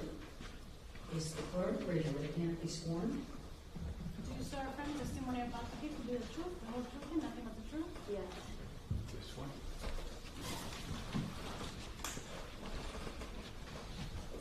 All right, thank you. Please have a seat. I ask you to keep your voice maybe a little louder than you normally would because as you're looking at the jury, it's actually away from the microphone, so it's a little awkward, so keep your voice up, okay? Okay. Thank you. May I proceed, Judge? Yes, sir. Good afternoon. Can you please introduce yourself to the members of our jury? Hi, I'm Catalina Monterey. And Ms. Monterey, do you have a nickname that your friends call you by? Gato. Okay. And thank you for using the microphone. Have you ever testified in court before? No. Are you a little bit nervous? Yes. Okay, so we're going to take our time, and if you need a break, just let me know, okay? Ms. Monterey, how old are you today? 21. Are you attending college? Yes. Where do you go to school? Syracuse University, And what are you studying at Syracuse? Health and Exercise Science. What do you hope to be when you graduate? Something in pharmacy down the line. Okay. And what year are you in? Going to be a senior. Did you grow up here in Miami-Dade County? Yes. Where did you grow up? Where did I grow up? Like what area of the county? Like Kendall, South Miami in the past. And where did you go to high school? Westminster Christian School. Now, we're here to talk about a crash that occurred the Labor Day weekend of 2022. Do you remember that weekend? Yes. And do you remember the day of the crash? Yes.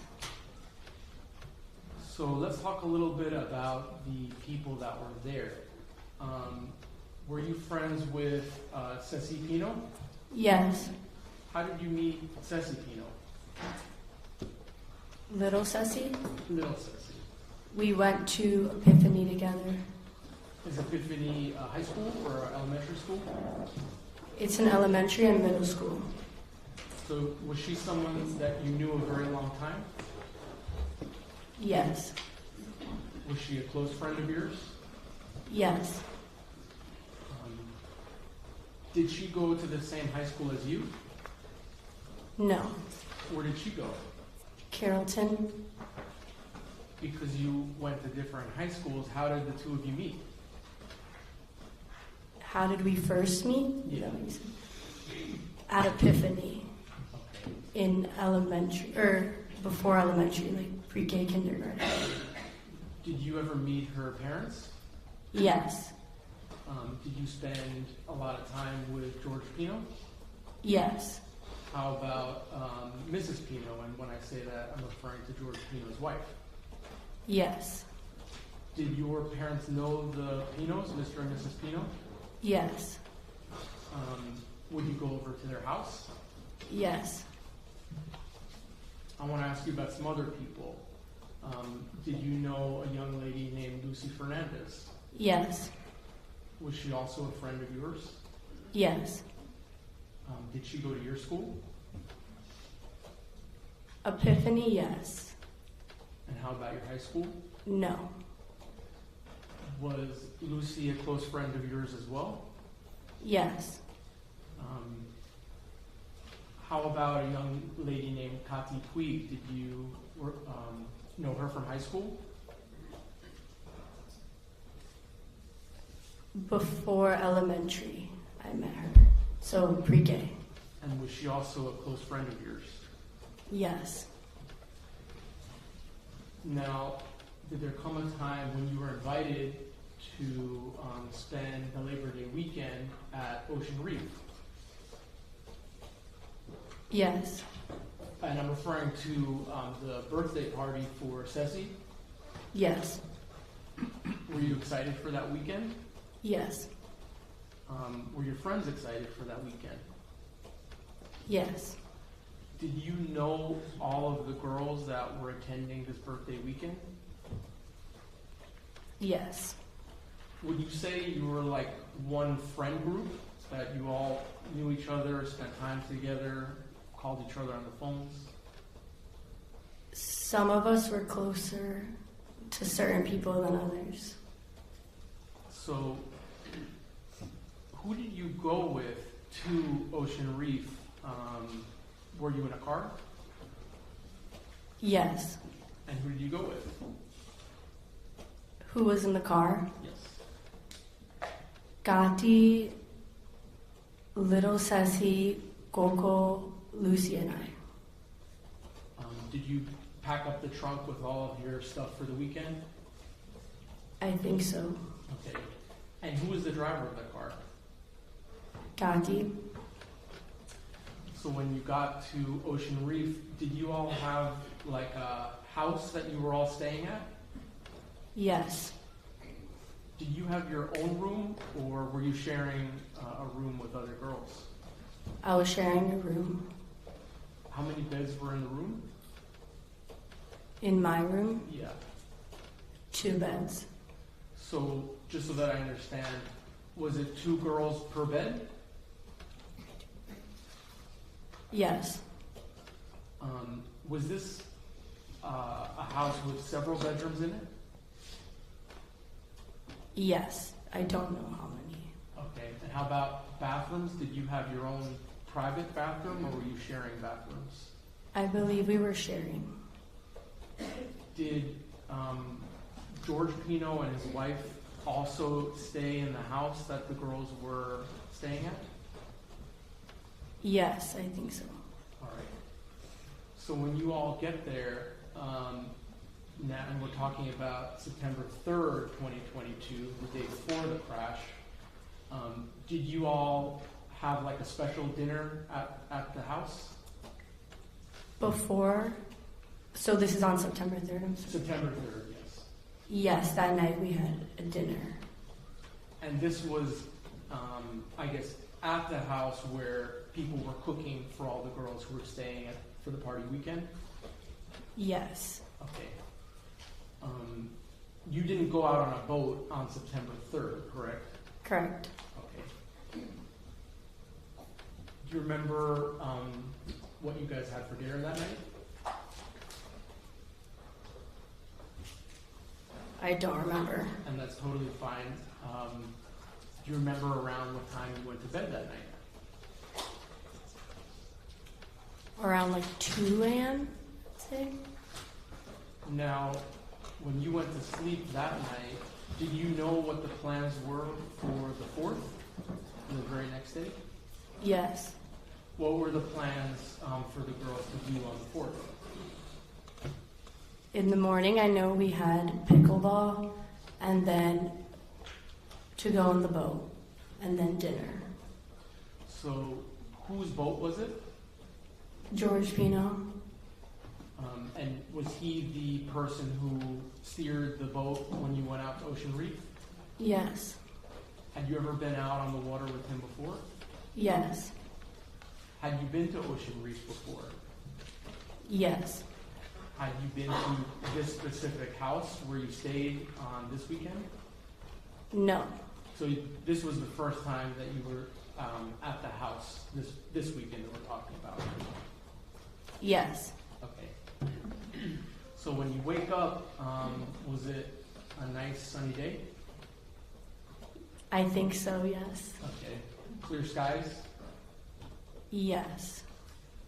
Did you go out and play pickleball? Yes. And just in case any of our jurors don't know, what is pickleball? It's kind of like tennis, but with not a net. Does that make sense? And less running? Yes. Okay. So how long would you say you played pickleball for?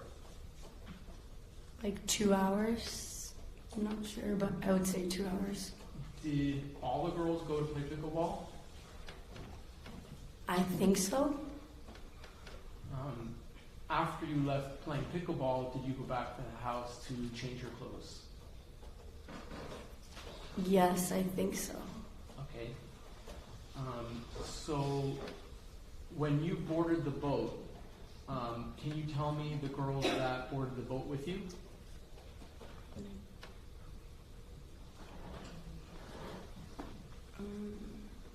I don't remember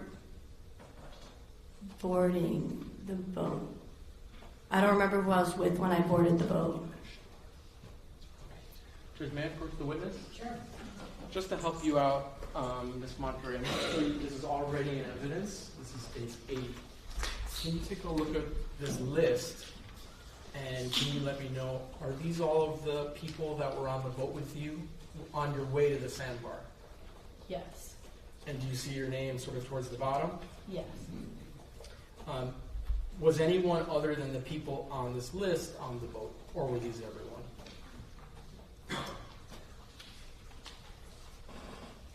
And take your time. I believe this. Okay. Judge, may I publish this again? Sure.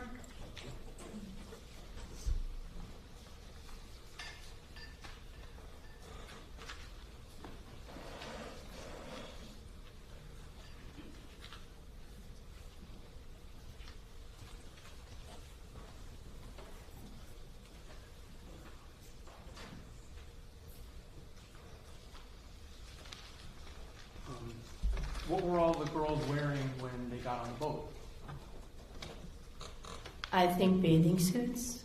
Okay, that would make sense. You're going to the sandbar. Was there a cooler on the boat? Yes. Now, in the cooler, was it stocked with drinks? Yes. Was there some alcoholic drinks? Yes. Was there like alcoholic seltzers? I guess one type would be Truly. Yes. Was there any beer? Yes. And how long would you say the trip was to the sandbar?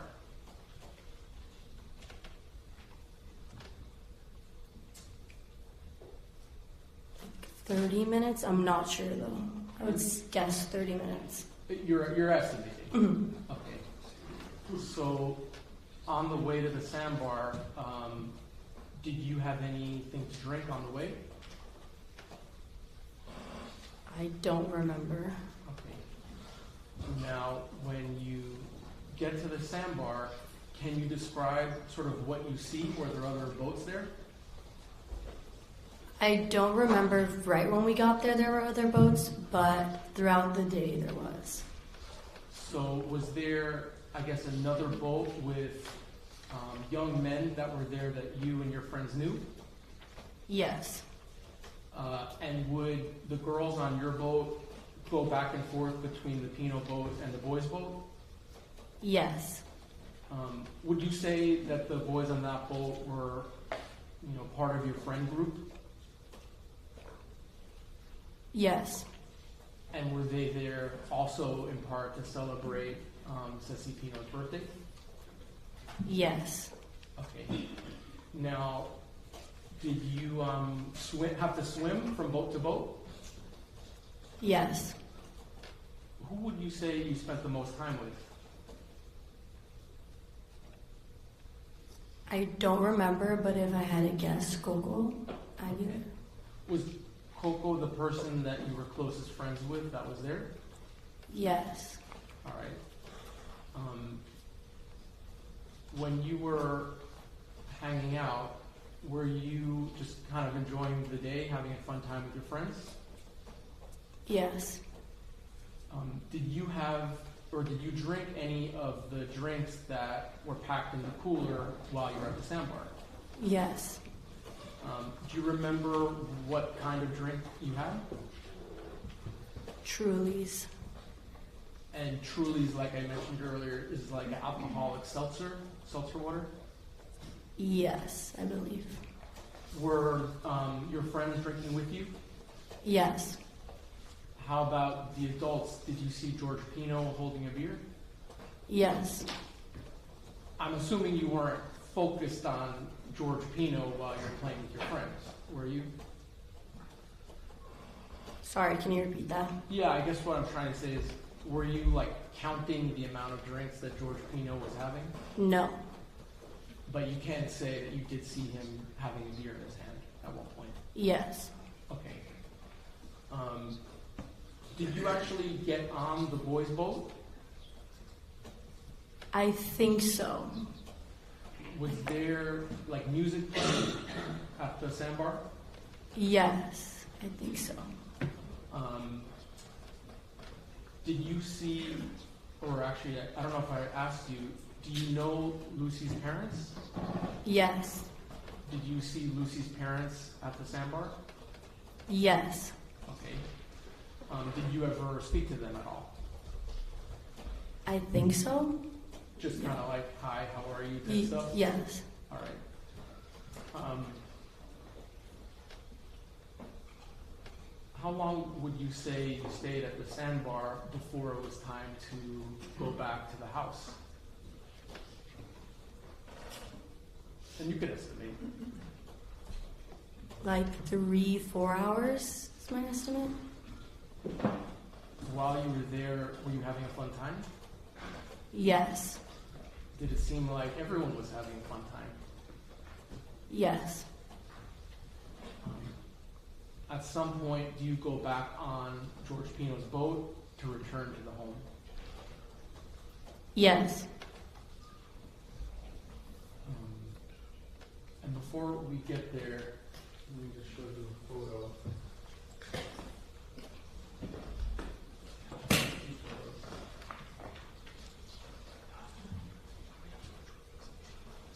May I first, Judge?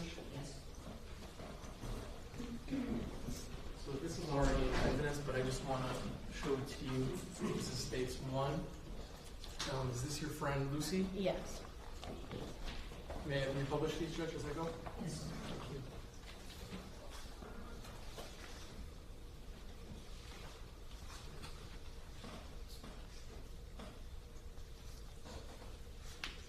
And then this is already in evidence as well. This is States 10 that I'm showing you. Ms. Monterey, do you see yourself in this photo? Yes. Okay, and one of your friends has already labeled this photo. Was she right? Yes. Is that you? Yes. Okay. And you're in the second from the bottom, right? I believe so. Yes.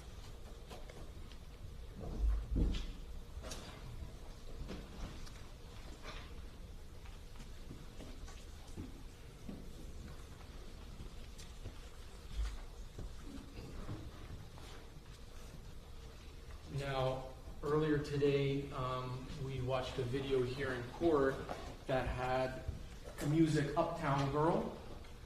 Do you remember you all kind of having fun listening to Uptown Girl and being with a video recording? Yes. And you've seen that before? Yes. All right. Judge, may I republish what's in evidence states 9?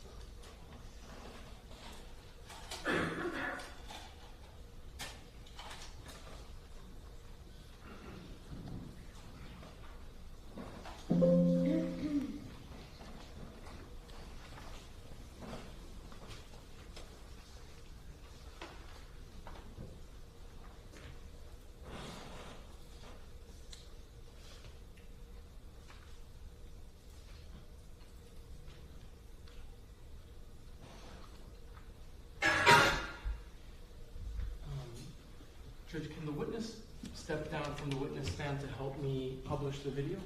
That'd be fine. Keep your voice up, please, ma'am, okay? Ms. Monterey, can you join me over here? And I'm just going to sit down so I don't block you.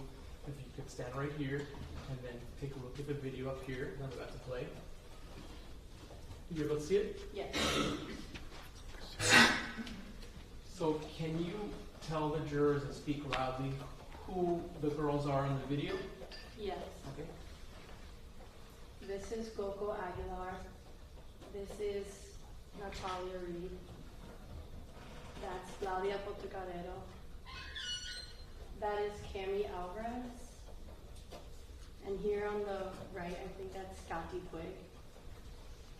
And I'll play a little bit and we'll keep going, okay?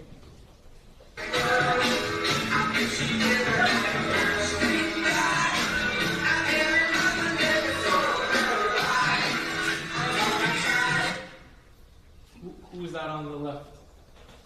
That is me on the left, Catalina Monterey.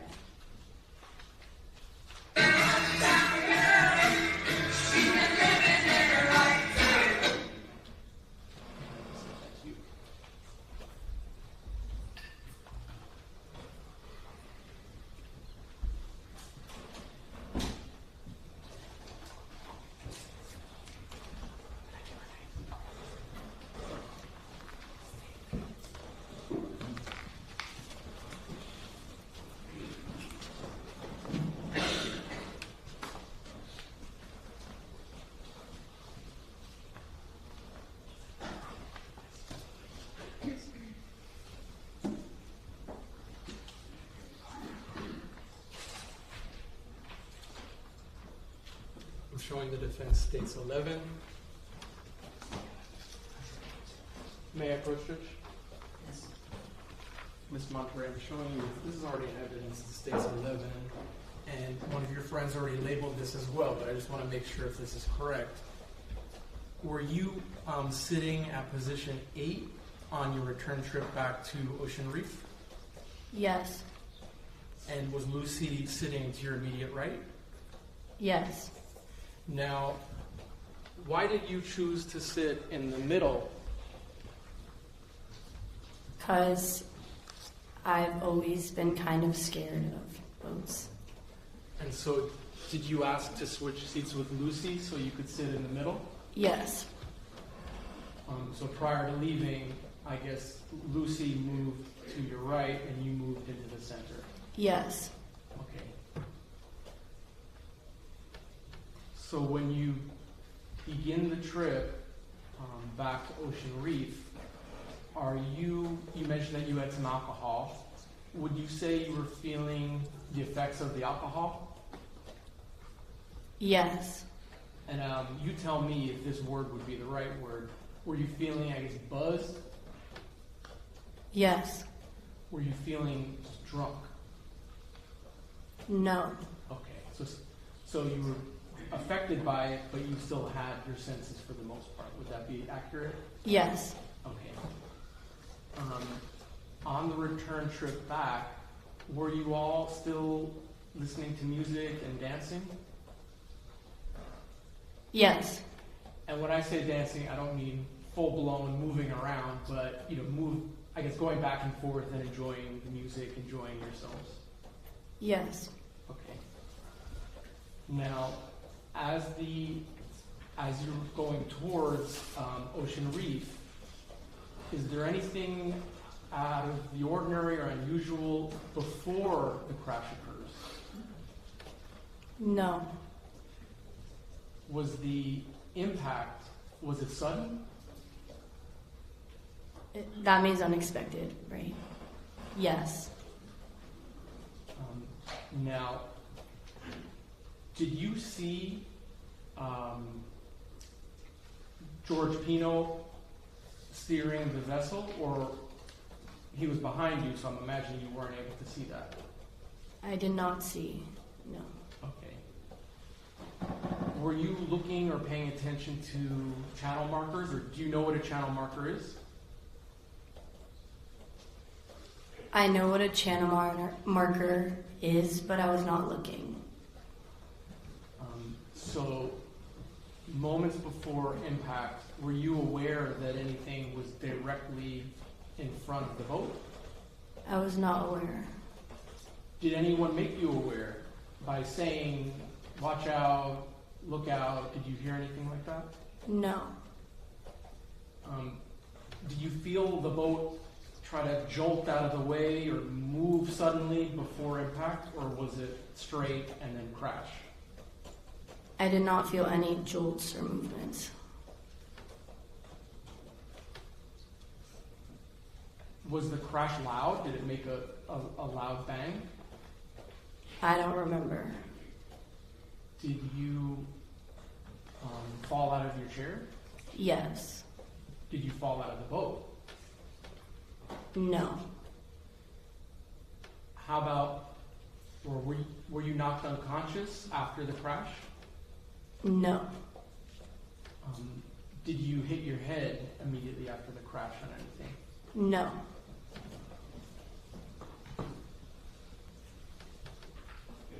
Did you see Lucy right after the crash? No. Were you feeling the adrenaline of the situation in your body? Yes. Who did you see closest to you in the ship? Nati Reed and George Pino. Was Nati Reed injured? No. How about George Pino? Did you notice whether or not he was injured? I think he was bleeding, but I'm not sure. And let me ask you briefly, can you look around the courtroom and see if you see George Pino, the person that we're talking about? Yes. And can you just identify him by something he's wearing? A navy blue suit. And how about his tie? Light blue. All right. Stipulate. So reflective. When George Pino was still on the boat, did he run towards you, or did he say anything towards you? He said to jump. And did you jump? Yes. Was the boat filling up with water? Yes. Can you describe what it was like when you saw the boat filling up with water? It was filling up on the right side, so it was going down on the right side. The left side was coming up, so I jumped to the right. Did George Pino jump off the boat as well? I don't think so, I don't know. And I imagine that your focus is on your own safety, not the safety of George Pino in that moment. Correct. Were you wearing a life jacket? No, Were any of the girls wearing a life jacket? no, Was George Pino wearing a life jacket? no, Was Mrs. Ceci Pino wearing a life jacket? no. Was this a situation where you were asked to wear a life jacket and you didn't, or everyone was just happy, not wearing it? We were never asked to wear life jackets. All right. So when you land in the water, is it a situation where you're jumping a far distance, or at this point are you pretty close to the water? When I have to jump, is that what Yeah. you're referring to? Yes. I jumped, and when I got back up out of the water, I was far away from the boat.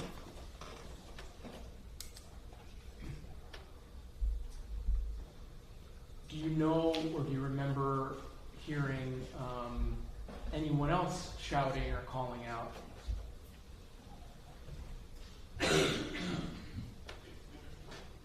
No, but there was a lot of yelling, but I don't really remember. Were you frightened? Yes, Are you, when you're in the water, treading water, and you know what I mean by that? yes, Are you surrounded by debris from the boat? yes, Are there boat cushions as well floating around? yes.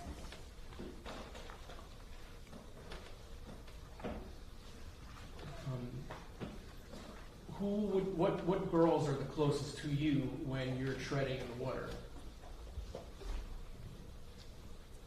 Andrea Knopfler, Kati Puig, and little Ceci Pino. Maybe Sarah Gutierrez as well, but I'm not sure about her. Now, when you look around, do you happen to notice that Kati may have been seriously injured? Yes, And what led you to believe that? she wouldn't open her eyes. Was or I guess since you referred to it as that, was little Ceci and Andrea attempting to help and rescue Kati? Yes, Was Kati sort of propped up on some of the debris or a cushion? yes, What did they use to prop her up? a piece of the boat. Was it a large piece of debris or something smaller? I think it was the size of that. I actually was going to ask, would it be similar to the top of the podium here in court Yes, in size? yes, Okay.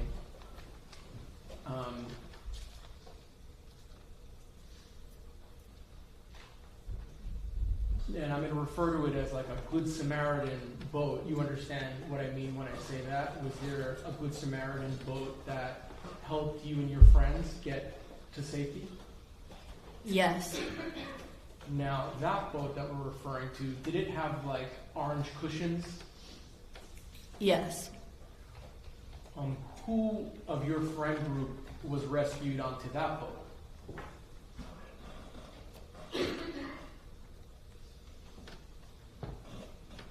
Do you want me to name?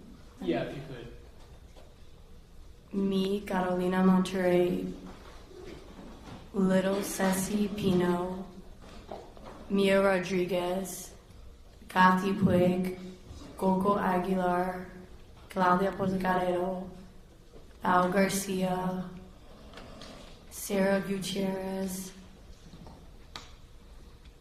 I think I'm missing. Oh, I don't remember if Cammy was on it, but I think at one point she was.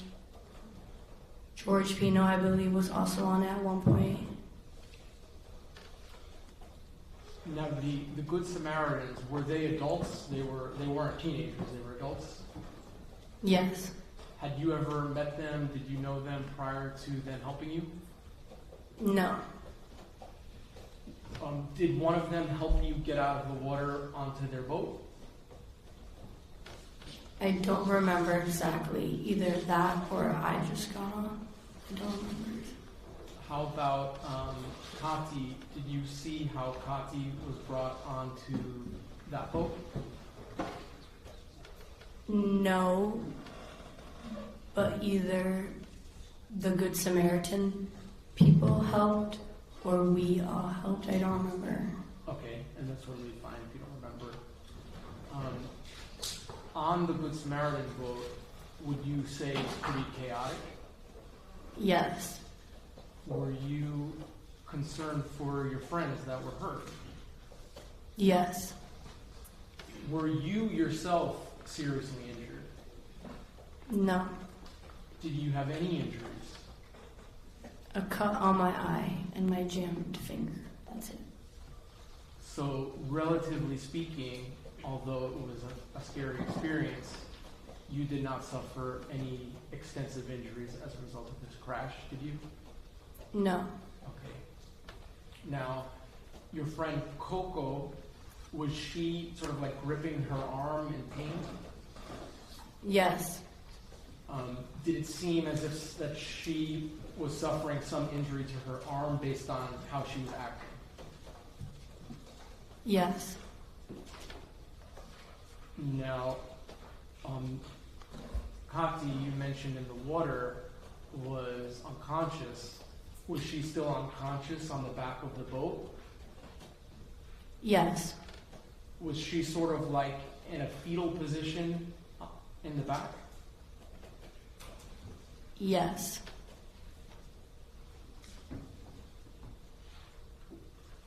Was everyone doing their best to try to help her?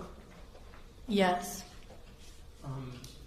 How about Mia, Isabella Rodriguez, she goes by Mia. Was Mia also sort of like in a fetal position on the back of the boat? Yes. Did she also seem to be seriously injured? Yes. Now, unlike Kati, was she sort of making noises? Yes. Can you describe what type of noises she was making? She was like screaming, I'd say. Based on hearing her screaming, did it seem like she was in a lot of pain? Yes. Was there anything that you or your friends could do for her in that moment to help her? Try to calm her down, but she just was screaming a lot. Did you have any first aid training or anything like that? No.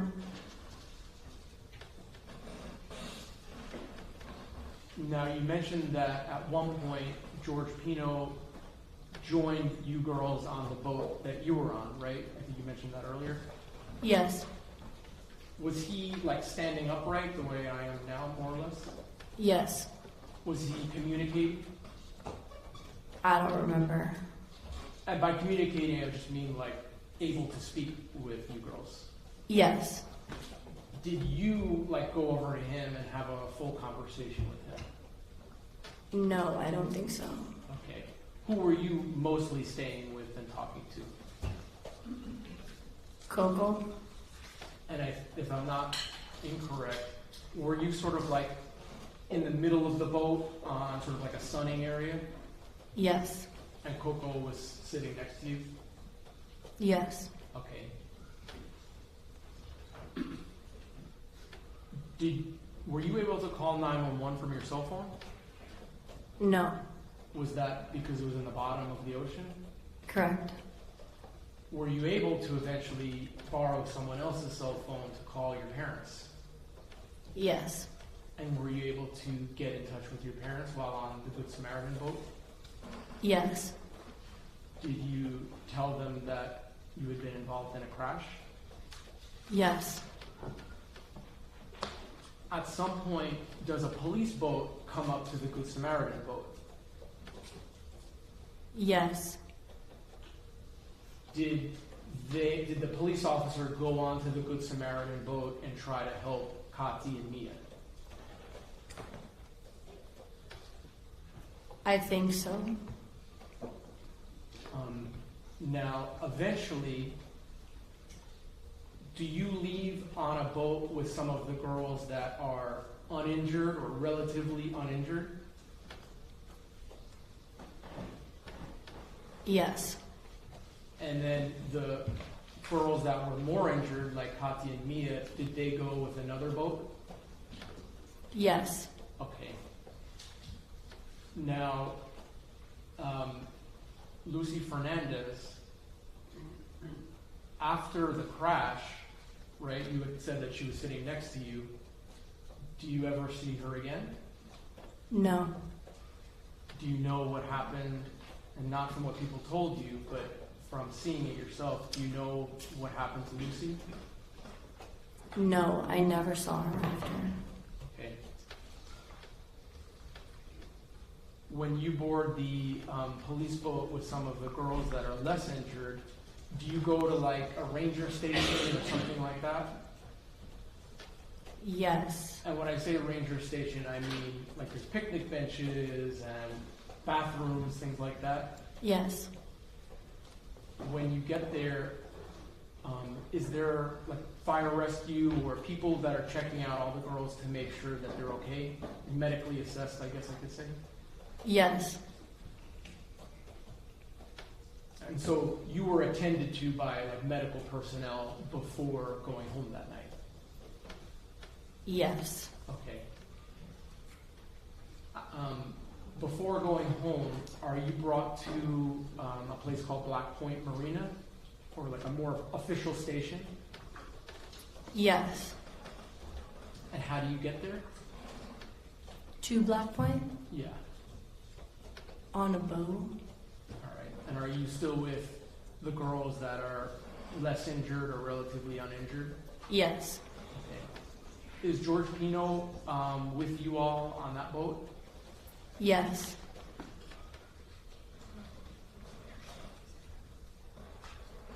And then when you get to Black Point Marina, do your parents come and get you from there?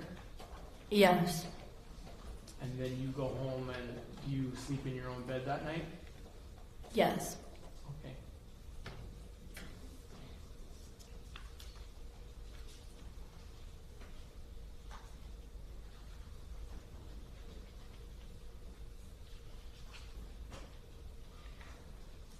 At some point, does someone official wearing a police uniform speak to you and ask you similar questions that I'm asking you here today, just to find out what you knew? Yes. And did you, answer their questions the same way that you're answering my questions? Yes. If I could just have one moment, please.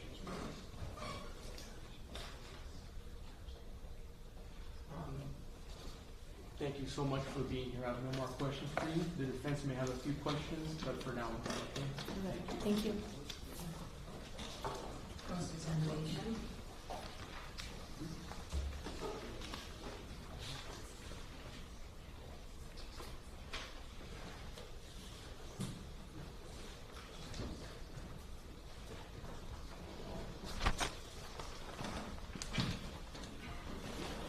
Good afternoon, Ms. Monterey. Good afternoon. My name is Janelle Gomez, and I represent Mr. George Pino. Have we ever met before? I don't think so. We've never spoken before, right? Correct. So, I only have a few questions for you. During direct examination, you mentioned that after the accident, you saw Mr. Pino in the boat, and he was the person that said to jump? Can you repeat that? Sure. Right now, during direct examination, when the prosecutor was asking you questions, you said that you had seen Mr. Pino on the boat after the accident, and you heard Mr. Pino say jump. Correct. Okay. Do you recall?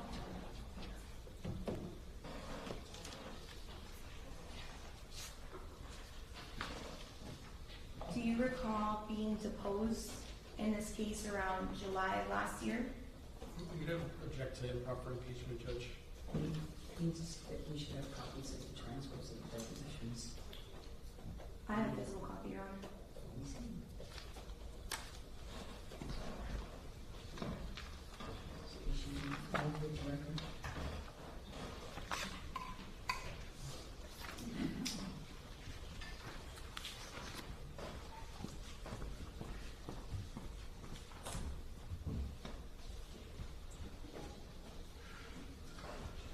Is there an additional copy filed with the record?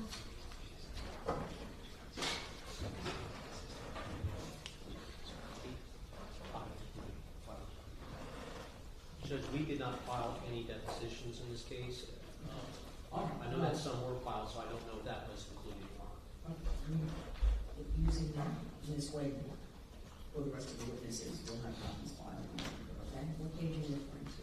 Page 48, Your Honor. That's my only copy.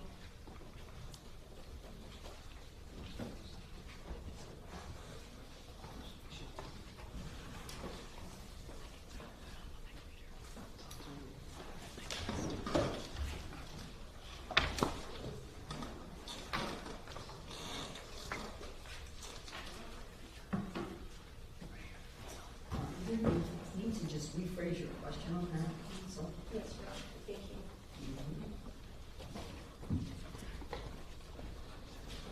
Ms. Monterey, do you remember ever saying previously that you did not see Mr. Pino on the boat after the accident? Can you repeat that? Of course. Do you remember ever saying that you did not see Mr. Pino on the boat after the accident? I don't remember. Can I hand you something that may refresh your recollection? Yes. Okay. Your Honor, may I approach the witness? Sure. You want to see this copy? If you want to give the line number. I have page 48, line 4 through 7. Okay.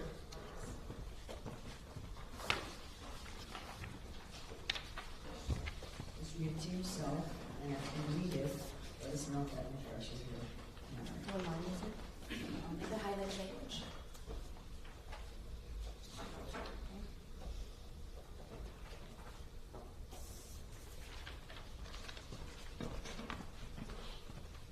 Ms. Monterey, does that refresh your recollection that you previously said that you did not see Mr. Pino on the boat after the accident? Yes, but what if I remembered? That's fine. Oh, Perfectly okay. fine. So that's your testimony today? Yes, that I remembered that I did. Okay.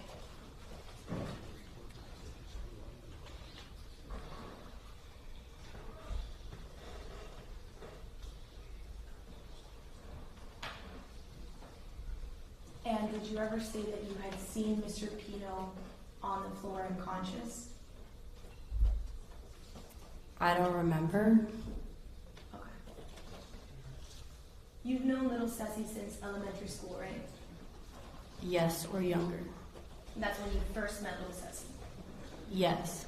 Do you remember how old the two of you were when you first met? You can recall? Like 4 years old? And you maintained a friendship with little Ceci throughout the years, right? Yes. And to this day, do you still consider little Ceci a good friend? Yes. Is it safe to say that you and little Ceci grew up together? Yes. And you also know Mr. and Mrs. Pino, right?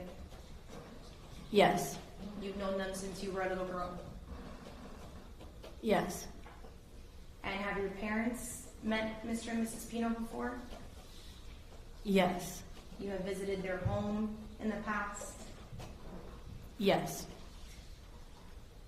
Before September 4th of 2022, before that date, you had been on a boat before, right? Yes. That was not your first time on a boat. Correct. In fact, you had been on Mr. Pino's boat before. Yes. You would say you've been on his boat around 20 to 30 times in the past. Correct. And you were also on Mr. Pino's boat on September 4th of 2022, correct? Yes. And most of these times that you were on Mr. Pino's boat, were your parents present? In the previous times I've been on his boat? Yes. No.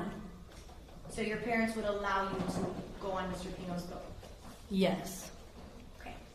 And you've also been an invited guest of the Pino family at Ocean Reef Club in the past? Yes. And when I say in the past, you know I mean before September 4th of 2022? Yes. Would you say you were a guest at Ocean Reef Club with the Pino family around 10 to 15 times? Yes. Okay. And so the sandbar that's located at Billy's Point, you've been there before? Yes. So now I want to talk a little bit about Labor Day weekend of 2022. You went there to celebrate little Ceci's birthday. Yes. Can you remind me what day you drove up? Saturday, September 3rd. Okay. Do you remember if at night, on Saturday night, you girls had lasagna for dinner? I don't remember. You don't remember if Miss Pino cooked lasagna that night? I don't remember. And your parents knew you were going to be staying at Ocean Reef Club with the Pinos, correct? Yes. Did your parents accompany you that weekend? Can you rephrase the question? Were your parents there with you that weekend at Ocean Reef Club? No. Did your parents know that you were going to take a boat ride with Mr. Pino at some point throughout the weekend? I think so. And your parents allowed you to go? Yes. Now let's talk about the sandbar. When you were at the sandbar at Billy's Point, would you say that most of the time you spent it was at or around Mr. Pino's boat? Yes. One moment, Your Honor.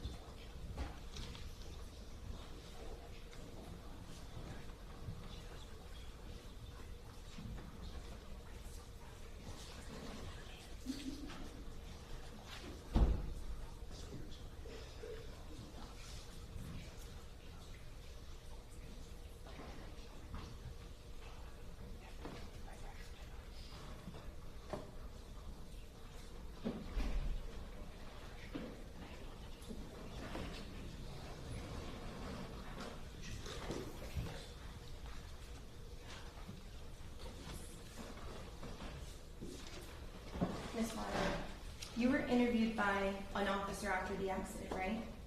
Yes. Do you remember it was around April? I don't remember the date. Okay.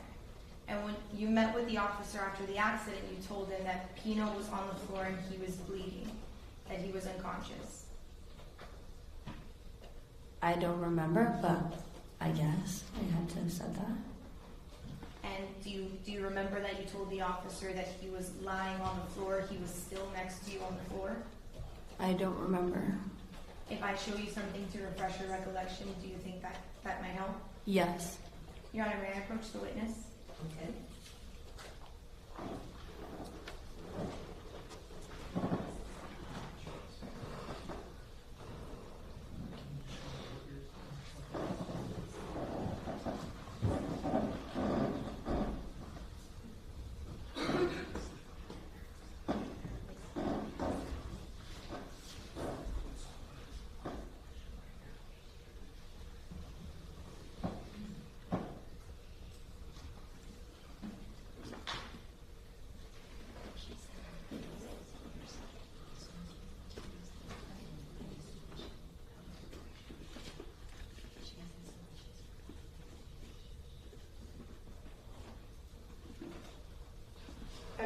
this witness.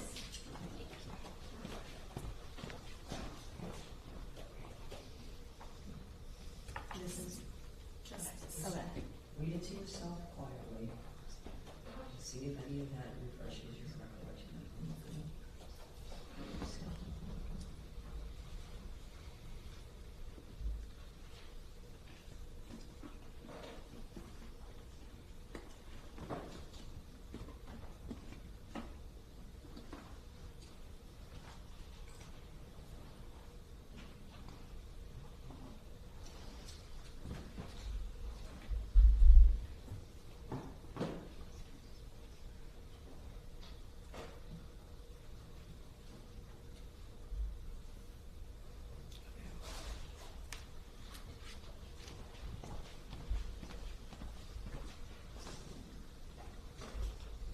Does that refresh your recollection that you previously told an officer that you had seen Mr. Pino on the floor unconscious and that he was bleeding? Can you repeat that?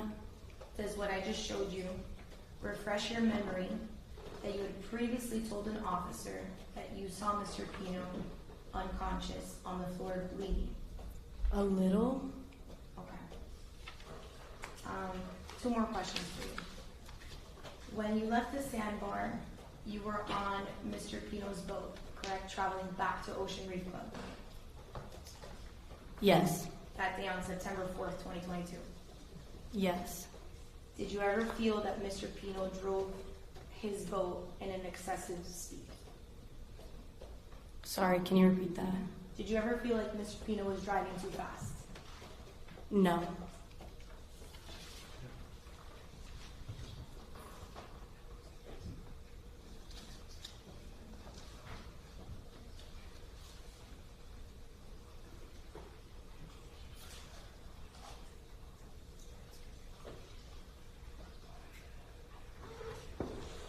No further questions. Thank you.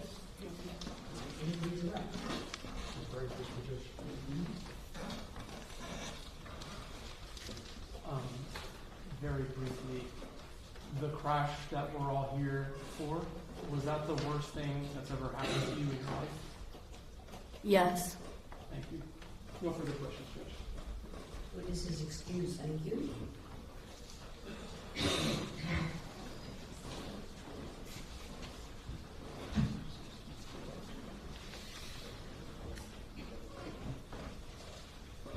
Dave?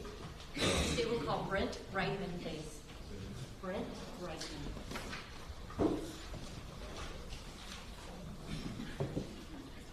Reitman, you said, Brent? Reitman, yes.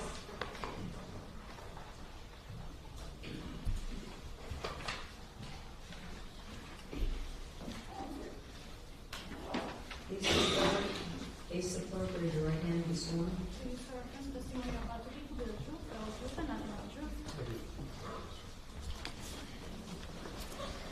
All right, you have a seat here, please, sir. Thank you. Just keep your voice up because the microphone's in one direction and the majority in another. Thank you. Thank you.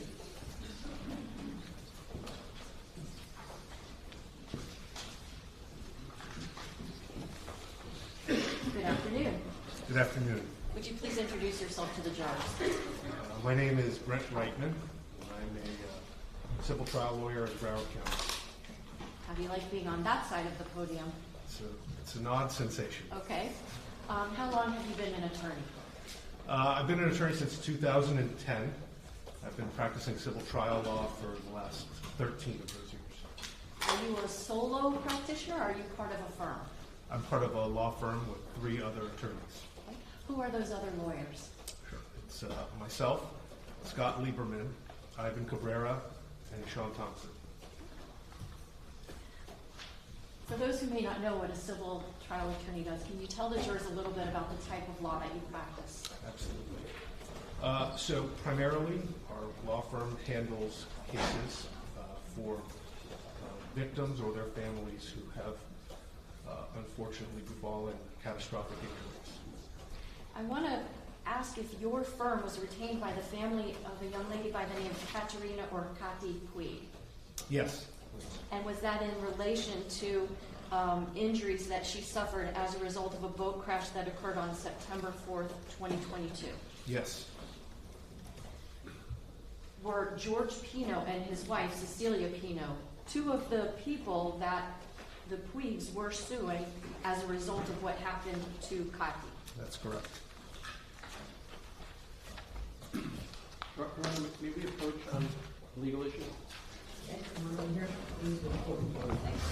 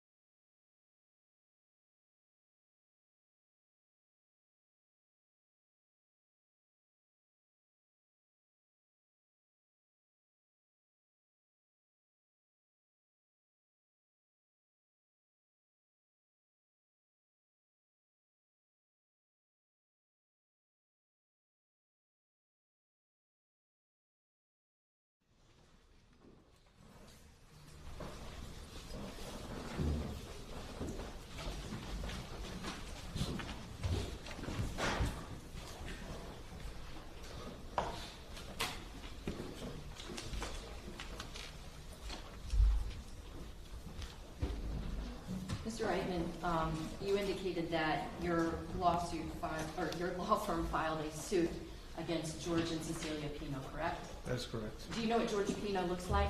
I do. Do you see him in this courtroom today? I do. Can you please point to him and describe an article of clothing that he's wearing so our record will be clear? He's the gentleman at the end of the table, right in front of me in a blue tie. We stipulate. All right, so I know. In the course of that litigation, did you send to an attorney for George and his wife a document called an interrogatory? Yes, I did. Okay. First, what was the name of the attorney that was representing the defendant and his wife? It was represented by an attorney by the name of Andrew Mescaloto. Okay. Would you explain to the members of the jury what is an interrogatory? Absolutely.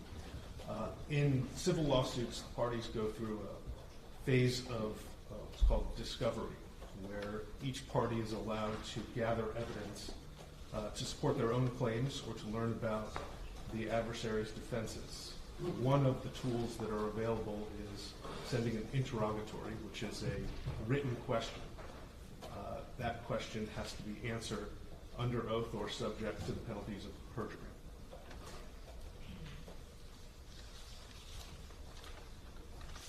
For the record, I'm showing counsel states 1X and 1W. Subject to the prior objections, Your Honor. Right? Mr. Reitman, I'm showing you states 1W and 1X. Can you take a moment, look at each of these exhibits, and tell us if you recognize them? Absolutely.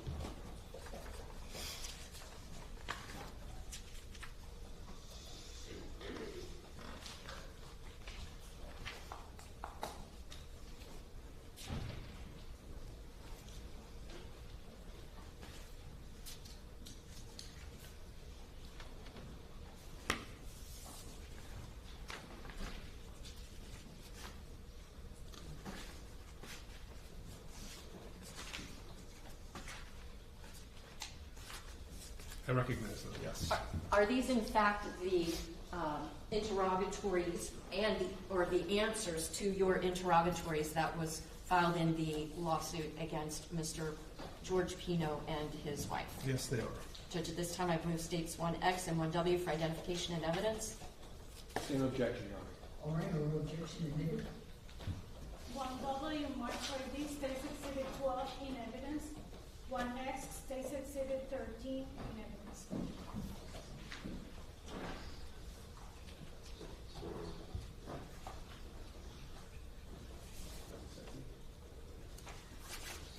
Mr. Wright, I'm showing you State's Exhibit number 12.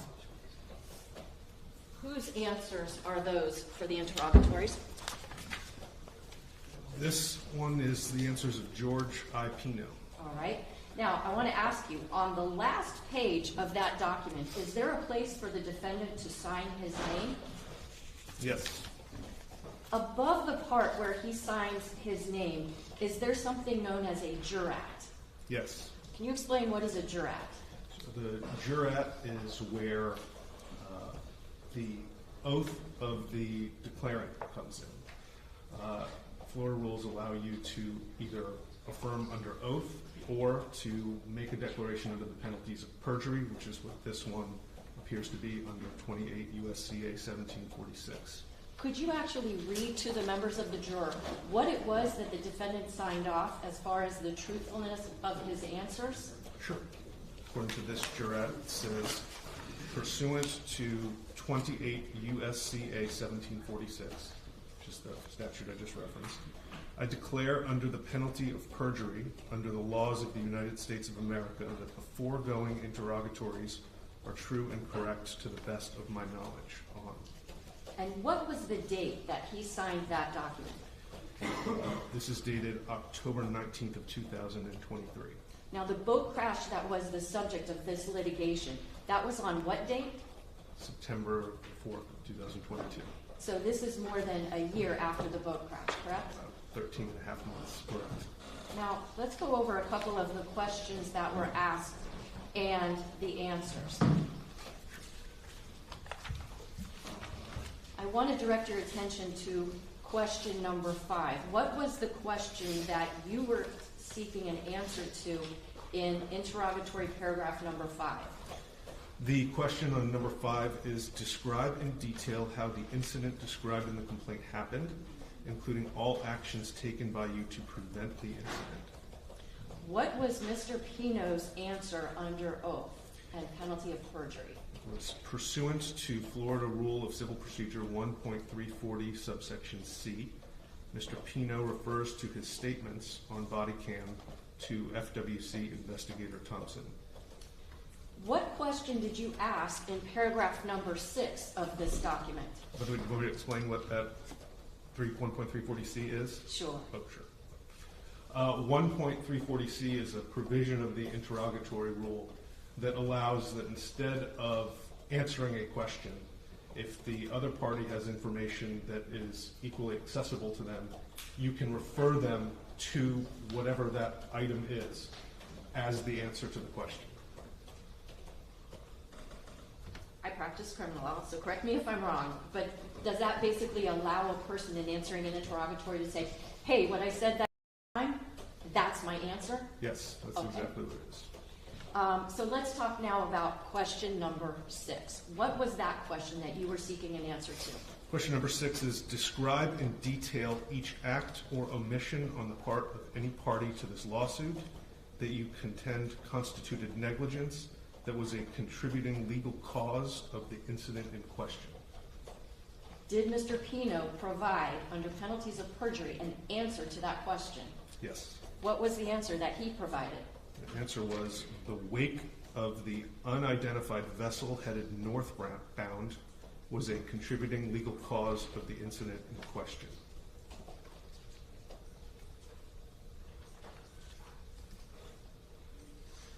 I want to direct your attention to paragraph number 17.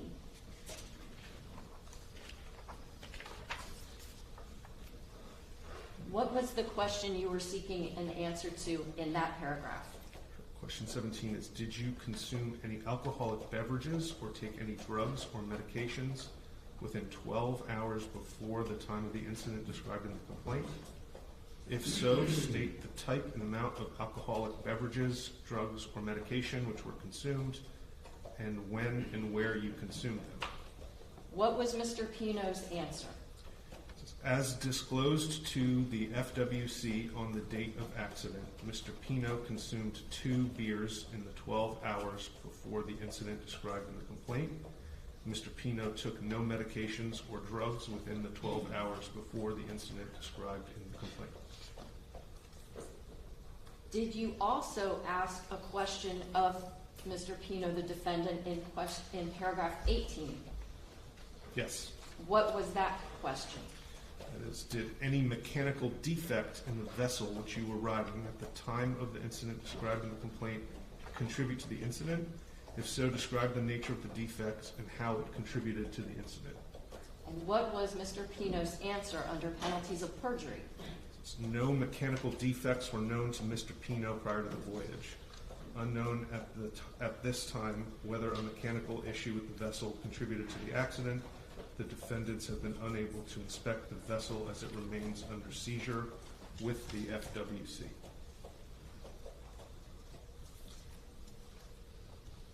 Ultimately, were the civil proceedings involving the defendant George Pino and his wife resolved? Yes. They're no longer active. Is that fair to say? Yes. No other questions, Your Honor. Ross? No questions, Judge. Your Honor, can we reserve a further hearsay objection as well as to the interrogatory of Yes. Objection, Judge. Speaking of objections. I'm sorry? Should I speak? Whatever was reserved previously, those objections have been preserved. Okay, very well. May I excuse you? Thank you, sir.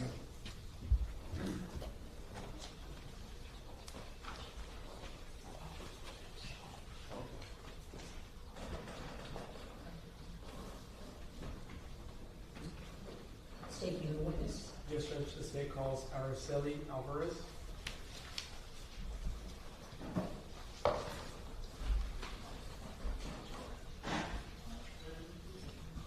Spell the first name, please. Aracel1.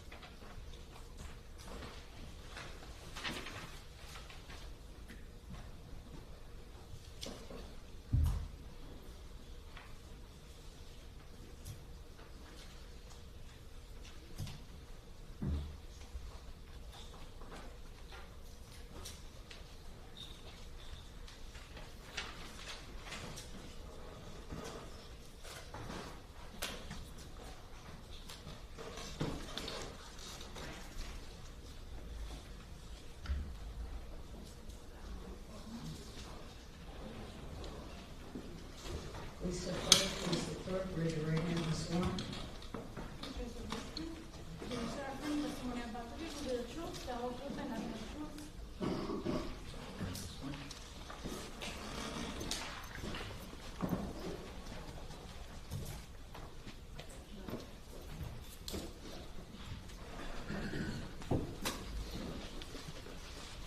Please keep your voice up.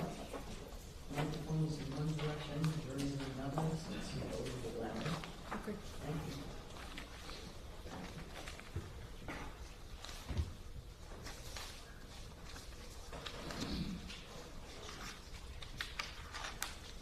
May I proceed, Judge? Yes. Good afternoon, ma'am. Good afternoon. You have a microphone in front of you, so you could just use that and keep your voice up, okay? Okay. Ma'am, can you please state your full name for the record and introduce yourself to our jurors? Hi, good afternoon. My name is Araceli Alvarez. And Araceli, do you go by Shelley? I do go by Shelly. Okay. So, ma'am, who do you work for? Currently for Playa Largo. Well, Current Playa Largo. And is Playa Largo a resort? It's a resort. And Are you an event planner? I am. How long have you been an event planner for? Since 2022. So, before being an event planner at Playa Largo, were you an event planner at Ocean Reef Club? I was. How long were you employed at Ocean Reef Club in general? In general, off and on since 2006. Okay. And so were you working there full-time? Yes, when I worked for Ocean Reef, I was full-time. And before you became an event planner, did you work at like an ice cream shop or a smoothie shop, something like that? I did. And would you serve guests at the club? Yes, members of the club. I'm sorry, you're gonna need to. More? Okay. Okay. Now, just briefly about, we've heard Ocean Reef Club mentioned. Can you tell the members of our jury what exactly is Ocean Reef Club? It's a private club down in the Keys. Is it membership only? Membership, yes. Are there like large events, weddings, things of that nature hosted at the club? Yes. Are there like villas or houses that can be rented? Yes. And is there a fee to become a member? There is an initiation fee and there's fees. Can I just come without a membership to Ocean Reef Club and use the facilities and things like that? No. Would I need somebody who's a member to invite me? Correct. Okay. Now we're here for a trial, State of Florida versus George Pino. As someone that worked at Ocean Reef Club prior to the date of the crash, had you ever met or known George Pino? I have seen him in the club before, yes. Okay, and I saw you looking. Do you see him here in the courtroom? Yes.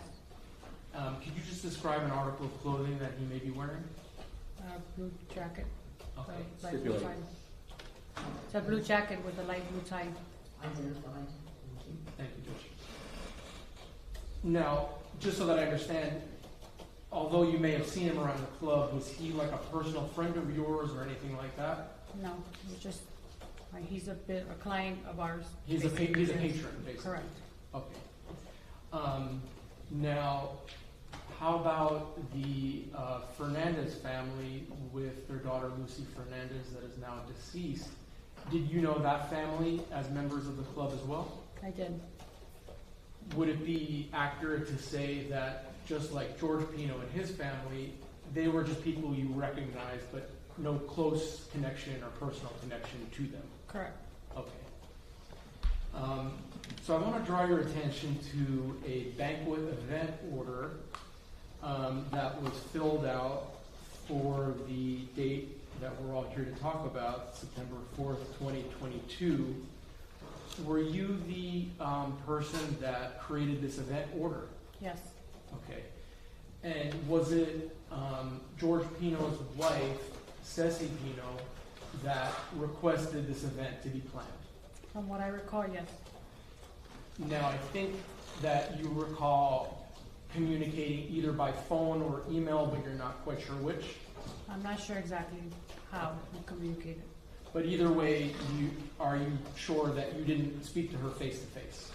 I don't. No, I don't. I've never seen her in person to coordinate this event. Okay. So when a member of the club wants to make an event, how do they go about doing that, generally speaking? They would just reach out to our department, and we would coordinate those those details together, and we would create that event order that you see in front of you, and we would just make the event happen, basically. And so once a member wants an event to be created, does that get input into your department system? Correct. And does that include all of the details of what the member wants the event to look like? Yes. So for example, does the member tell you what type of food they want there? Yes. Does the member tell you the venue that they want? Yes. And I think, is one of the venues that Ocean Reef have called The Point? Yes. All right, and if I could just show you, I'm showing the offense was marked 2A for identification. Okay. May I approach, Judge? Yes. Ma'am, I'm showing you what's marked for identification at 2A. Do you recognize this as a photo of The Point? Yes. And is this the place where events can be hosted by Ocean Reef? Yes. All right. Judge, I ask that it be admitted. No, sir. 2A March 4D, State's Exhibit 14 in evidence. No, before I ask the court to publish, ma'am, so looking out on this photo in the direction of that boat, is that looking eastward? Yes. The borders is east. And then on the left side of the page, is that north? No. All right. May I publish that, Judge? May. And just again repeating what the witness said, in the direction of the boat at the top, that's east, and then on the right side of the page.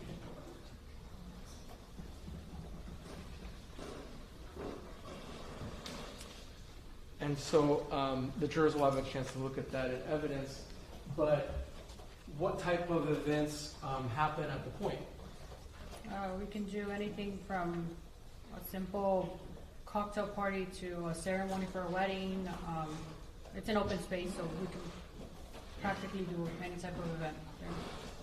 Now, as far as the billing, is your department also responsible for the billing? Our sister department, basically, our banquet department is in charge of that. Was in charge of that. And then I guess I should also ask, for catered events, do you yourself go to cater the event, or is there staff that does that for your department? There's a different department that does that. Okay. So, to be clear, you basically take the event requests, you document the order, input it in the system, and then let the banquet people know what to do. Correct. All right. So I'm going to show you some records, ma'am, that I think you've seen before.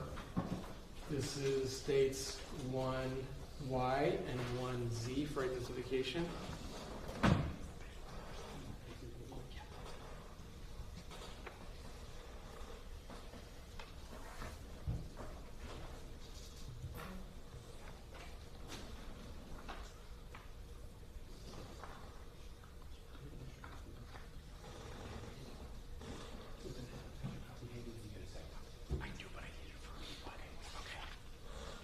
May I approach it? Yes. So, ma'am, let's first start with 1Z. Oh, no, sorry, 1Y. It's a 2-page document. And let me show you the second page.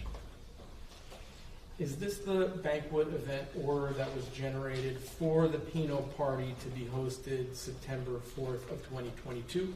Yes. And some of the details on it, are you familiar with based on your coordination with the Pinos? Basically information that they gave to you and you inputted. Yes. All right. And then also 1Z, is this the receipt for the banquet that corresponds to the banquet event order form that we looked at? Yes. Okay. Judge, I'd ask that these documents be admitted. No objection. Without objection. C1Y March 4D, State's Exhibit 15. I'm sorry, what number? 15. Thank you.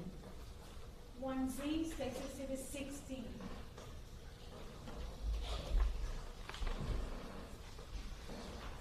May I publish these documents, Judge? Amen. And so, ma'am, before I ask you some specific questions, let me just show the documents. So this is the state 16, as you see.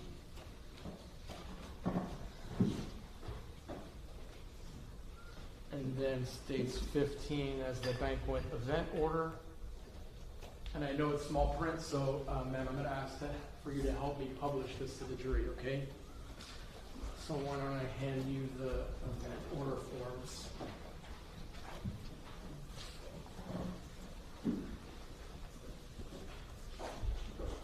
So, am I correct that this event was for 24 people Yes, at $52 a person? yes. Okay. Now, was there also a cocktail reception set up for the Pinos? So we just named it a cocktail reception, but yes, this is basically it. And by cocktail reception, all I mean is, was there the ability to order alcoholic drinks? Yes. All right. Now, for this event, would the guests have to pay for the drinks themselves, meaning the host isn't giving an open bar?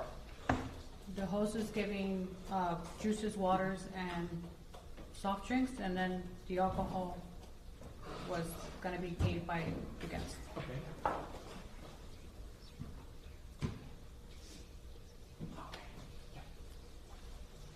And Judge, Ms. Adams just reminded me, we do have a bigger copy, so I'm going to show the defense 1G. It's a bigger copy than what I just put in. Yeah, for the people. Okay. I don't believe the defense has an objection to admitting this, Judge, just as it's bigger. No problem.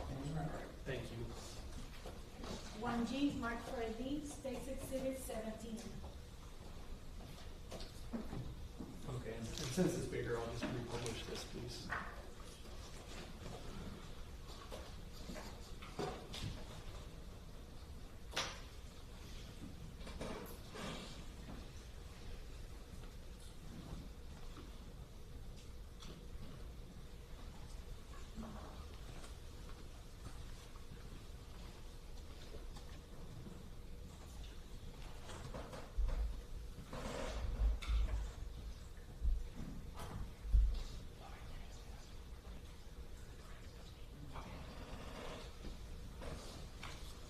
Try to get you out of here soon, ma'am. Just a few more questions. The start date for this event was at 9 p.m. Yes. And the time that the event was supposed to end was 11 p.m. Yes. All right. And is there information in these documents about the cost and the amount that's supposed to be paid by the Pinos? Well, or is that on the receipt? It's on the receipt, but basically the price point that you see here would have been paid for them, by them, sorry. And if you could look at the document that has the receipt, was the amount for the event $1,878.72? Yes. And this transaction, did it actually go through on or about 9:57 a.m. September 4th? The transaction itself? Yes. Okay. Now, do you learn, ma'am, that this event, it never took place? No, I didn't. Was the food cooked? Yes. Were the tables set out? Yes. Did any guests come? No. Just one moment, George. Thank you so much, ma'am. I appreciate you being here. I have no more questions for you. The defense may have a few, but otherwise, thank you so much.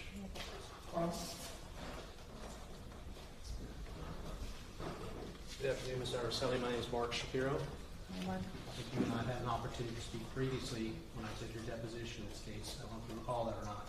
Yes, I do. Nice to see you in person as opposed to over Zoom as we had previously met. Mr. Araceli, the Pinos, as you said, were members of the Ocean Reef Club. Is that right? Yes.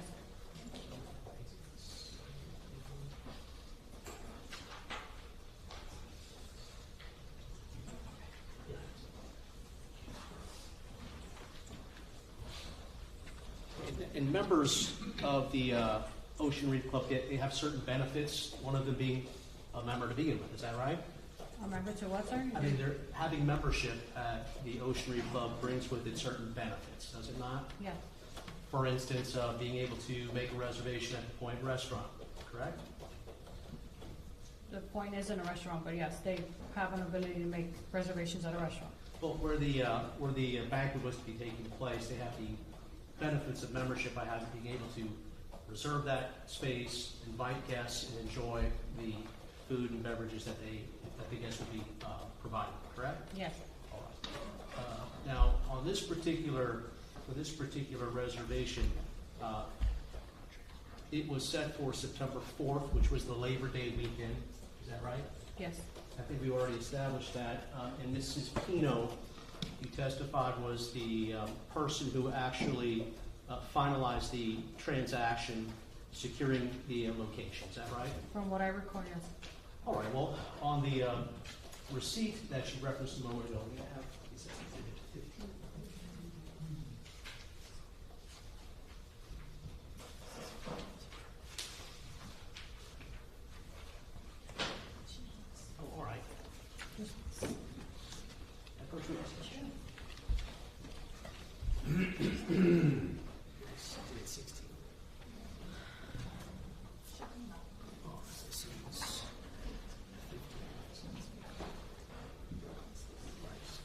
Ms. Araceli, the receipt, as evidenced in State's Exhibit 16, that was paid for, as we said, by Ms. Cecilia Pino, Mr. Pino's wife. Is that your recollection? What do you mean by paid? Well, I have a receipt here. I thought that the state asked you when you answered their question about who it was that planned for the event. Oh, yeah, like, who coordinated the event, yes. Her. It was Mrs. Cino? From what I recall, yes. All right. And that receipt for payment in State's Exhibit number 16 has a date stamp of September 4th, 2022, right? Yes. Is that correct? Yes. And I think I recall you saying that the time that the receipt was paid for was at 9:57 a.m. Yes. And this is a holiday weekend, isn't it? Yes. So in order to reserve a space for a banquet or a holiday weekend, I would imagine typically it's not such an easy thing to do on such short notice. Do you agree with that? Yes. And that's the case at Ocean Reef Club as well, right? It could be, yeah. Nevertheless, the reservation was made and paid for in advance of the actual event, which was going to take place later that night. Yeah. So, Ms. Araceli, being members, well, let me ask you this, right? Had the host of this scheduled banquet, Mr. and Mrs. Pino, arrived for the banquet later than 9 o'clock, they were late getting to their own banquet, would they have forfeited any part of the payment that they made for the space? I'm not understanding the question. Sure. There wasn't any risk to the Pinos that their banquet or party would be spoiled had they been late to the banquet that night, right? No. In other words, the space was paid for, Yes. correct? They had between 9 and 11 o'clock to enjoy the space, right? Yes. And if they were a few minutes late, even, there was no risk of loss of anything. Is that right? Yeah. And it's also true, if you recall, that the time slot that the Pinos set and reserved that night between 9 and 11, they were going to be that was the final time slot for September 4th, 2022, wasn't it? So that even if they got there a little late, they could have stayed a little past 11 because there wasn't another party pushing them out. Isn't that true? Yeah. Likely. So there wouldn't have been any stress for anyone if they thought for a moment that they might be 10 or 15 or 20 minutes late to their own event. Is that right? Yes.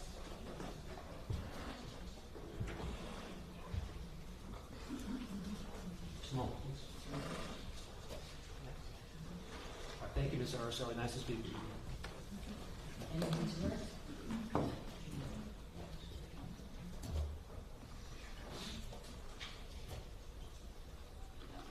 Just very briefly, Judge. Okay. Ma'am, you've testified and the documents show that this event was from 9 p.m. to 11 p.m. Is that correct? Yes. Did you ever tell George Pino or Ceci Pino, don't worry about it, you show up whenever you want? Did you ever say anything like that? No. Okay, thank you. All right, the witness is excused. Yes, thank you, Judge.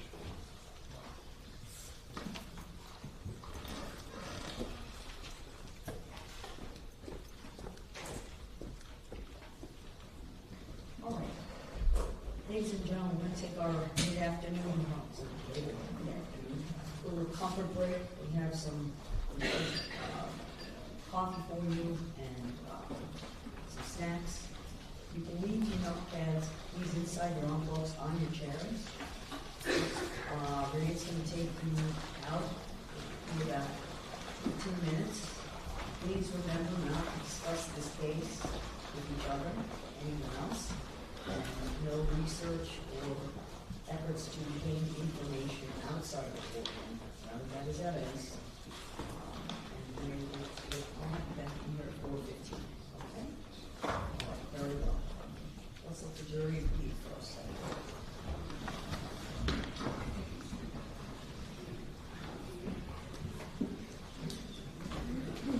All rise, follow me. Leave your envelopes.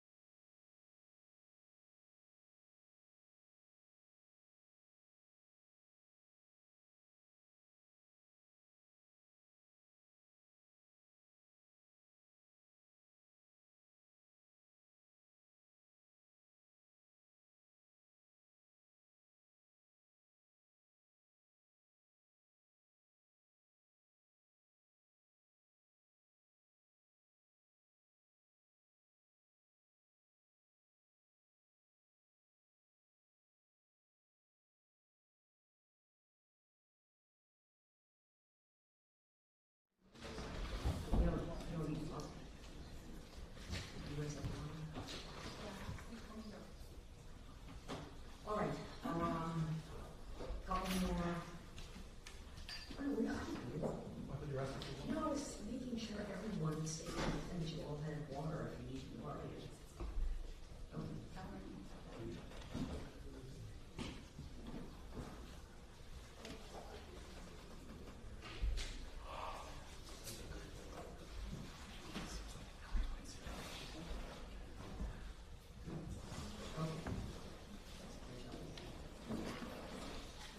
There's a couple of other witnesses you want to go to today, correct? Two more, please. Two more, and you should be able to hopefully keep complete maybe before 6 o'clock. I think so. Okay. Try our best. We'll do our best. No rush, but have a nice full day. And they will be coming in.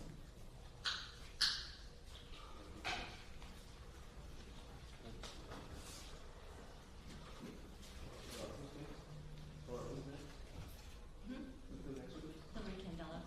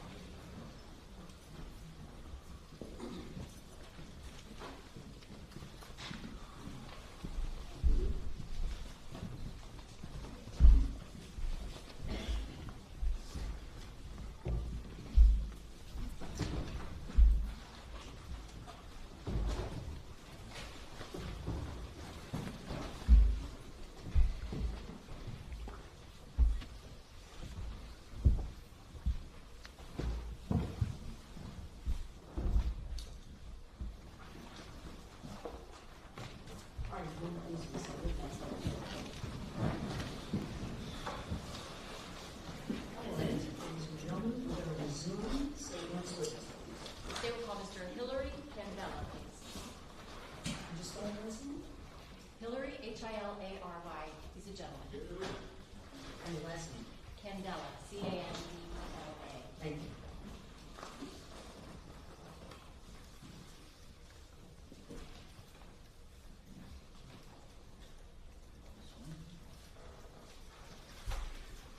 All right, sir, would you please step over, face the clerk, raise your right hand and be sworn.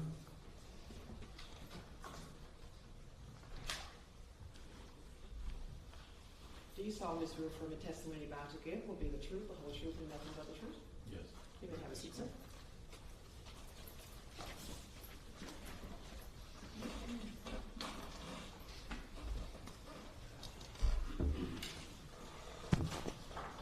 And so just please voice loud, because the microphone is in one direction and yours are in another. Thank you so much. Good afternoon. Would you please introduce yourself to the members of the jury? My name is Hillary Kendall, What do you do for a living? insurance. Mr. Candela, I want to take you back to September 4th, 2022, the Sunday of the Labor Day weekend. Do you recall if you were on a boat that afternoon? I was. Who were you on a boat with? James Gassenheimer. Who's he? He's a friend of mine. Okay. What does he do for a living? He's a lawyer.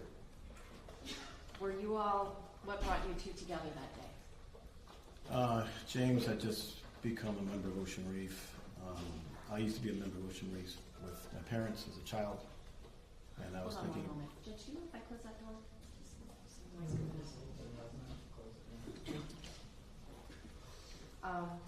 I'm sorry, something about Ocean Reef?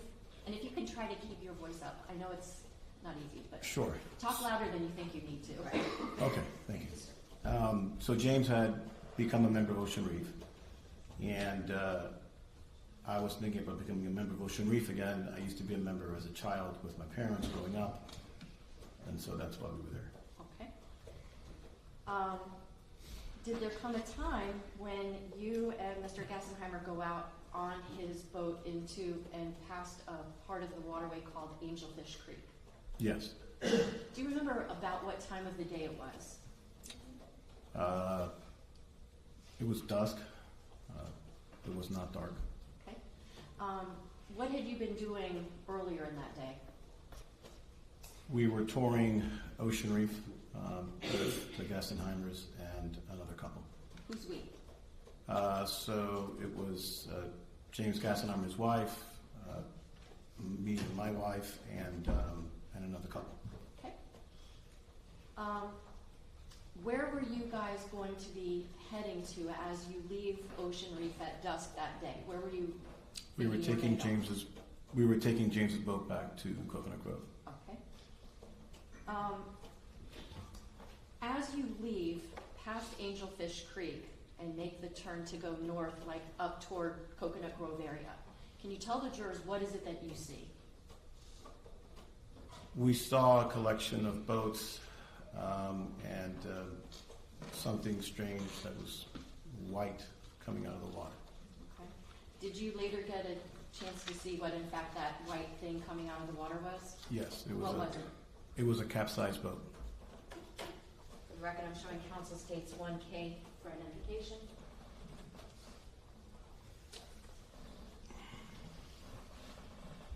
I'm showing you 1K for identification. Does this appear to be photographs of that same capsized boat that you saw only in the daylight? Yes. At this time, I move states 1K for identification and evidence. No objection. Without objection. State Exhibit 1K, previously marked identification, will become State Exhibit number 18.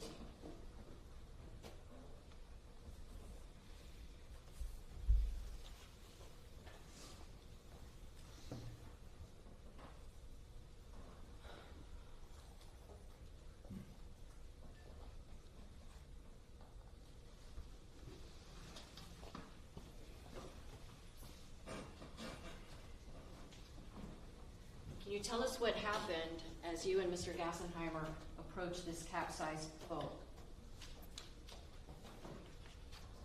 There was a lot of yelling to slow down, that there was a missing 17-year-old girl,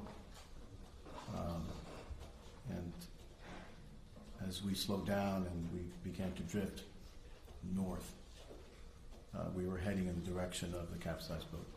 Okay. Do you see if there's any people in the water at that point in time? I did not. Were there other boats that did have people on them? Yes. Did some of those people that were on boats appear to be teenage girls? I believe so. That boat was a little further in the distance. Was that boat a larger type of a boat? Yes. Did it have a platform at the back of it? Large platform, yes.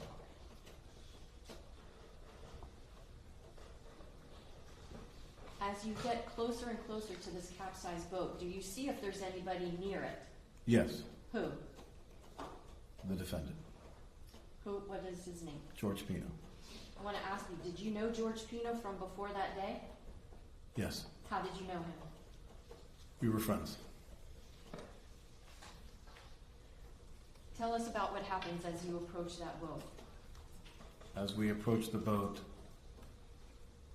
I asked George if it was him, and he said it was. I asked him what happened, he said that they had hit a marker. I asked if he was okay. He said he was. And then he said that they were looking for this 17-year-old girl. Do you see George Pino in the courtroom today? I do. Can you please point to and describe an article of clothing that he's wearing for the record? He's over there. He's wearing a blue suit with a white shirt and a blue tie. Stipulated. All right, so I did.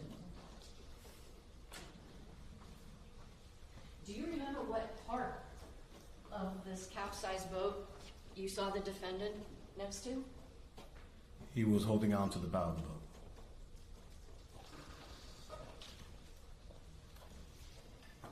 Do you see where the bow of that boat would be in either of these photographs, which is in State's Exhibit number 18? Yes. Where? Here and here. Okay. Using this pen, would you be able to circle the location on these two photographs of where you saw George Pino in relation to his capsized vessel? Here. Okay. This, he would be on the other side. Okay. Can you just draw kind of an arrow to like the location, but just right other side? Yeah. Oh, right here? Yeah.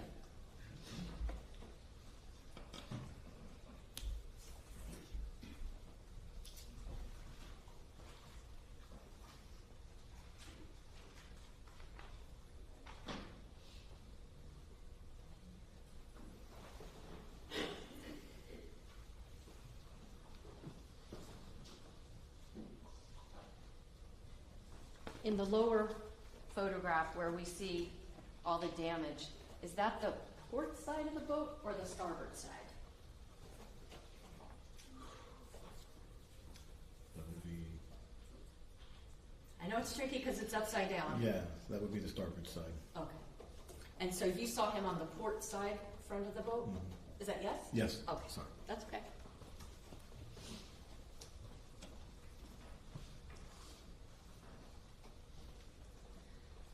So as you have this exchange of information with the defendant, are you like right up in his face?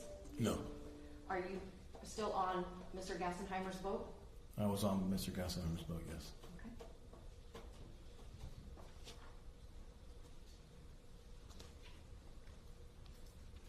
Now, when you see the defendant holding on to the front left side or the port bow of that vessel, let me ask you something. How long had you known George Pino when you come upon him at that time? Prior to that incident, I would say approximately 15 years. Did you consider yourself good friends with George Pino? I consider ourselves friends, yes. Okay. When you see him and he's holding on to that boat, can you describe how he looked? He looked dazed, in a state of shock.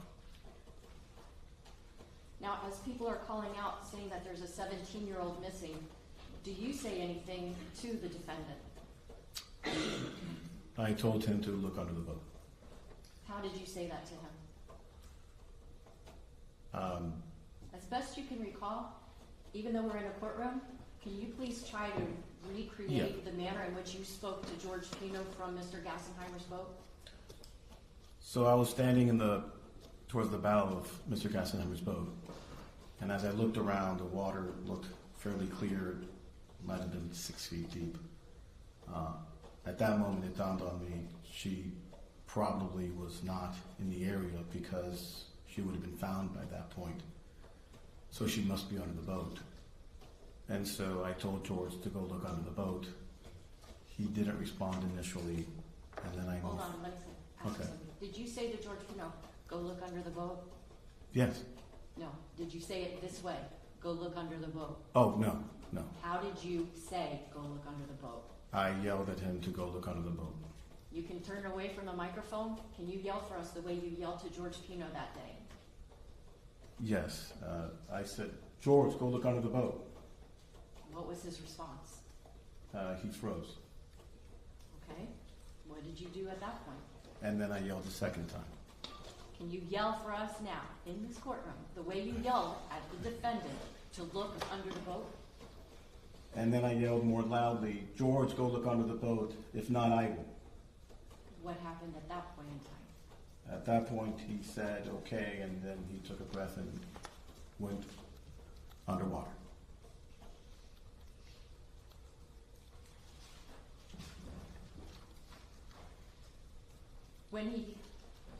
Did he come back up from underneath the boat? Yes, Did he have anybody with him when he came back up from underneath that boat? he had Lucy. Tell me about, who is Lucy? Lucy was the 17-year-old missing girl.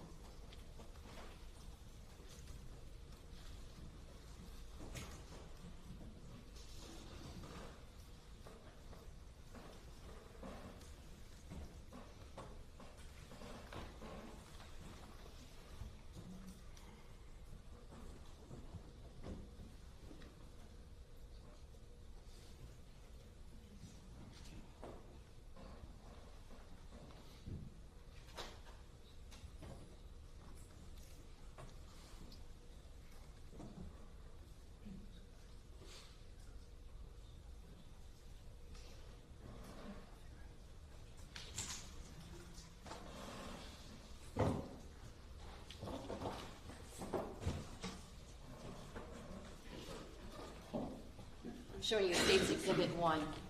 Do you recognize who this person is? Yes, Who is it? Lucy Fernandez. Did you ever know Lucy Fernandez when she was alive? No. Did you know her parents? Yes, What are her parents' names? Andy and Melissa. How did you know them? Through the Epiphany Parish community. Common friends. Pardon me? Common friends. Now, can you describe for the jurors, what do you actually see as George Pino comes out from under the boat with Lucy? As George comes out of the boat with Lucy, there was a small boat nearby that he was trying to swim to. And then we turned in that direction so that we could help. And that's when James Gassenheimer tells me that he knows CPR, and he jumped out of the boat. And I took control of his vessel. And where did James Gassenheimer go once he jumped off the boat? He swam towards the boat that George swam towards, and he got on the boat and began doing CPR on Lucy.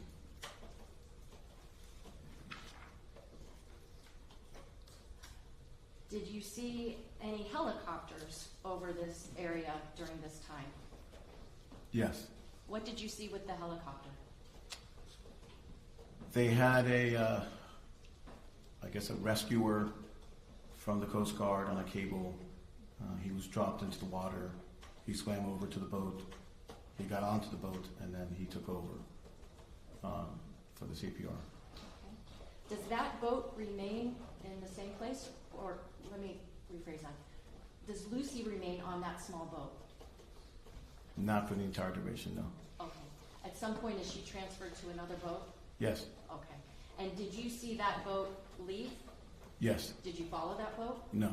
What did you and Mr. Gassenheimer do once Lucy had been transferred and was escorted away from that location? We heard a cry for help that there were two girls that needed attention. Did Mr. Gassenheimer come back onto the boat? Yes.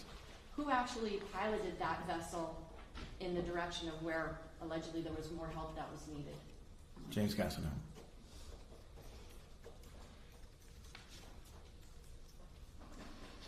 Where were these, like in what direction do you head toward upon hearing that there were additional people that needed help? South. Were they further south of Mr. Pino's overturned vessel? Yes. Did you see that boat, or do you remember if you saw that boat when you first were coming up toward where you found George Pino? Yes. At that point, when you saw that boat, did you know that there was anybody in need of medical care? No. Can you describe what that second vessel was that you wind up going to with Mr. Gassenheimer? It was a large vessel, I would say over 50 feet. It had a blunt bow.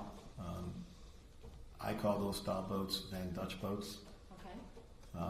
very wide, had a large bow and a large platform deck. And just in case somebody here doesn't know what a platform deck on a boat would be, can you describe that for the jurors? So on the transom, the rear of the boat, it has a very wide platform deck, got it 5 feet from the transom to the end of the deck and probably 12 to 14 feet wide. Are you yourself a boater? Yes. What's a transom? The transom is the rear of the boat. Okay. As you approach this large vessel and are getting closer to it, do you recognize anybody that's on that boat? Yes. Who is it that you see on that boat that you recognize? I see Galo Monterrey and I see Ceci Pino. How did you know who those two people were? Because I know the parents, and whenever we would get together, we knew the daughters. I mean, their daughters. Do you make inquiry about whether anybody else is missing? Yes. And was anybody else missing based on what you were getting told? I asked where the rest of the girls were, if they were all accounted for. They said yes. I asked if anybody was injured. They said yes. There were 2 girls unconscious on the platform. Did you learn who those 2 girls were? I did. Who? One girl was Kathy Puig, and one girl was Mia. I didn't know her at the time. Mia, I think the last name is Rodriguez. I'm not sure. Did you know Kathy Puig? Yes. Can you tell the jurors, how did you know who she was? Kathy is the daughter of Rudy Puig. And who is Rudy Puig to you? He's a friend of mine. At that point, are you able to make a call to Rudy? Yes. What do you tell him? I told him that there was a boating incident and that his daughter was unconscious on the platform.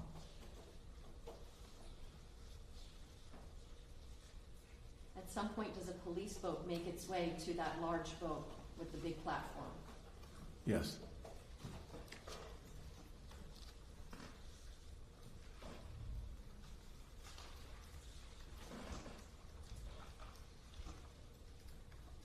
Had you seen Kathy Puig earlier that very day?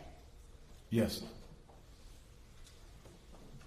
When you are out on the waters with Mr. Gassenheimer that afternoon going into the later hours, what was the weather like? It was very pretty. We commented as to how beautiful it looked. It was very calm. Without getting into any details, is Kathy in the same condition now as she was before No. this crash? No. No other questions? Ross?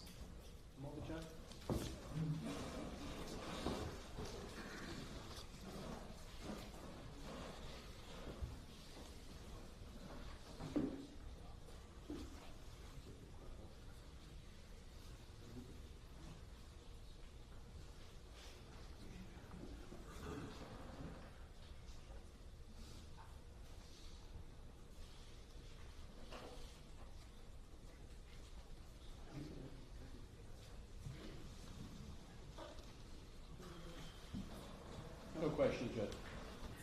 All right, very well. Thank you.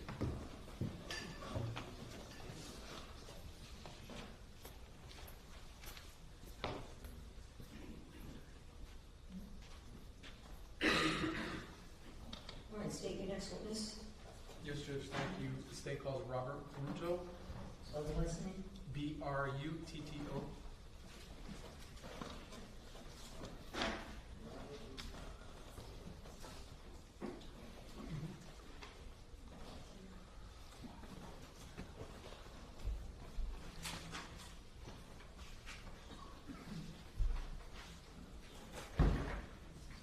Please step forward, face the clerk, raise your right hand and be sworn. Do you solemnly swear upon the testimony you're about to give will be the truth, the whole truth, and nothing but the truth? Yes. You may have a seat, sir.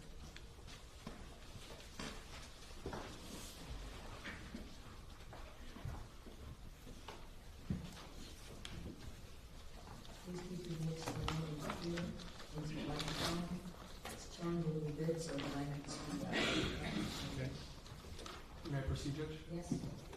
Good afternoon, sir. Good afternoon. Can you please introduce yourself to the members of our jury here? My name is Robert Bruto. I'm a retired Miami-Dade police officer. Mr. Bruto, when did you retire from the Miami-Dade Sheriff's Office? November of 2024. How long did you serve? Approximately a little over 31 years. Congratulations on your retirement. Thank you. What unit were you working for at the time of your retirement? The Marine Patrol unit. How long did you serve as part of the Marine Patrol unit? Approximately 20 years. Before working for the Marine Patrol unit, were you a road patrol officer? I was a road patrol officer for 6 years. I was a auto theft detective for approximately 5 years, and then finished the last 20 as a Marine Patrol officer. As a Marine Patrol officer, did you receive specific training? Yes. Can you sort of describe some of the training that you received to become a Marine Patrol officer? Initial requirements are the Florida boating course put on through FWC. It's required by every boater born after January 1st, 1988. Was one of the first requirements that I had to complete. After that, once I joined the unit, the Miami-Dade Police Department put on approximately 10-day course of boating school to teach the new boaters or the new hires for that unit the way they wanted you to patrol and operate the vessels. Throughout my career, there were numerous other agencies that put on trainings, Coast Guard, FWC, some outside agencies that I had attended for various different boating courses, as well as BUIs on the water, radiation detection on the water, and numerous trainings. Have you ever been an instructor for trainings? Yes, towards the end of my career, the last, I'd say 4 years or so, I was an instructor for the Miami-Dade Police Department's boating school. As part of training, would navigational safety be discussed? Yes, it would be as part of the course. And just for the benefit of the jurors, were you a boater as a civilian growing up? Yes, I pretty much grew up my entire life here in South Florida. Went on numerous boats my family owned, as well as myself that I owned, as well as neighbors. Pretty much from probably the age of 7 or 8 years old, I've been on a boat. And even though you are now retired, do you still boat? Yes, I do. I have my own vessel that I go out on. All right. So, Mr. Bruto, I want to talk to you a little bit about September 4th, 2022. Do you recall the events of that day? Yes, I do. Was that Labor Day weekend? Yes, it was Labor Day weekend. Can you describe to the jurors what boating traffic is like over holiday weekends versus a regular weekday? Like night and day. During the week, very little traffic is out there. Very few people go out on the water. Weekends are busy. The marinas are usually filled up by noontime. There's no more room for vessels to put in the water at the marinas. Holiday weekends are even worse. They actually open up additional parking, so there's even more boaters out on the water. Have you responded to emergency situations during the course of your career with the Marine Patrol? Yes, I have. Have you received training on first aid? Yes, I have. Have you received training on emergency response? Yes. Can you describe some of those trainings to the jurors and what you learned? Through the department, they put on a CPR course and a refresher course every year through trained instructors that we must pass and go through. CPR, first responder, first aid, as well as the Marine Patrol itself implemented training, various different types for our unique needs out on the water. So pretty much my entire career, we've been training for that. When did your shift begin on September 4th, 2022? I don't recall exactly because sometimes our normal shift is 7 a.m. in the morning till usually 7 p.m. Holiday weekends, sometimes they adjust it so we can work a little bit later in the evening. I don't recall exactly what our shift was that particular day. Can you give us just a general estimate? I would say maybe 9 a.m. to 9 p.m. Unless something happened and we would hold over. So where do you go when you are going to begin a shift with Marine Patrol? That particular day I was assigned to Black Point Marina. The county has 3 assigned marinas for the Marine Patrol unit. One in the north end, Pelican Harbor. One in the middle of the county, roughly, Matheson Hammock Park. And then the south end is Black Point Marina. Did you know that you would be beginning your workday at Black Point Marina? Yes, I did. How often had you been assigned to that area, Black Point Marina? At that point, approximately maybe 8 years. And can you give just a general description of what Black Point Marina looks like? When you first get there, it's a large parking area off to the right for vehicles with boat trailers. On the left-hand side is just for vehicles itself. When you travel all the way down into the marina, you'll come to what used to be a little guard booth that collected the money for parking fees. They no longer use that, but you pass through that, and directly in front of you are the boat ramps. Off to your left is a restaurant and the park offices, and off to the right of the actual boat ramps is a large privately owned storage facility for vessels. And is Black Point Marina on the mainland? It's part of the mainland, yes. Okay. So can you tell the jury some of the duties and responsibilities that were assigned to you on specifically this day? Mainly, we were required to patrol the heavily populated areas of the waterways, to control the speeds, the safety of the boating public and swimmers that were in the water. Black Point's responsibility is roughly from, say, 152nd Street south, everything south of there. Then Matheson Hammock would generally be responsible for 152nd all the way up to like the Port of Miami. And then Pelican Harbor would be from there all the way up to the county line. Not to say we can't go across to help each other out or further, or even into either Monroe County jurisdiction to help them out, or possibly up into Fort Lauderdale to help them out if need be. Are you wearing like a normal patrol uniform? We have the standard polo shirt that some of the road units wear as well, but we wear shorts instead of long pants out on the vessels due to the heat. It gets hot out there. It gets hot. Did you have a partner on the vessel? Yes. That day was Officer Marvin Friels was Flores. Marvin Flores was my partner that day for Labor Day weekend. Had you worked with Officer Flores before? Yes, he was my regular partner during any other work day. So when you get to Black Point Marina, are you assigned a particular vessel? We were.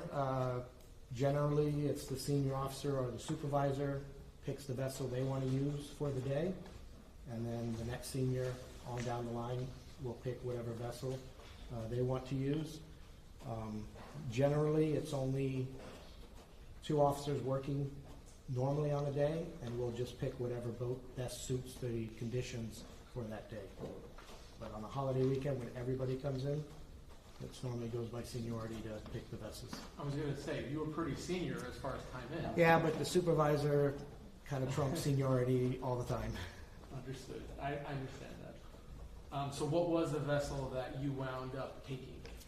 We wound up in what they call a 850 Impact.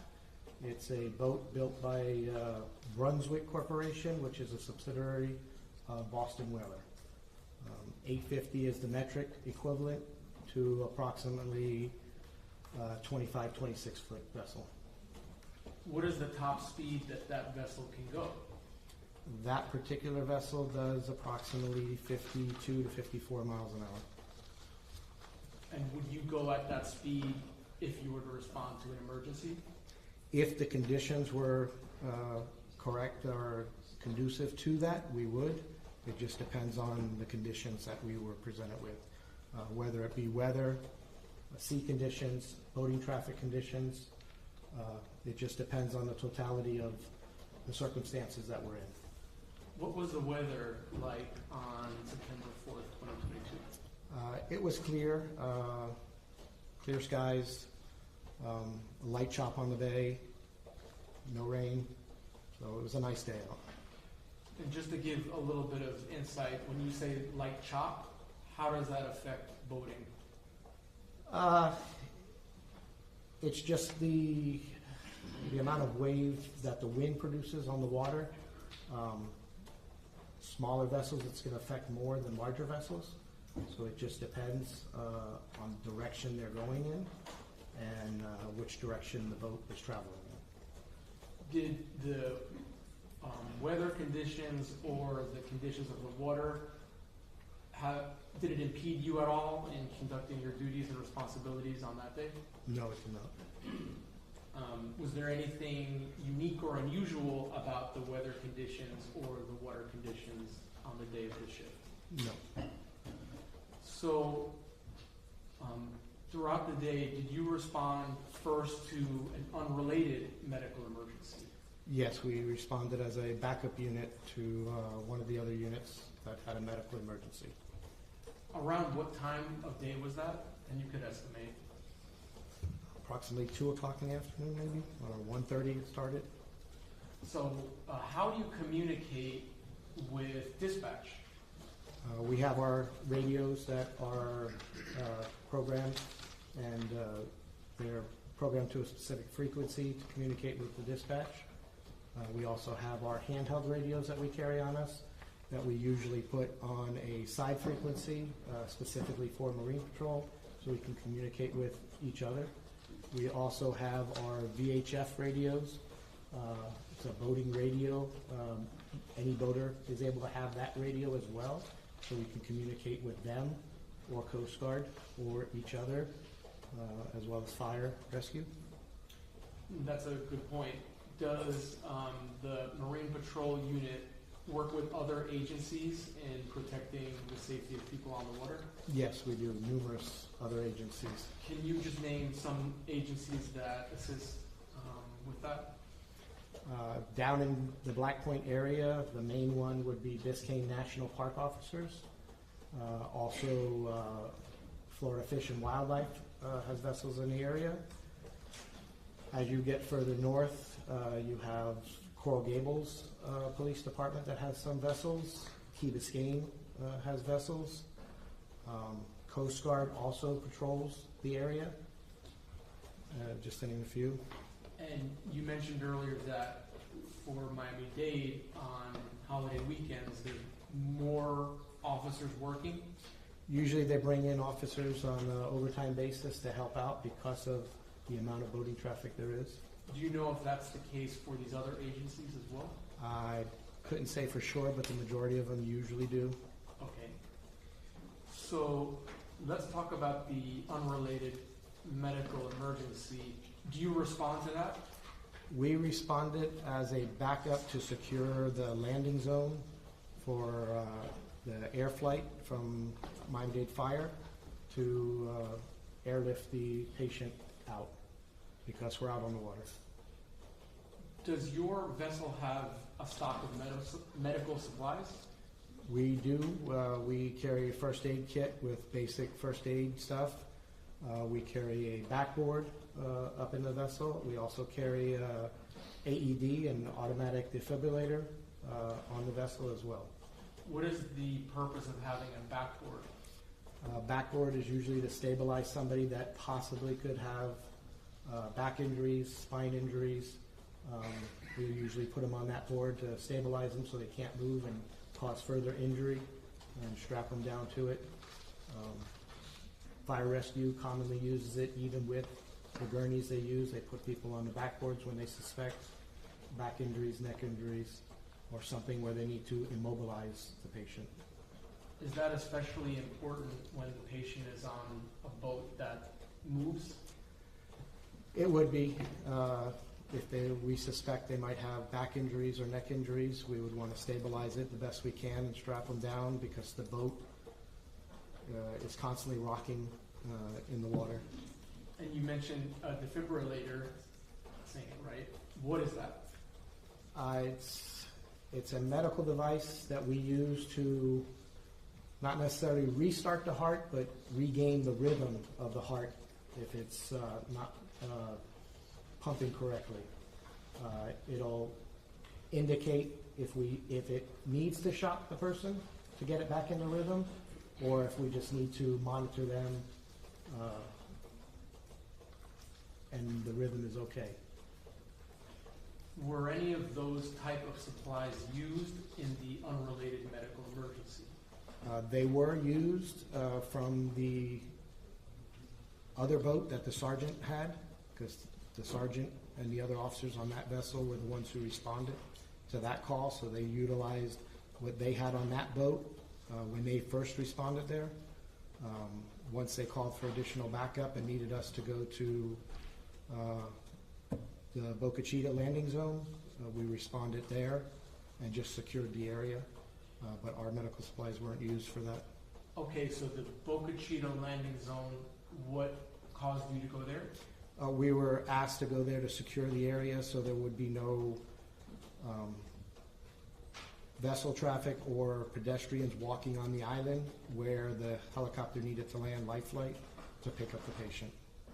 So after you attend to this unrelated medical emergency, what do you next do? We all the vessels that responded there, which was all from Black Point mainly, we all responded back to Black Point Marina.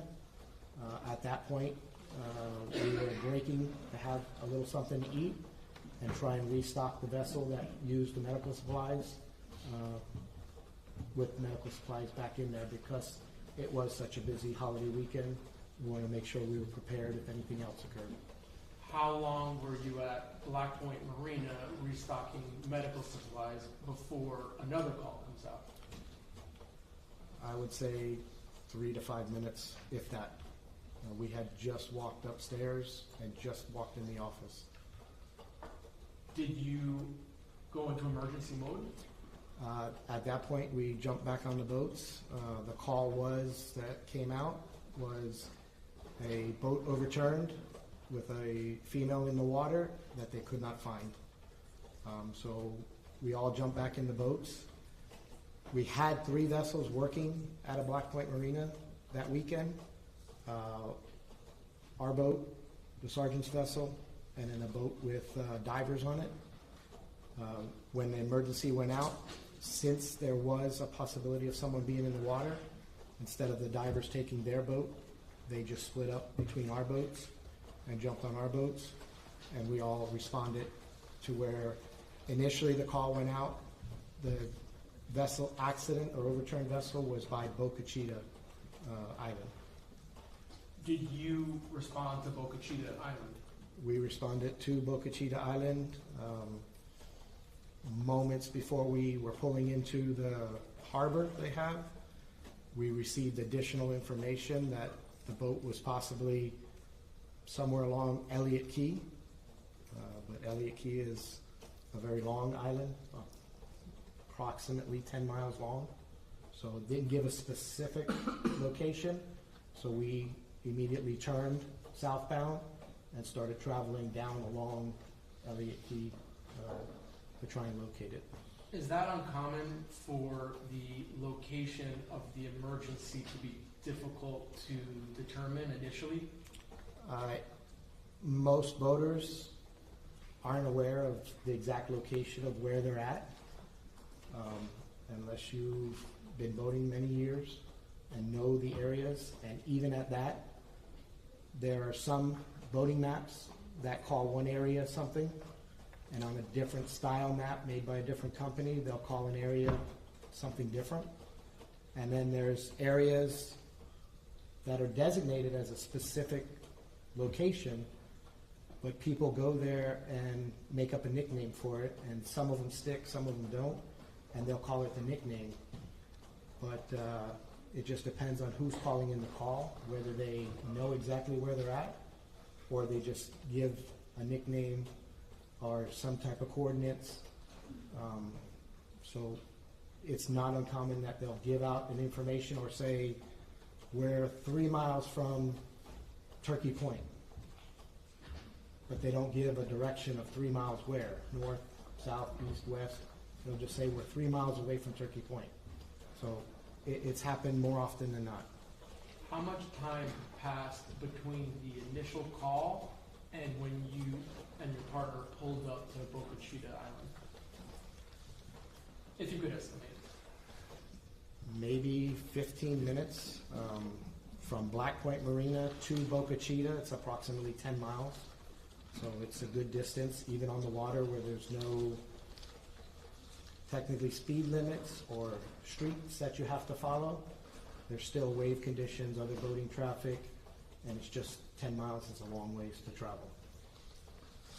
You mentioned that you were traveling south down Elliott. Yeah, once we got additional information that it was possibly along Elliott Key somewhere, we turned southbound and started heading along Elliott Key. When do you all come across the crash site? We continue to receive more updates. I believe the next update said it was closer to Caesars Creek, which is the south end of Elliott Key. And then we received another call that it was at Cutter Bank. So we just continued south until we got to the area of Cutter Bank. We were able to see a life flight helicopter from Miami-Dade Fire up in the air, and we kind of just headed towards that way because we didn't notice any other people flagging us down anywhere else. At least initially, did you see the capsized boat? Once we got through the channel markers along Cutter Bank, closer to the south end, we saw the initial overturned vessel, but we were being waved down and saw the helicopter above a smaller white open fishing vessel. There's been some testimony already, but can you just describe Cutter Bank and what it is used for? Cutter Bank is just a shallow shoal that kind of divides where Elliott Key is, southbound towards like the Florida Keys.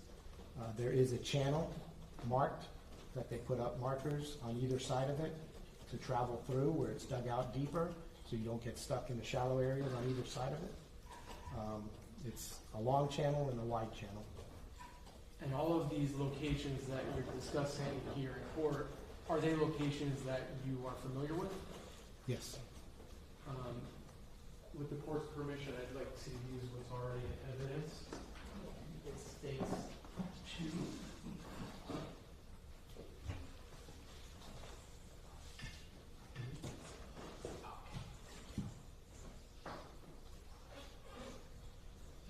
and with the court's permission, may the witness step down to help me publish this exhibit?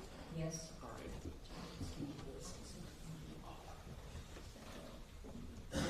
And Mr. Brito, I have a handy dandy pointer here. so Ms. Adams is also going to assist. Can you sort of show the jury the path that you just described to get to the capsized boat? We started off at Black Point, where we were. We went out the channel and traveled over to Boca Chita, coming this way, through the small cut here. And when we got approximately about here is where the call came in, additional information that it was possibly along Elliott Key, which is this. So let me stop you real quick. So the map has Boca Chita Key written on it. Is that accurate? Yes. Okay, you may continue, sir. Once we got the additional information, we changed course and headed southbound through the channel markers and along Elliott Key. Like I said, additional information kept coming in that it was possibly further south, closer to Caesars Creek, which is right here at the south end of Elliott Key. We continued southbound. When we got somewhere along here, additional information again came in that the overturned vessel was down closer to Cutter Bank, which is this area right in here along the channel markers. So we continued. When we were approximately here, we were able to see the helicopter flying in the air somewhere in this area. And we just continued down through the channel markers until we reached where we saw people flagging us down and everybody in the helicopter up in the air. In the areas that you're describing, are they all in Miami-Dade County? Yes, they all are in Miami-Dade County. Can you also just, while we have the map up, show the jurors where Ocean Reef Club is on the map? The actual club is going to be over in this area, or right here. But pretty much this whole area is Ocean Reef, where they have all the housing. But the club is on the outside. And then there's canalways and waterways going through there for Ocean Reef. Can you show the jurors how someone, if they wanted to go from the area of the channel markers to Ocean Reef Club, how they would get there? From here you would have actually two different choices. Once you pass through the channel markers, you could either cut through Broad Channel and come around, or you could cut through Angelfish Channel through this way and then come around to get to the outside to where the club is. Have you ever been to that club? I've been to the marina, not necessarily. Are you a member? I'm not a member. You can have a seat, Mr. Bruto. Thank you, Ms. Adams.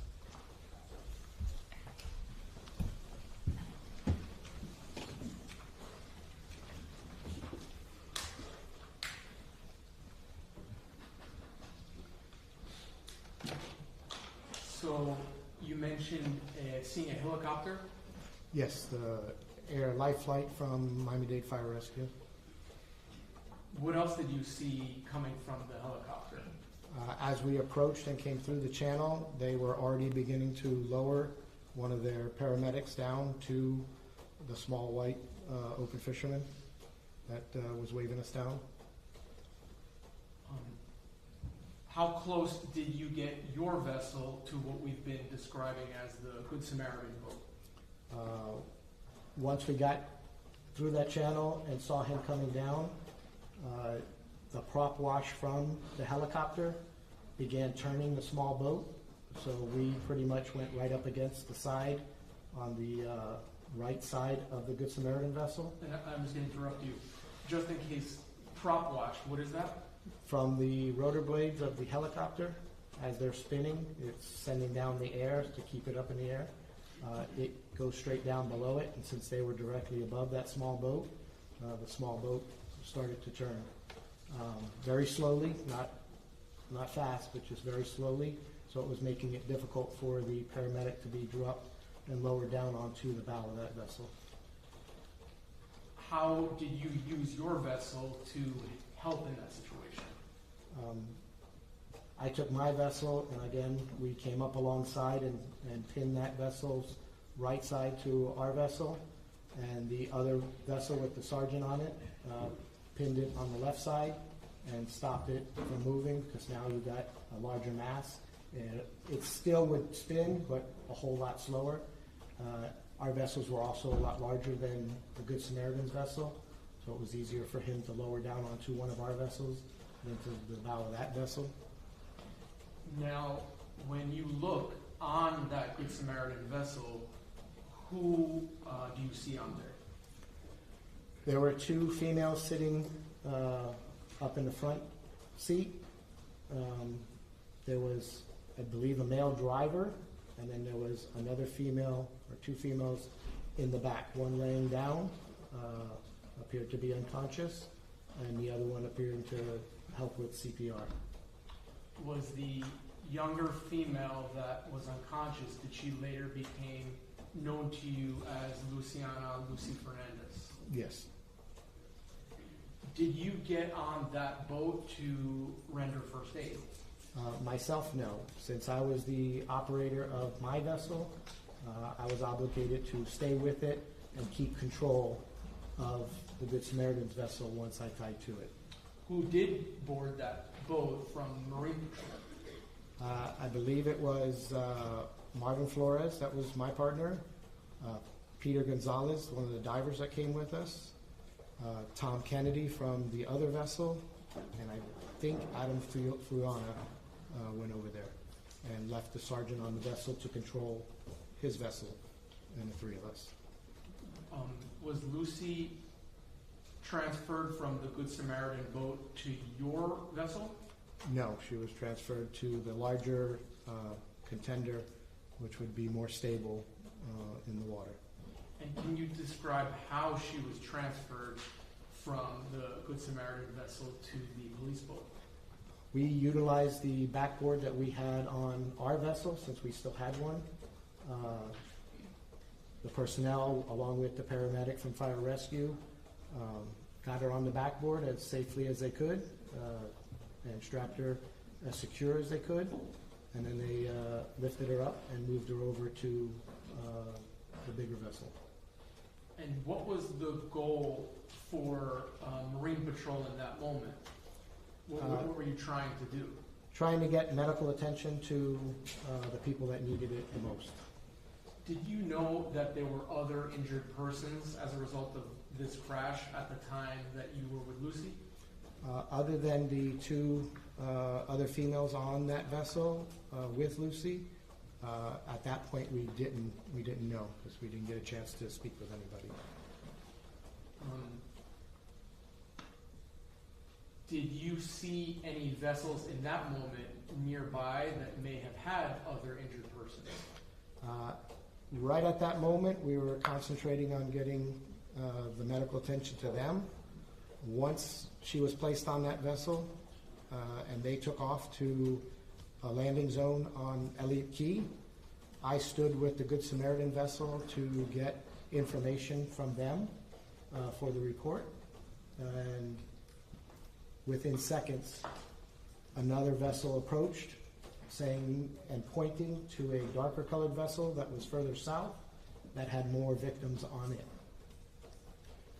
Just out of curiosity, what was the reason that Lucy wasn't placed on a backboard and lifted up into the helicopter and flown away?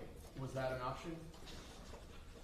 Fire rescue, it's a very difficult thing to airlift somebody up off of a vessel, especially a smaller vessel that has the T-top, antennas, and everything in the way that could get caught on either the lifting basket.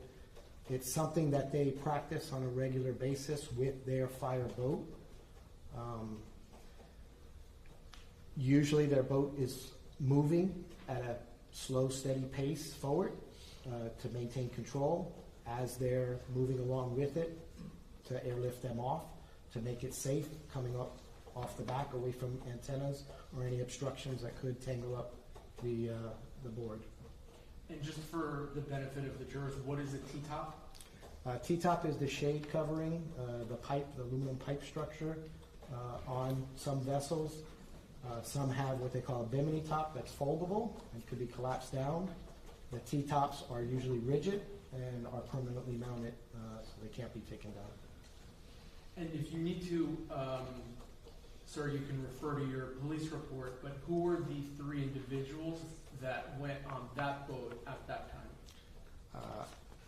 I got the information after the fact because I didn't have any information at that point, but I do know that. Yeah, just I could rephrase the question. rephrase, or gentlemen, you can refresh that. because- Yeah, that's actually what I was going to say, Judge. If you need to refresh your recollection about the three people that went on that vessel, you can refer to your report. Right, but just read it, and then if you look up after you read it, and let us know what you remember. And I believe it may be on page 8.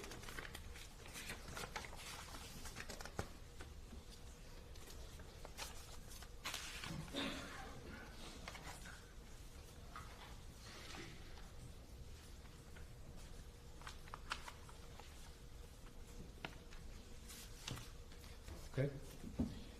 Did that refresh your recollection? Yes. And who was that? Lucy Fernandez was one. A C. Pino was a second one, an adult female. And then P. Garcia, a juvenile. Thank you, sir. So you mentioned the larger vessel that you were alerted to. Do you immediately respond to that larger vessel? Yes, I do. I advised the Good Samaritan vessel to just try and maintain where they were at, that someone would be along to get their information, and I immediately respond to the larger vessel that was further south. Can you estimate the distance between the boat with Lucy and this next vessel? I'd say anywhere from a quarter mile to a half mile away from where Lucy's vessel was. Now, when you arrive at the second vessel, are you now alone? I was alone. Everybody who boarded the vessel from my vessel to help out went with the larger vessel over to Elliott Key to render the aid. When you get to that larger vessel, what do you see? Immediately I see 2 females in what I describe as a rescue position that we usually do for first aid, or a fetal position you'd call it, laying on the back of either a swim or dive platform, depending on what you want to call it, of that vessel, along with a lot of other juveniles and adults in the vessel as well. Was it clear to you that those young ladies were injured?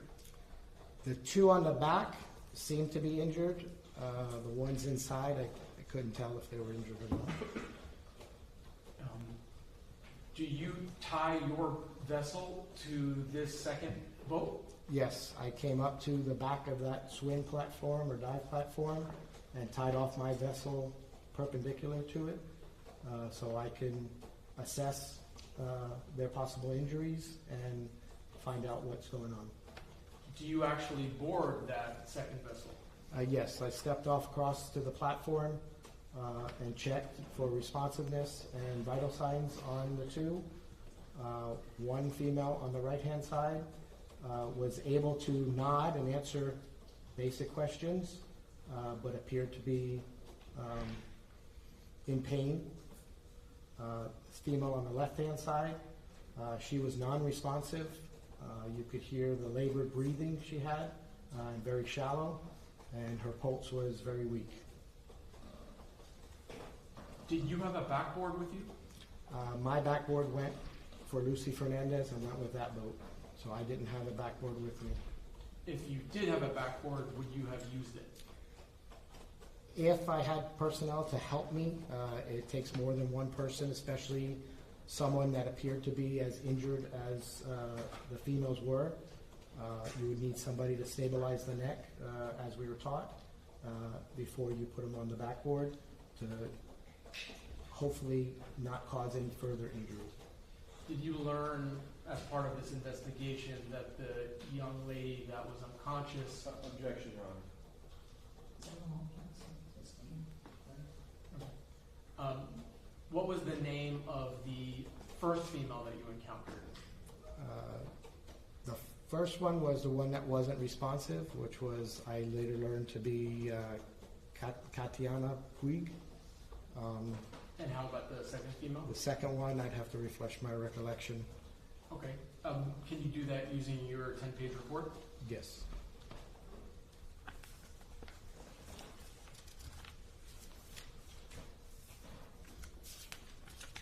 And I think it may be on page 9, if that helps. Page 9, line 4.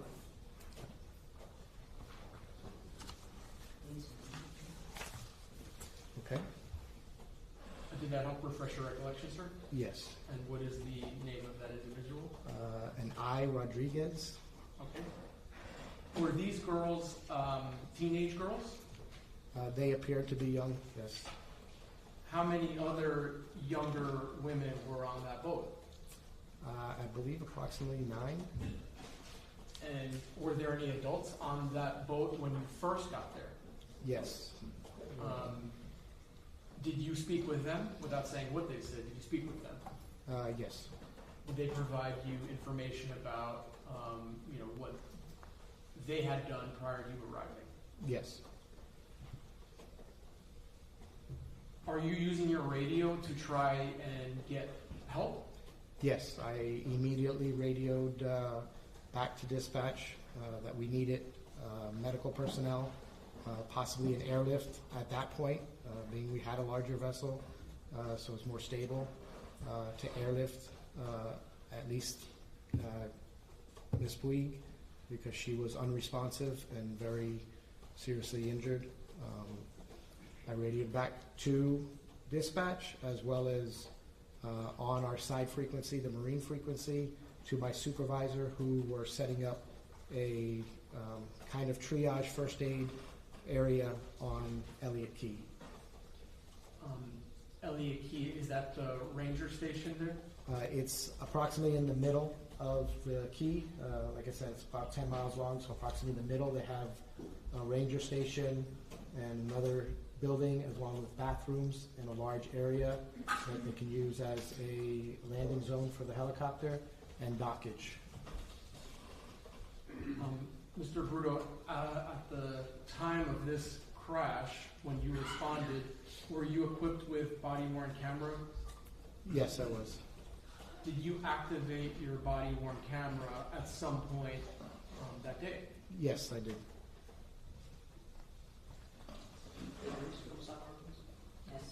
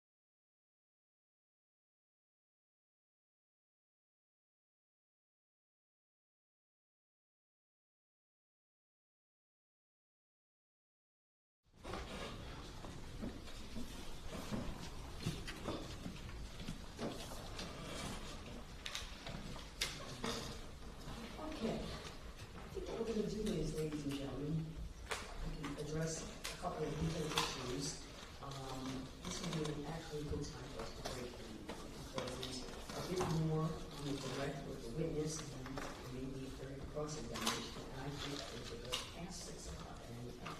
Absolutely, okay, because you all had a very full day.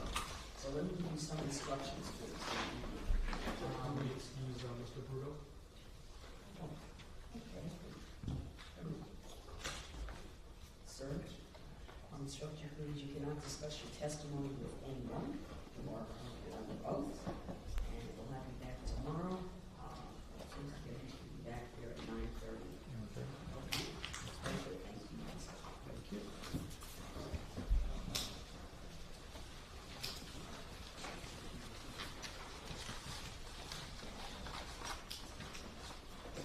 All right, ladies and gentlemen, you put your notepads, I think you're getting the routine now, put your notepads inside the envelope, so you can give it to Renee and leave the courtroom. Same instructions. Please be very vigilant about following these instructions. Insulate yourselves. If you think you're hearing something that has anything to do with these proceedings, ignore it, don't listen to it, don't watch it, don't read it. Okay? Please don't go on social media to either post any comments or read anything or try to gather any kind of information as well. No research, no investigation. There is information that is outside of this courtroom that is not evidence and is not for you to consider. The only thing you can consider is the evidence presented in this courtroom and the law that I will instruct you on and ultimately reaching this decision. So be very, very cautious of it. Be mindful also not to speak with each other. Of course, you can't have any conversations about this case until you are sent into the hearing room for time to deliberate. Also can't speak with anyone else, parties, anyone, and if anyone attempts to speak with you or in your presence about the case, please remind them you're on the jury, keep the badges well displayed. If they persist, please let them know. Tomorrow, please be here if you would, as today, great. Please be here by 9:30. If you would report to the jury room on the 7th floor, please get inside the jury room instead of in the hall.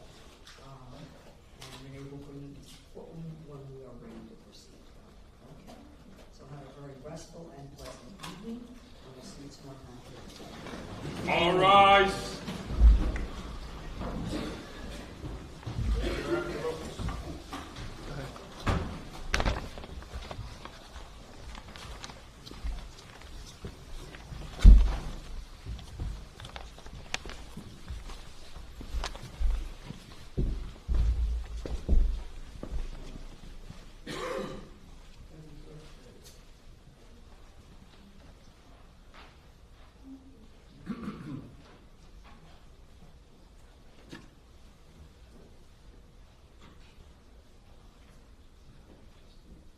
Just give me a minute to get down the hallway. You can all be seated. Thank you. We're going to recess for the jury, but I would like to have a few minutes. You can here address the one matter. I can view the information now, or alternative two is you can send it to me again, we can look at it, and then I can address the issue tomorrow. We prefer to do it now, and we have a matter we need to address with you at sidebar. Okay, would you like to address the sidebar matter first? Sure. Okay, come on over.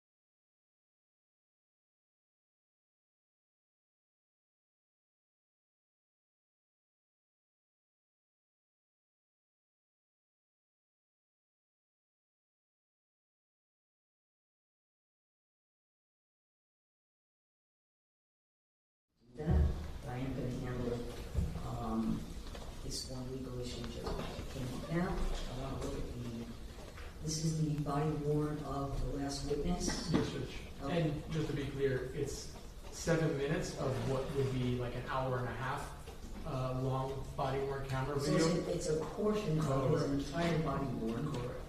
And you would like to, it's being introduced into evidence, or do you plan as just, he's already testified, it's not a demonstrative of testimony, but is it being introduced?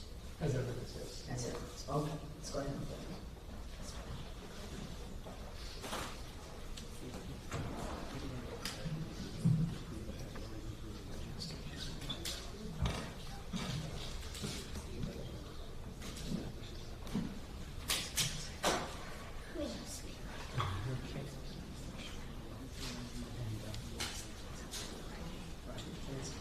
Judge, it is marked 2B for identification. I know we don't have a jury, but just for the record.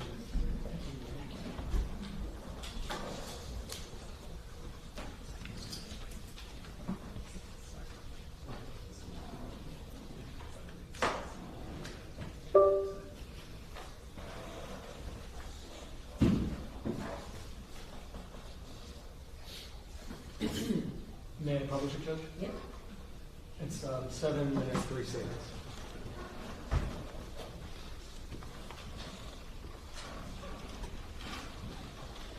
Without audio. The audio will turn on eventually. There's just a little bit of a lag time. Okay.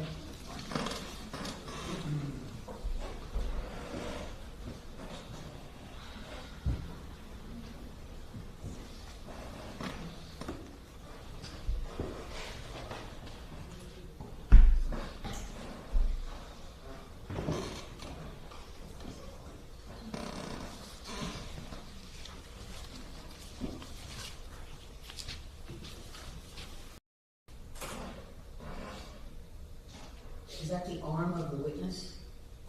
The arm of the Yes, it is. Okay. Yes.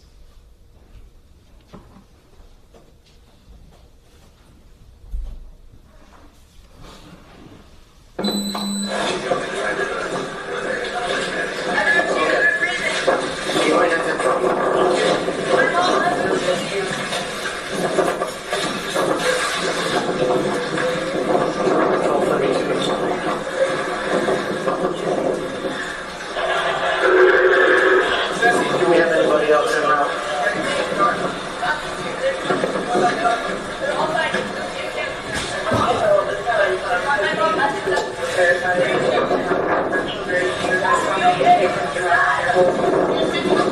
I have 2 more. I haven't moved them yet because of possible trauma. I don't have another backboard. 1. She responsive. She answered. Yes. So 2 victims. 1's responsive. The other one's not responsive. Is breathing. Very labored.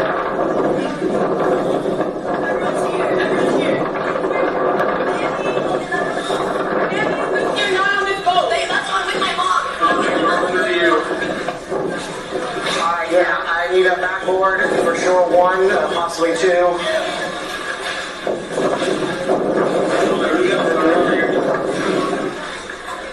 Stop with the ICW, almost by Pumpkin Key. It's a big black boat. I'm tied off to the back of it right now.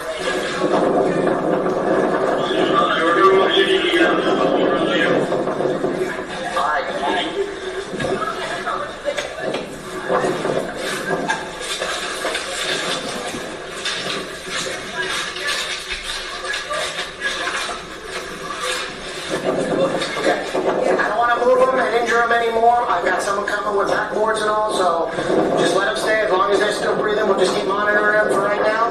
We're getting rescued here. Like I said, here comes another chopper, so hopefully... Did anybody here witness what happened? In the water? Okay. Do we know if we have everybody? Yes. From the other people? Two parents and a friend. So this is the guy? Yeah, this is the guy. And was he on that boat? Your mom and Lucy.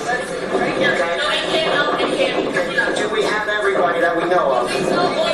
I didn't see them leave. Okay. We took 1 female from that boat and 2 other people. I know one was a female, but I'm not not sure if the other one's a male or female. So there were three. Okay, but there were three people that left on the boat that left. They went to Elliott Key to be transported to the hospital. So your dad, so we got, everybody's accounted for then, right? Everybody's accounted for. Okay, then the three girls went on the other police boat to Elliott Key. Okay, that's everybody. That's everybody. Okay. Is this your dad? Okay. Do you guys want to pull up over here?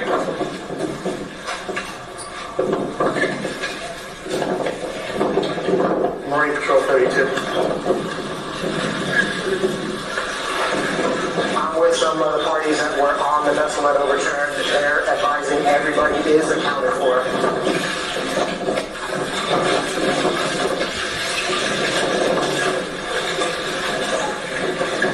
Are you hurt in any way, sir? So please do me a favor, just have a seat for right now so you don't fall down and get any further injured. Okay, just have a seat. Okay, we've got three going to the hospital there. I've got more rescue personnel coming. The two on this boat, one is talking to us, or at least responsive. The other one's breathing, but she's very injured, so she's not responding. I know she's not responding, but as long as she's breathing, if we try and move her any further... She hasn't been responsive for 30 minutes, sir. What do you want me to do? If I move her and she has neck injuries, it's going to make it worse. So they're coming as quick as they can.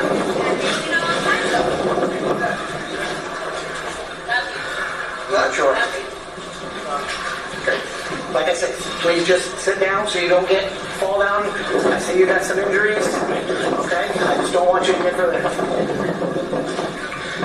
They grabbed her as quick as they could, got her in a rescue boat to take her to airlift to the hospital. Okay, we need to get another airlift for this one.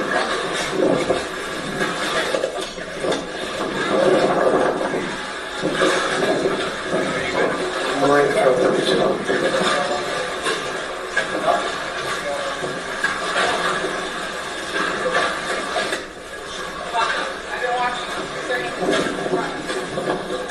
Marine Patrol 32.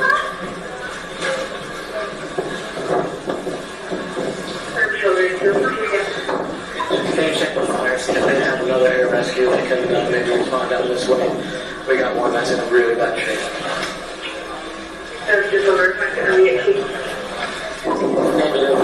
Just south, the SCW, just west of Elliott Key, down by Ocean Reef. I can give you the coordinates again.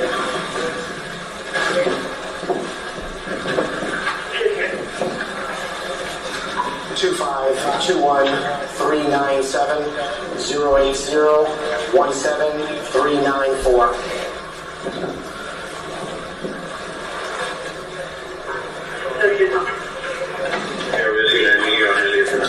Just be careful. Be careful coming over. Just please don't move.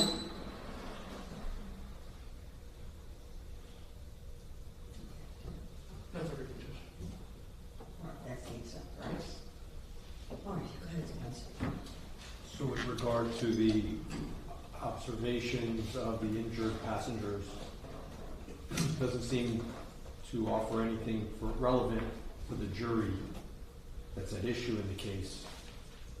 Certainly dramatic and it's disturbing for sure, but what is the fact at issue that the state is trying to prove? We've already had the testimony of the officer.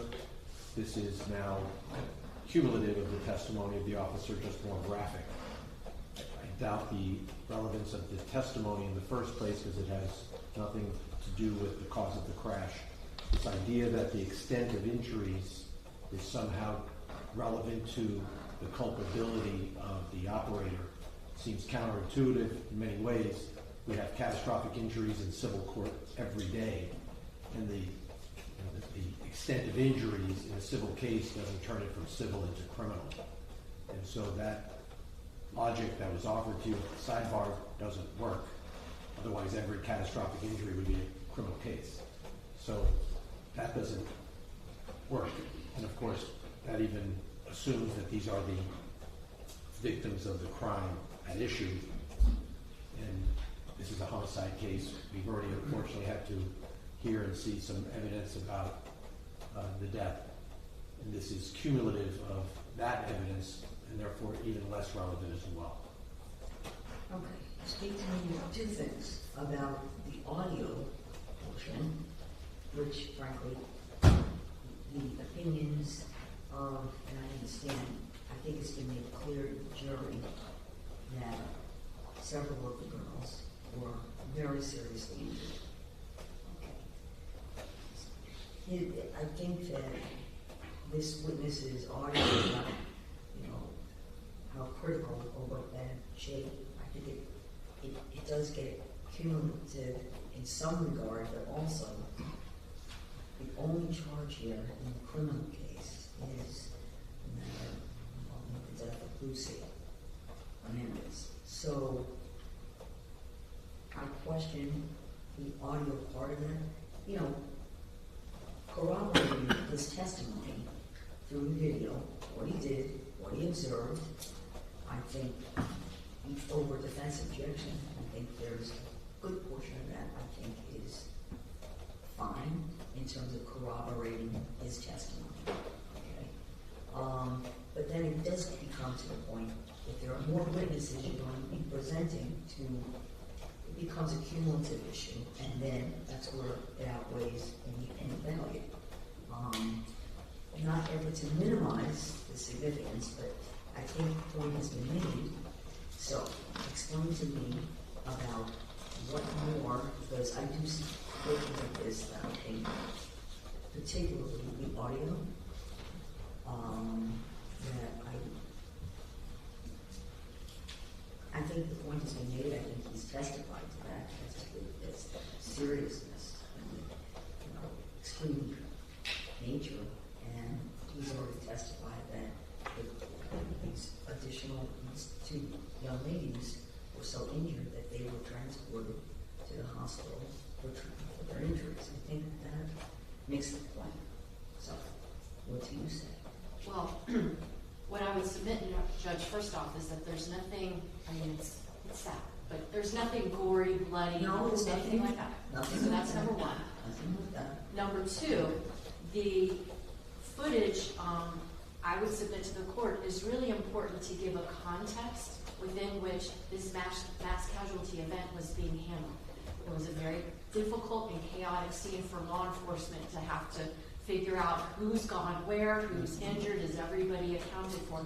And this shows, like, in a very impactful way, this is what we in law enforcement were dealing with. Also, Judge, if the court is concerned about when then Officer Bruto is talking about the condition, particularly of Kachipui, we can certainly take that audio out. But I would submit that the remainder part of this clip, it shows the lighting conditions, it shows the sea conditions, it shows the condition of the defendant. It shows the defendant not being manhandled or treated abusively, as the defense has kind of said, oh, well, he was in custody. You see that he is being tended to. I also would say, Judge, that it also shows that it's difficult locating scenes on the water, because as Officer Bruto is trying to, figure out, wait, what, where are these other boats? What's happened?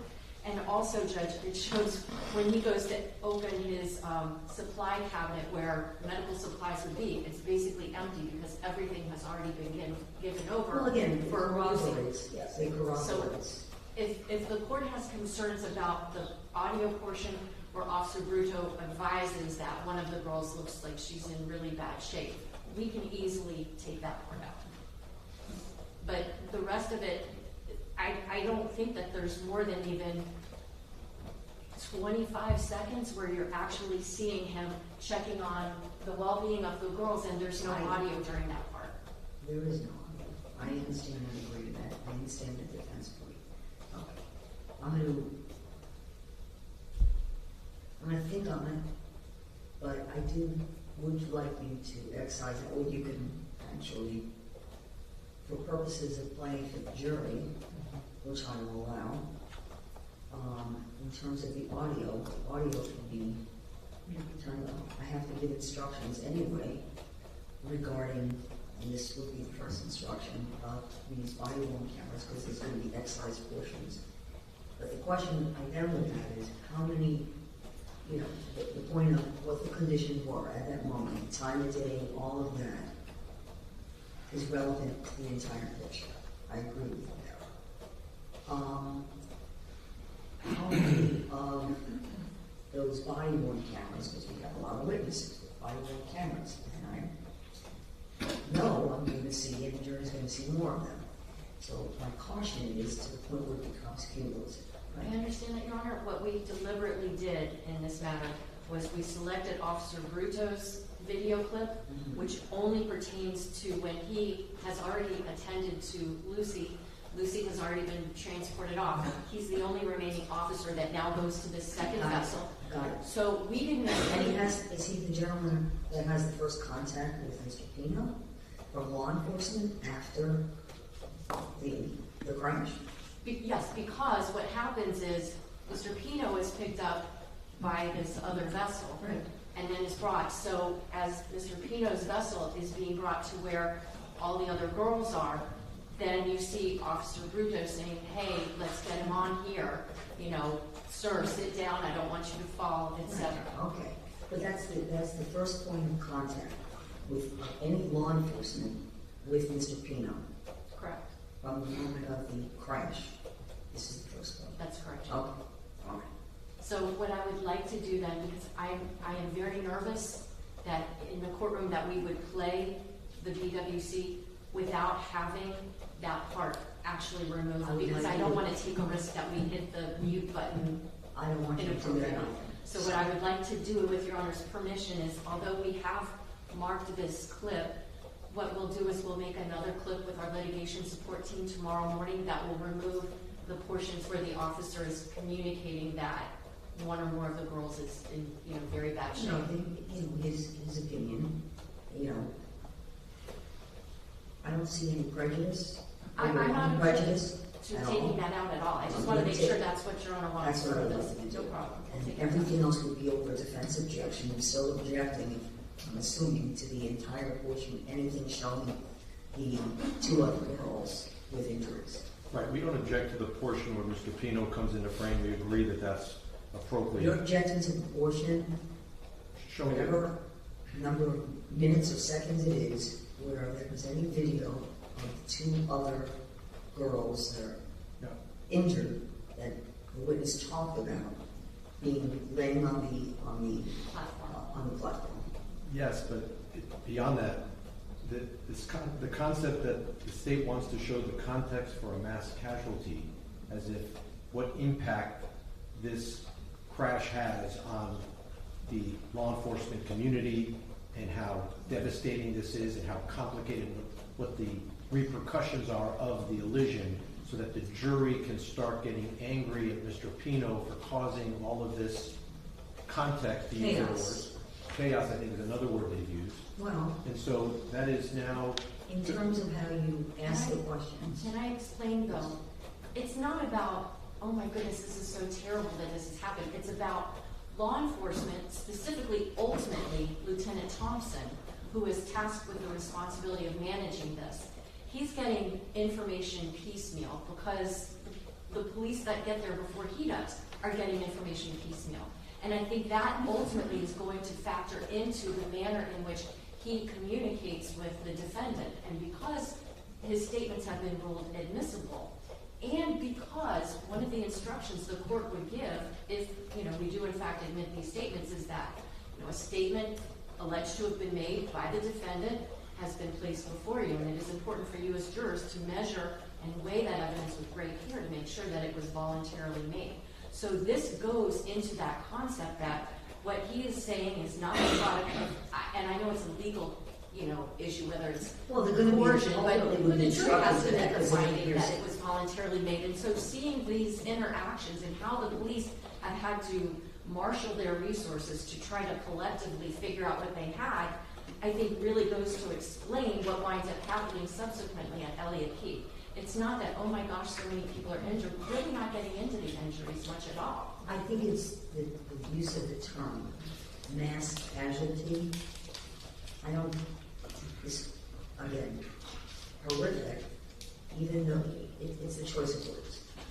And I think But- that, well. Yeah, okay. If you Yeah. don't want us to say it, but. Multiple people, one individual dies as a result of this act, of this crash.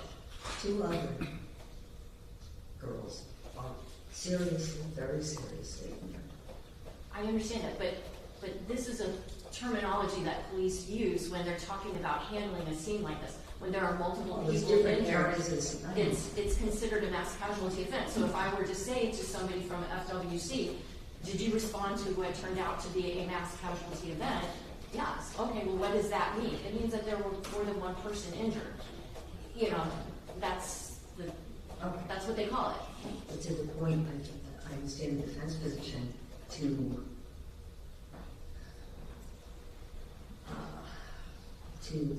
hype the situation to the point where it would cause their argument anger towards the defendant. And I understand, Judge, but you gotta you do not have prosecutors before you who hype anything. I'm going to let you present your evidence. You will make your objections at the appropriate time. If you think there's a question asked that's improper, or language used in the question that's improper, you'll object to it, to the form of the question. And in terms of whatever edits you're going to make to the audio, to excise out portions of the audio, I'm going to allow that portion of the body with the instruction, but I want to see it again, and I want to show it to the defense again. And we'll maintain, for purposes of the record, I'm going to maintain the original. It's going to be marked for identification, and then whatever the evidence is going to be would be the evidence. So both are maintained in the record. The only request I would have of Your Honor, and I know the court asked the jurors to come back, I believe, at 9:30. Our litigation support personnel, they leave at 6. They're usually in at 8 in the morning. So Mr. Borst and I would just need a little time with them because we don't know how to do that. You'll work with them Okay. and get that done. Would it be okay if we came here at like 10 in the morning instead of 9:30? Because I'm not sure we can get all of that done and disseminated to everybody by 9:30. He was posted because, as I had asked all the parties, if there are any other objections to any other portions of body worn that we know the state has provided, and you all have them, I gotta get that before. Okay, so can you review? Now, it would be helpful in that regard if we have a preview, a little bit of witnesses, right? Because the defense knows witnesses are coming up the next day, then the body worn cameras related to those witnesses, we can get that done. Understood. So you want to try to give us a highlight of what you might have tomorrow. You have this witness is coming back. This witness? The other witnesses with body worn. The only other witness that I think body worn camera footage is going to be introduced through is Lieutenant Thompson, and we've already gone through what those clips are. Okay, so this is the only other witness with body worn? Aside from Sergeant Delgado, whose video clips I already submitted to the court and to counsel. Okay. Yesterday. Okay. Actually, I think they were given to counsel sooner than that, but Your Honor asked for them, so we sent them last night. So you believe that Thompson is going to be testifying tomorrow? I'm hopeful, but it's kind of tricky to gauge how far we'll get with him. What I did want to ask, scheduling wise, if Your Honor knows, I know the court had indicated most likely on Thursday would be the day that we're going to go view the vessel. I think Your Honor said it would be probably in the latter part of the morning. It might even be earlier in the morning. Okay. Only because I'm trying to gauge when we are finished with that, does the court anticipate hearing from other witnesses? On Thursday? Yes. Oh, yeah. Okay. That helps. Then I'll Yeah, I figure out the I can talk to you about it right now. I think that I need everyone in the courtroom to start the session on Thursday. Okay. And then everyone's going to have their instructions of how they're going to conduct themselves and what this field trip is going to be. This is not a public field trip. This is a private field trip. And there's only going to be a limited number of people that are going to be actually permitted to go past the lock gates. I discussed it briefly the other day. I'll remind everyone tomorrow how that's going to work. But we would leave here from the courthouse, where we would be escorting the jurors at all times, and we would be leaving with escort to the Eric location. I think probably as early as 9:30, 9:45. Then we would come back here, whatever time that would be, probably be close to noon. At that point, I anticipate I'm going to have everyone in the courtroom, and then I'm going to formally recess for lunch. And then everyone's going to go after lunch. And then for the afternoon, I would like them to recess. So, of course, we have a rain date, but I'm going to ask the jurors actually to bring umbrellas. I don't know how, if it's monsoon rains, we're not going. But if there's a drizzle, and we can manage it, I think it's safer to accomplish this on Thursday rather than do it on Friday. I remember that the defense had made some requests about they wanted to have an exemplar vote. Will they plan to have one? Oh. Because they need to let us know. Oh, I haven't yeah. heard anything about that. I've not heard further on that. As of this moment, we don't have any update for you on that. Let me check with.